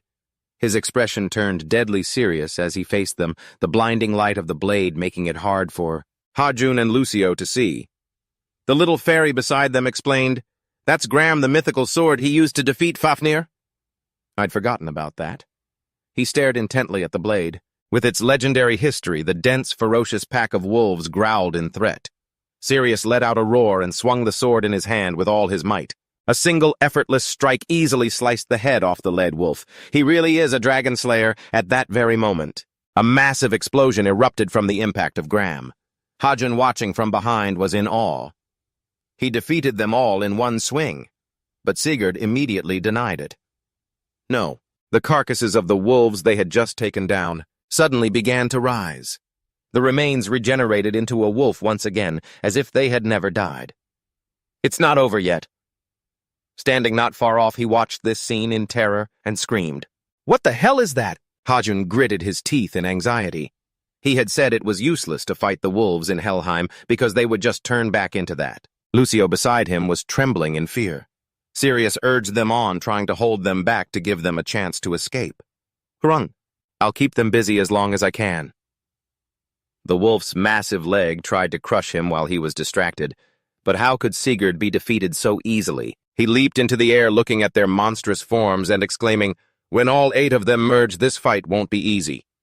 Had Ha-jun and the fairy escaped? They haven't been taken down, have they? Sigurd worried inwardly. Suddenly he was stunned by the sight before him. Ha-jun had summoned the wooden staff gifted to him by Ares and leaped straight toward the giant wolf, slamming it with 100% of his strength. Ha-jun let out a battle cry and used all his might to smash the wooden staff down onto the giant wolf's head. It created a massive, shockwave-inducing explosion. A blinding light followed, and after the blast settled, he himself was stunned by the power of the wooden staff. It seemed like it wouldn't have any effect, but Sigurd stammered in disbelief.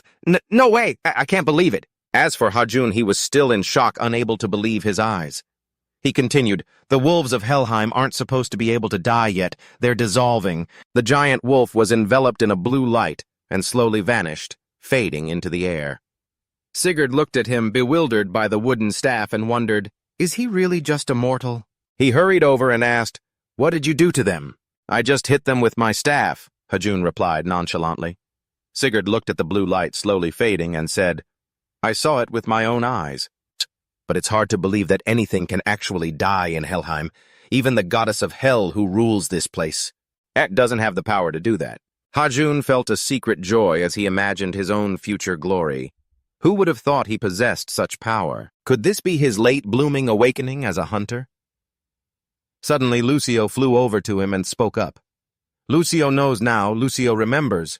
Ha-jun was still lost in his own thoughts. Was he about to become an S-rank hunter? Your wooden staff took down the pack thanks to its power, Ha-jun asked suspiciously. You mean the staff Ares gave me The little fairy told him about its origin from long, long ago. Baldur, the second son of Odin, king of Asgard, was killed by a weapon crafted from mistletoe. In all of mythology, this divine object is considered one of the greatest treasures, a legendary weapon capable of harming the invulnerable. The branch that brought about the end of the world is what you're holding in your hand, mistletoe. Hajun was utterly astonished by the staff's legendary history and whispered to himself, harming the invulnerable, no way. This thing is so powerful it's completely game-breaking. Hajun remembered the Durandal sword that Seojun had entrusted to him, the one he was hired to transport for 20 billion won. If this weapon could destroy immortal entities, it would certainly be worth an astronomical amount. Overjoyed, he swung the staff wildly, cheering, "That's right, I've hit the jackpot. I could sell this for 10, 20, maybe even 100 times more." Hajun was so happy he didn't notice Sigurd behind him, terrified, shouting to stop him. "Stop swinging that thing! Are you trying to kill me?" Only then did he hear him and apologize. "My bad." Hajun remembered when it was given to him and teared up, touched. "And here I thought Ares was just a stingy guy all this time. I was wrong. I'm sorry, Ares. I actually regretted thinking about giving it back to him." While still in high spirits, he added, "Let's go meet Hel right now." He hit the gas and the vehicle gradually picked up speed. Sigurd asked in panic, "Wait, what about me?" Hajun ignored him, leaving him running behind as he shouted out, "I'm so fired up right now. Hel, get ready." Hazen ignored him, running ahead while shouting back excitedly, "I'm pumped. Get ready, little pig, we're going." Sigurd was panting heavily, yet he kept pushing himself to catch up, thinking he couldn't let them go to see Heo alone. It was too dangerous. A moment later, Hajun slammed on the brakes. The tires screeched against the pavement, and from the momentum, Lucio bumped her head into his back. "We're here," he announced. They had stopped in front of a castle shrouded in a gloomy atmosphere. Hajun felt a bit uneasy. "I should double-check my phone," he thought. "I never expected the delivery address to be a massive building like this." The little lady looked at the castle full of caution. This was also Lucio's first time seeing Heo's castle. Hajun had just stopped, when suddenly a man's voice shouted, blocking his path. "Sirius!" Hajun gasped in surprise, seeing him panting heavily behind them after running quite a long distance. Sirius said, exhausted, "It's too dangerous for you to go in alone." He asked, confused, "You've been running after us the whole way." He immediately replied, "What other choice did I have? You never stopped once." Hajun stepped off the bike and walked up to Sigurd. "You don't need to come with us." "Then why did you run after us?" he countered instantly. "Do you think you can just walk into Heo's castle?" Hajun protested. "Why not? There isn't even anyone guarding the gate." Sirius advised him, "Honestly, you should probably just turn back," hearing the strange things he was saying. Then he turned back to look, and to his surprise, 3 soldiers suddenly rushed over to question them. "Stop, identify yourselves, and state the reason you are here." Hajun cursed under his breath. "Damn it, I didn't expect the castle to have guards, too." He stepped in front of the 2 of them and raised his hand in a greeting as if they had known each other for a long time. "Great to see you guys again." The leader of the guards recognized him and said, "My lord, where did your clothes go?" Sirius stood up for him and explained, "These 2 came under Freya's orders to deliver a letter." The guards stood at attention, obeying him instantly. "Understood, my lord. We will open the gate immediately." Hajun asked suspiciously, "Why do they follow your orders so perfectly?" He replied nonchalantly, "Because they were trained to obey commands. They are the Gams, the elite army protecting all of Heo, and I am their commander." A flash of pride flickered in Sirius's eyes. In the blink of an eye, the doors of the huge building swung wide open. He led the 2 of them inside. Hajun and Lucio looked around with curiosity. "This castle looks so normal. It doesn't look like a place belonging to the underworld at all." "Not everything in the underworld has to look terrifying." Sirius walked ahead and then stopped in front of someone. Deep inside, a woman wearing a maid outfit slowly turned her head. It was Ganglut. She approached them and questioned, "I want to know the exact reason you and they have come here. You have Freya's letter with you, right?" Sirius acknowledged it, saying, "That's right. Will you take us to meet Heo? The goddess has been waiting for you. Follow me." As soon as she finished speaking, Ganglot walked ahead. Hajun, hearing that, excitedly replied, "Sure." He held Lucio tightly in his arms and whispered, "Lucio, is she a goddess or a hero from mythology?" Lucio looked up and answered, "She is neither a hero nor a goddess, but she has served under Heyo for a very long time. Hazen wondered curiously, Ganglot, how could she serve a goddess for so many years? The little lady laughed out loud. Lucio really wanted to hear some of those secrets. Lucio knew for a fact she had heard them, but she didn't answer, which made the little lady very angry. She's ignoring Lucio. She should have responded when a pretty fairy like Lucio is the one asking. Lucio didn't expect Ganglot to be so petty. The little lady pouted and complained, but Lucio didn't expect that at this moment. Ganglot was blushing, thinking to herself, how cute. After walking for a while, she suddenly stopped. Ganglot stood before a closed door and announced, Heyo is waiting inside. Be careful, the door is very heavy. Sigurd beside them also warned, from here on, you're on your own. Remember to deliver the letter to Heyo. Once inside, he found it strange, but still politely said, All right, thank you for everything, Sigurd. As he said that, Ganglot pushed the large door open. Hazen tensed up, looking at the gloomy space, thinking to himself, when meeting Hephaestus Ares or other gods, I was never this nervous. Perhaps it's because she is the goddess who rules the underworld.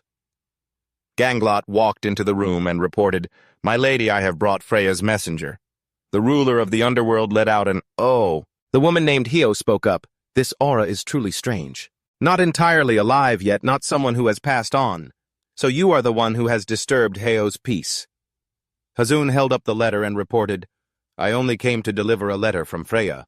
The young girl asked suspiciously, A letter? Instantly, a piece of magic snatched the letter from his hand. Heyo was the one controlling it, then she giggled. The girl seriously read the letter. Once she finished, she said suspiciously, Tell me, how can I verify that? As outsiders like you, all the contents of this letter are true. I don't know how to prove it. I told her I don't know. I was just tasked with delivering the letter, and I've never read it. Why are you asking me that? Hajun asked, flustered. Hearing that, Lucio quickly stopped him. You're not allowed to ask questions without permission. He replied nonchalantly, What's the big deal? It's just a question. Hela was surprised. It was the first time she'd seen someone dare to do that. She felt incredibly intrigued. You're quite bold. Most people are afraid of me. Fine, since you're so curious, I'll answer. Hajun stared blankly at the person walking toward him.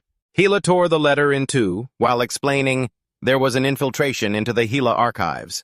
The intruders disguised themselves as the dead from Helheim. This is clearly the work of an outside force. It was caused by Helheim because I never ordered such a thing. The moment she finished speaking, the letter in her hand turned to ashes. Suddenly, a blinding light appeared, accompanied by Hela's voice resonating throughout the entire universe and all of mythology. There is only one place from which those who dare to commit such heinous acts like breaking the cycle of life and death could have come. The ground split into 7 parts with blue flames flickering everywhere. Hajun frowned, listening intently. The words sounded somewhat familiar. The Hela who ruled the underworld had finally shown her face. She was just a little girl with a lovely appearance, declaring eloquently, They are the culprits behind this. He thought in a daze, Is that little girl the ruler of Helheim? Ganglot seemed shaken by her cuteness. She whispered, She's so cute. In the gloomy palace of the underworld, Helheim asked arrogantly with her hands on her hips, So have they already left? Ganglot below replied respectfully, Yes, my lord, I opened a space portal and sent them back to Olympus without any delay. The little girl pondered and sighed, What a pity. It's been a long time since I've had such special and interesting guests, Helheim said dejectedly. Anyway, Freya must have a sense of humor. It's really strange. No one could have expected her to bring a mortal and a living one at that to this place, Helheim. She explained, He is known by everyone as the divine messenger. There are many rumors that have made his reputation legendary everywhere. He has traveled across mythical realms, completing deliveries to collect reward points. The little girl pondered, The divine messenger, huh? Fine then. Now that I've confirmed their existence, thanks to him, I can't just sit here and do nothing. Hearing this, the little girl immediately jumped off her chair. Helheim ordered, Ganglot, get ready to leave now. She asked, flustered, You mean? Before Ganglot could finish, the little girl cut her off, clearly declaring, That's right. I will personally head to the source of this incident. Scene shifts to the wooden house surrounded by lava. Hephaestus gasped in shock. Are you sure that's what she said? Or perhaps you misunderstood something? Hajun insisted firmly. No, I am sure. That is exactly what she said, word for word. Lucio beside him also chimed in. He's telling the truth, sir. Lucio was right there too. Freya gripped her nails, nervously muttering, The ground split into 7 parts with blue flames flickering everywhere. That sounds nothing short of nonsensical prophecy. So I just assumed it was all a fabrication. Lucio and Ha-jun were both a bit scared seeing their attitude. Why are the two of them so serious? Thinking back before he mentioned that prophecy, Hercules had the exact same expression. He suspiciously remembered that when Ha-jun finished the task for Freya, she also said her goodbyes. "Forgive me, Hephaestus, but I have to leave right now. I'll come back and get my things later." He also replied sympathetically, "In this situation, I can fully understand your position." Her face was tense, mixed with a little fear. If only I hadn't heard this. But now that I know the truth, I have a duty to report this. Why did this happen, and why did no one else notice it? Could it be that someone is deliberately turning a blind eye? That's impossible. Just like Ragnarok, no one benefits from this. Freya's mind was chaotic. It seemed she was struggling with her own thoughts. Suddenly, Ha-jun grabbed her shoulder and said, Wait, you seem to have forgotten something." He scratched his head with a goofy, friendly smile. Hephaestus saw his rude action and warned him, "What do you think you're doing, boy?" Ha-jun asked blankly, "What? She was about to leave without paying me." Freya lowered her voice and scolded, "How incredibly rude. A lowly mortal like you dares to touch me without permission." Her face twisted with visible anger, and she let out a deathly aura. Even Ha-jun was terrified by her attitude, feeling the atmosphere suddenly grow incredibly heavy. But after all the hardships I had to go through just to deliver that letter to her, there's no way I'm leaving empty-handed, not without getting my reward.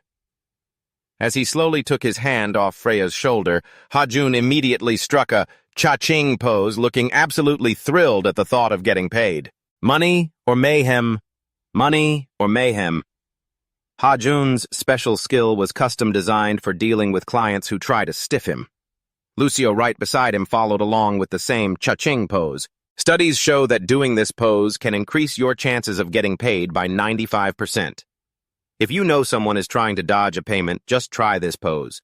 No free services here. You need to pay for the order before you leave, Ha-jun reminded her. Freya's face darkened as she replied, "Right, I forgot." In the blink of an eye, a notification from the delivery system chimed, "Delivery successful. You have earned 500,000 points. You have been awarded an additional 250,000 points by Freya." He grinned from ear to ear, chattering away in gratitude for the bonus points. His current total 1,372,700 points. Ha-jun was moved to tears, overcome with joy. "Finally, I've got over 1 million points. That means if I convert it all, I'll have 10 billion won." Suddenly, she kicked him straight in the back and scolded him, causing Ha-jun to cry out in pain. "You really are a greedy brat." Obsessed with money and work to the point of insanity, Ha-jun didn't give in, retorting, "I still need it, you know. Do you understand? Are you trying to break my back or what?" Freya watched the scene and sighed, lamenting, "Those two are just so noisy. But I have to go now." "I'm sorry for losing my temper earlier, Hephaestus," she said, then slowly walked toward the door. He hurriedly spoke up, No need to apologize. I'll let you know the moment I finish your request." Hephaestus turned to size him up. "You truly surprise me, kid. Sometimes I can't even tell whether you're the brave type or just a clueless, reckless fool." Ha-jun asked awkwardly, "Did I do something wrong?" Hephaestus laughed out loud and said, "Forget it. A man's got to have some guts, right?" By now, Ha-jun had vaguely realized what Hephaestus meant. "You mean, Freya almost tore me to shreds." Ha-jun suddenly remembered something and spoke up. "Right, I have a question to ask you, Hephaestus." The man looked confused and asked back, "What is it now?" "That prophecy. That the earth will be cracked into 7 pieces. What's so terrifying about that? Why is everyone so shocked whenever it's mentioned? Even the hero Hercules was incredibly surprised by this before." Unable to contain his curiosity, he asked while Hephaestus looked equally suspicious. "Hercules, you say? What do you mean by that?" Ha-jun recounted everything he knew regarding that issue. Only he remained silent, listening to the story. After finishing everything, Ha-jun asked again, "So what on earth actually happened?" But Hephaestus was trembling all over. Suddenly he shouted in agitation, "Why are you only telling me this now? You should have reported it sooner." Ha-jun replied, innocent of any wrongdoing, "You didn't ask me. I didn't even know where this place was." Hephaestus calmed down and thought about it. "Fair point. That makes sense." Hephaestus thought tensely. No wonder there's a council meeting with all the major gods scheduled soon. They must be gathering to discuss this very issue. The Conference of the Olympian Gods. This meeting takes place whenever the 12 Olympian gods gather to discuss matters regarding the world.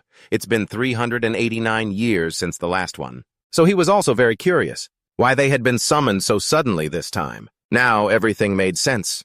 Hephaestus's curiosity had been satisfied. Hajun scratched his head in confusion. So what is it exactly? Hephaestus cut off his question and demanded, "Forget everything you already know."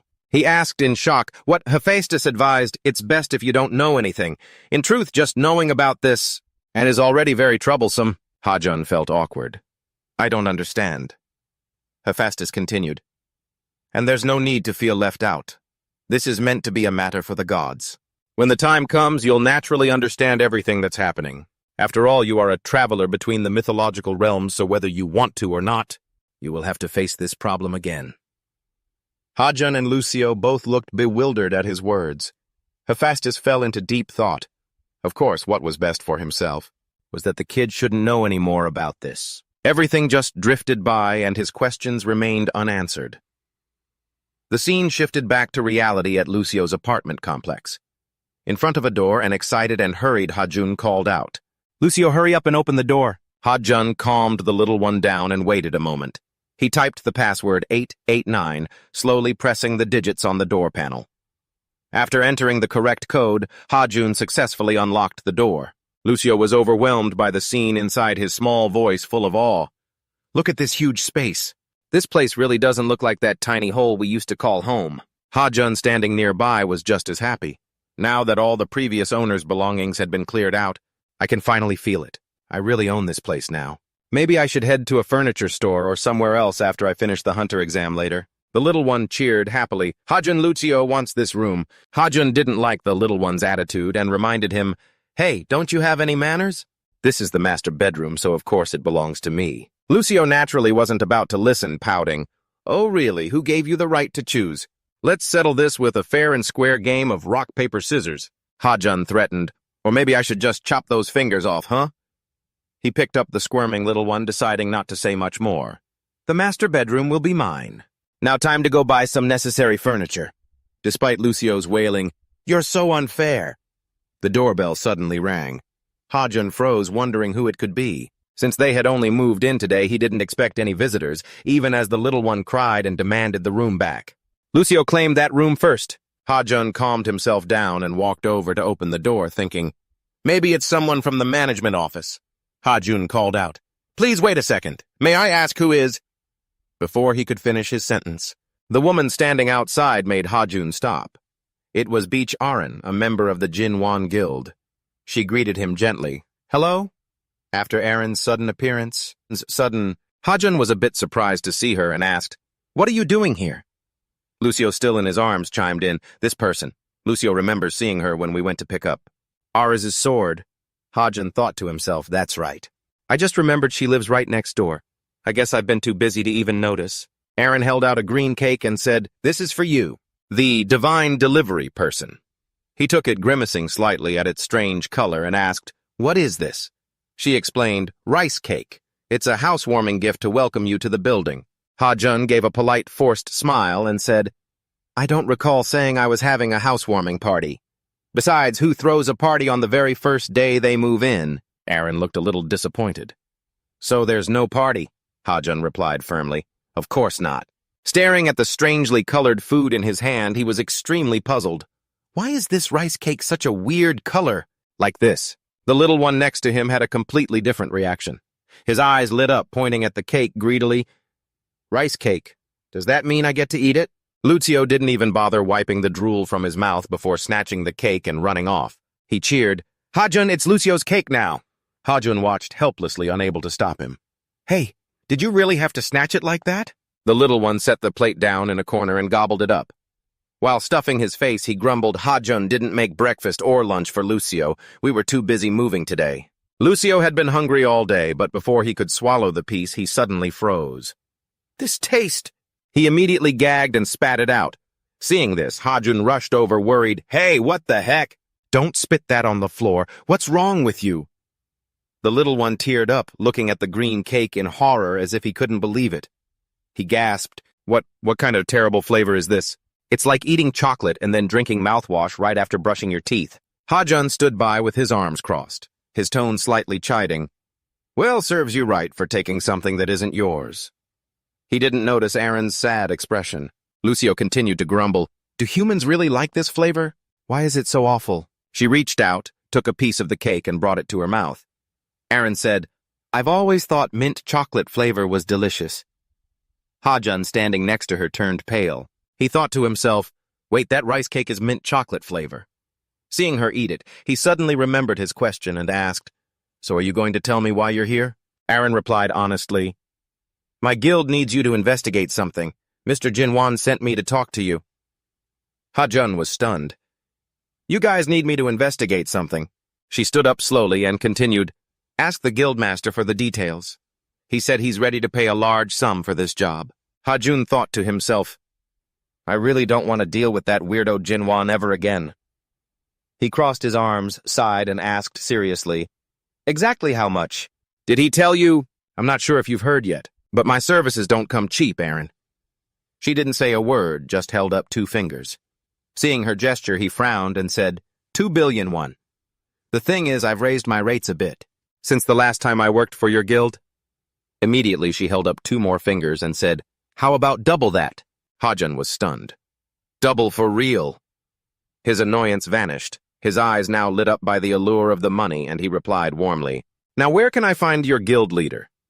Inside, he thought to himself, No way am I passing up this lucrative opportunity with double the pay. Internal monologue. I'm definitely not missing out on a payday like this. The scene shifts to a large building.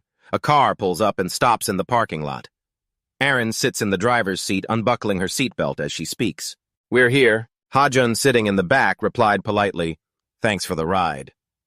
As he opened the door to get out, Lucio turned to ask him, Ha-jun, I thought we were going to pick out furniture today. Ha-jun coaxed her, Come on now, little one. We can do that on the way back. It's not like we have other plans tonight, right? Hearing this, Lucio got angry, threw both hands up, and protested, What do you mean we don't have any plans? You said we were going to look at furniture all day and then grab something delicious to eat. Ha-jun rested his hand on his chin and explained, We can get food whenever we want, but the chance to earn 4 billion won doesn't come around every day, so I have to at least hear what they have to say. But Lucio wouldn't listen. She pointed at him angrily and scolded, Ha-jun, you are nothing but a blatant liar. Suddenly, Aaron walked over holding a gold card and said, Take this if you want. The little one was still pouting, but quickly asked, What is that? Aaron replied, This is an access card for the employee cafeteria. You can grab a snack there after the meeting. The food there is actually really good. Hearing that, Lucio's eyes sparkled with joy, and she thanked the woman, dancing around and praising her. Lucio felt she was a strange person for only caring about the food, but she's all right in my book. Witnessing this, Ha-jun thought to himself, Of course Lucio's been won over by the food. He suddenly turned to the side, noticing something. Ha-jun looked up at the massive building in front of him and exclaimed, So this is the Jinwan Guild, the top guild in the country. In my entire life, I never thought I'd get to step foot inside of this building. The scene cuts to an office. Seo-jun greeted them happily. Look who it is. I heard you're moving into a new place today. Congratulations. He continued, Oh my, look at my manners. I should have brought a gift. Not wanting to drag things out, Ha-jun went straight to the main point. Let's put the pleasantries aside. I want to know why you need me, he warned. And don't waste my time. My little partner is itching to get going. Lucio, holding her meal voucher, puffed out her cheeks, a bit dissatisfied, and urged, Hurry up, Lucio is hungry. Seeing this, Seo-jun didn't say much else, displaying his hospitality by inviting them to sit. Right, let's get down to business. Sit down, you two. Ha-jun hugged the little one tight. He was filled with suspicion regarding Seo-jun's behavior. Why is he acting so friendly? It makes me uneasy. I have a bad feeling about this. He placed a folder on the table and said, I'll give you an overview of the issue that's been emerging lately. Looking at the contents, Ha-jun wondered, Wait, are they re-evaluating the difficulty of the dungeons? Seo-jun didn't beat around the bush and got straight to the point. I'm sure you still remember the monster we encountered in the Hayani dungeon. Just like that one monster's appearing, in other dungeons have suddenly become much stronger than the level they were originally rated for. As a result, many dungeon raids across the country have been suspended. He said seriously, If we fail to clear these dungeons, it could lead to the worst-case scenario, a dungeon break. Seo-jun predicted based on the current critical situation. He crossed his arms as he sat opposite them and continued, "That would release all the monsters and ravage the entire country. A disaster like that could cause the whole nation to collapse." Ha-jun picked up the folder and said, "I understand this is extremely urgent, but you really expect me to go find the cause of this?" Seo-jun saw his skepticism and said, No, that's not it at all. What I need you to do is much simpler. Could you take a look at the next page?" Ha-jun was curious. "The next page," he continued, "you just need to go to the dungeons mentioned in the report and investigate the monster there." Ha-jun's expression changed and he blurted out, "Are you kidding me?" He flipped to a page featuring a dragon. Ha-jun stopped and asked, "You want me to collect data on the red dragon?" Below was some information about the red dragon. It is massive, distinctively red, possesses a long tongue, and is known by the world as a boss monster, considered the strongest of them all. A level 7 monster in this country. Even if all the rank A hunters in the nation teamed up, they still couldn't take it down. It's a certainty. Hearing that, Ha-jun was furious and lunged forward, acting all tough, stomping on the table and confronting Si-jun. "Isn't your guild supposed to be the strongest in the country, so why are you offloading this onto a delivery guy like me, expecting me to investigate a terrifying monster like that?" You could see a hint of fear in your eyes from that reaction. "I won't let you fight this alone," Se-jun said with a bit of a guilty conscience, then continued. "My guild will handle the basic tasks like scouting. The area we want you to cover is to gather information on the Red Dragon and the Lizard King." Hearing the name of a new monster, he asked back, "The Lizard King. What the hell is that?" "You explained in detail. It's another monster in the area. I was hoping you could check that out too while you're there." Ha-jun was so angry he felt like spitting fire. He grabbed Se-jun by the collar and shouted, "No way in hell am I doing that! Basically, it's a suicide mission and you're only offering me 4 billion won." Se-jun panicked, grabbed his hand and stammered, "Calm down, I haven't finished yet." Fearfully, he added, "That amount is just the deposit. I'll pay you double that after the investigation is complete." Ha-jun suddenly calmed down and let go of his collar. Even he couldn't believe his ears. He was already paying double, and now he'd be getting double that amount again. Se-jun was sweating nervously and nodded. Immediately, Ha-jun reached out, slapped his hand, and said excitedly, "Deal!" In his heart, he whispered, 8 billion one man. I'd be a total idiot to turn down a payday like this. The scene shifts to a dreamy, mystical space with a star-studded sky and a shimmering rainbow. An old man with white hair appears holding a long staff with wings and 2 snakes. His eyes flashed with caution as he heard approaching footsteps. The arrival was a young man clad in armor riding a horse also armored in gold. In his hand, he held a purple slime. The old man with white hair spoke up, "You're not usually this late." He immediately explained, "I ran into a little trouble on my way back." He threw the monster onto the ground. It was slimy and long like a snake, but it had 5 eyes and rows of sharp teeth. He spoke about the creature. "I saw one of these creatures wandering below. It seems they've also been appearing in Northern Europe recently." The old man looked down and assessed it. "They've traveled that far already. They're spreading much faster than I anticipated. We need to resolve this as quickly as possible." He thought to himself, "I realized the apocalypse had begun, but I didn't think it would spread this fast." Because the rider couldn't stay long, he immediately said his goodbyes. "I have matters that need to be resolved, so I must be going," he asked. "What other business do you have to take care of?" The rider turned his horse and looked back. Answering, Odin requested that I go to Valhalla because there's been a disturbance there. I didn't expect it to be this late already, so I have to hurry. The white-haired old man reassured him, "You don't need to worry about that. Freya has already found a Greek hero to deal with that problem. Sigurd only had good things to say about him. It seems this hero has handled everything very well." Hearing that, he asked out of curiosity, "A Greek hero, is it Orpheus or Achilles?" He replied, "No. From what I know, that hero is just an ordinary mortal like you." Hearing that, he was surprised, like me. He thought to himself, "If that's true, then this person must be on a mission on behalf of all the gods." He frowned slightly, feeling a bit annoyed and curious. But why is he sticking his nose into my business? What if he's considered a servant of the Greek gods? I want to see this so-called hero with my own eyes. On the other side, Ha-jun was walking back holding Lucio. He was ecstatic thinking about the money he was about to receive. Laughing, he exclaimed, "So much money!" And the little one in his arms happily raised her hands and cheered, "It's dinner time!" At the Nosan-jung-nam gate, a black hole was emitting strange lightning. The winds coming from the gate swept up the dust on the ground.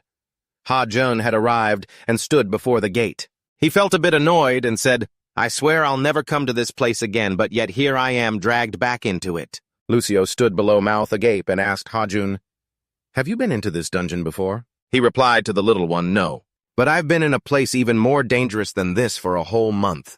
Hearing that, Lucio was both surprised and disbelieving, adding, "You've stayed in a place even more dangerous than this for a whole month." The little one concluded her own thoughts. "I knew it. Even though you look normal on the outside, I know you're not ordinary in the slightest." Ha-jun complained, "Kid, you have no idea what I've been through." Finishing his sentence, he smiled deviously as a weapon appeared in his hand. "All right, let's go inside and see what's what." His shiny new vehicle appeared, his newly upgraded scooter. Things were definitely going to be a lot easier now. At that same moment, the system panel popped up containing information about the scooter. The ultra-durable scooter crafted from precious materials by master artisans. The bike has a protective energy shield. This vehicle is for elite warriors and reduces 90% of all external impact on the rider. At that same moment, a system window popped up displaying information about the scooter. Ultra-durable scooter crafted from premium materials by master artisans. Features a protective barrier. Designed for elite warriors, reducing all external impact on the rider by 90%. Ha-jun thought to himself that he'd only casually asked Hephaestus to try upgrading his bike. He couldn't believe it actually worked. He remembered asking the man, "Hephaestus, I really need to see if this thing is still good to go." Hephaestus had surprisingly agreed right away, just telling him to leave the bike with him. It turned out way better than Ha-jun expected. As he ran his hands over it and checked it out, he couldn't believe it. He had received such an incredibly upgraded bike. Ha-jun recalled the previous incident with the bike. It was already good to begin with, but he couldn't afford to be affected like that again, just like when that creature used her bizarre moves on him. Before he knew it, he and Lucio were on the bike. Ha-jun let out a smug laugh as he zipped through the gate. "Now I've got nothing to fear. I'm ready to take on that lizard, or that red fire dragon for that matter." The little lady sitting behind him spoke up with determination. "We can do this." The scene shifted inside the gate. A lush green forest appeared. The scooter's tires rolled over the swamp, splashing water everywhere. Ha-jun exclaimed in delight. "Looks like the parts on my bike were seriously upgraded. The wheels are just gliding over this swamp, without getting stuck in this mud at all." Lucio, sitting behind him, had mud splattered all over her face. She clung tightly to Ha-jun, crying and shouting, "Ha-jun, the water is spraying all over me." He felt a bit sheepish, though not overly concerned. "Sorry, kid, there's not much I can do about it." Suddenly, Lucio seemed to spot something ahead and kept calling his name. "Ha-jun, Ha-jun." In front of them stood a magnificent palace. Lucio said, "Look." The sight caught Ha-jun off guard, and he gasped in surprise. The palace radiated a sparkling glow. "Good grief, this castle is massive." The two continued speeding over the mud. Lucio asked, "Ha-jun, is this the place you said you lived for a month? Does this look anything like that castle?" Hearing that, he denied it immediately. "No way, if that place had looked this nice. I wouldn't have jumped off the boat." The little lady was confused by his words. "Jumped off the boat, what do you mean?" Ha-jun brushed off the question. "Forget it, never mind." As the bike reached the palace entrance, he calculated based on the intel he had. "I think if I can just get past this castle gate, I'll be able to find the Lizard King." "But something feels off. Why isn't anyone guarding the gate?" Ha-jun was confused. "I expected there to be guards here, just like every other castle." No sooner had he thought that than a squad of lizard soldiers holding spears marched right toward him. Ha-jun turned red with anger and cursed. "Damn it, I figured it wouldn't be that easy." He tried to calm himself down, but since I'm already here, I guess it's predictable. Seeming to catch a sound, one of the lizards spotted something scanning the area alertly. There was no one at the gate like it thought. The lizards scanned the area confused, but they had no idea that two humans were hiding behind the door. Ha-jun watched the lizard's movements and muttered, "These gunbell guys really need to come up with a better plan. They always use the same tired tactics. Give me a break, will ya?" Lucio smirked. "Well, the readers would probably love it if you suffered a bit." Sitting on top of Ha-jun's helmet, she pointed at the gunbell crowd and asked anxiously, "Besides, aren't they all just a bunch of lizard people?" He suppressed his frustration and replied to Lucio, "Ugh, this is no joke. They're giant lizards that walk on two legs, and right now—" "Get off my helmet now," Ha-jun muttered to himself. "What is up with her character design anyway?" Wasn't she supposed to be smaller? The little lady buzzed anxiously in front of Haezun. So what do we do now? You and I are going to go in and destroy everything like we always do, right? But that wasn't part of Haezun's plan. He crouched behind the door, calculating. I didn't come here to kill those monsters. My mission is to gather data on the boss. Haezun stayed lost in his own thoughts. He remembered the time he gave his all to destroy the giant wolf in Hyohem. That meant, I don't need to risk my life fighting those monsters like I used to. Haezun made a plan. I'll follow the lizard's trail quickly and get the first part of this plan done. He smirked, tapping into his power. Thanks to Kini, the two of them slipped past the monster's guard unseen. Haezun looked back and mused, nice. Just using Kini is enough to keep them from noticing we're even here.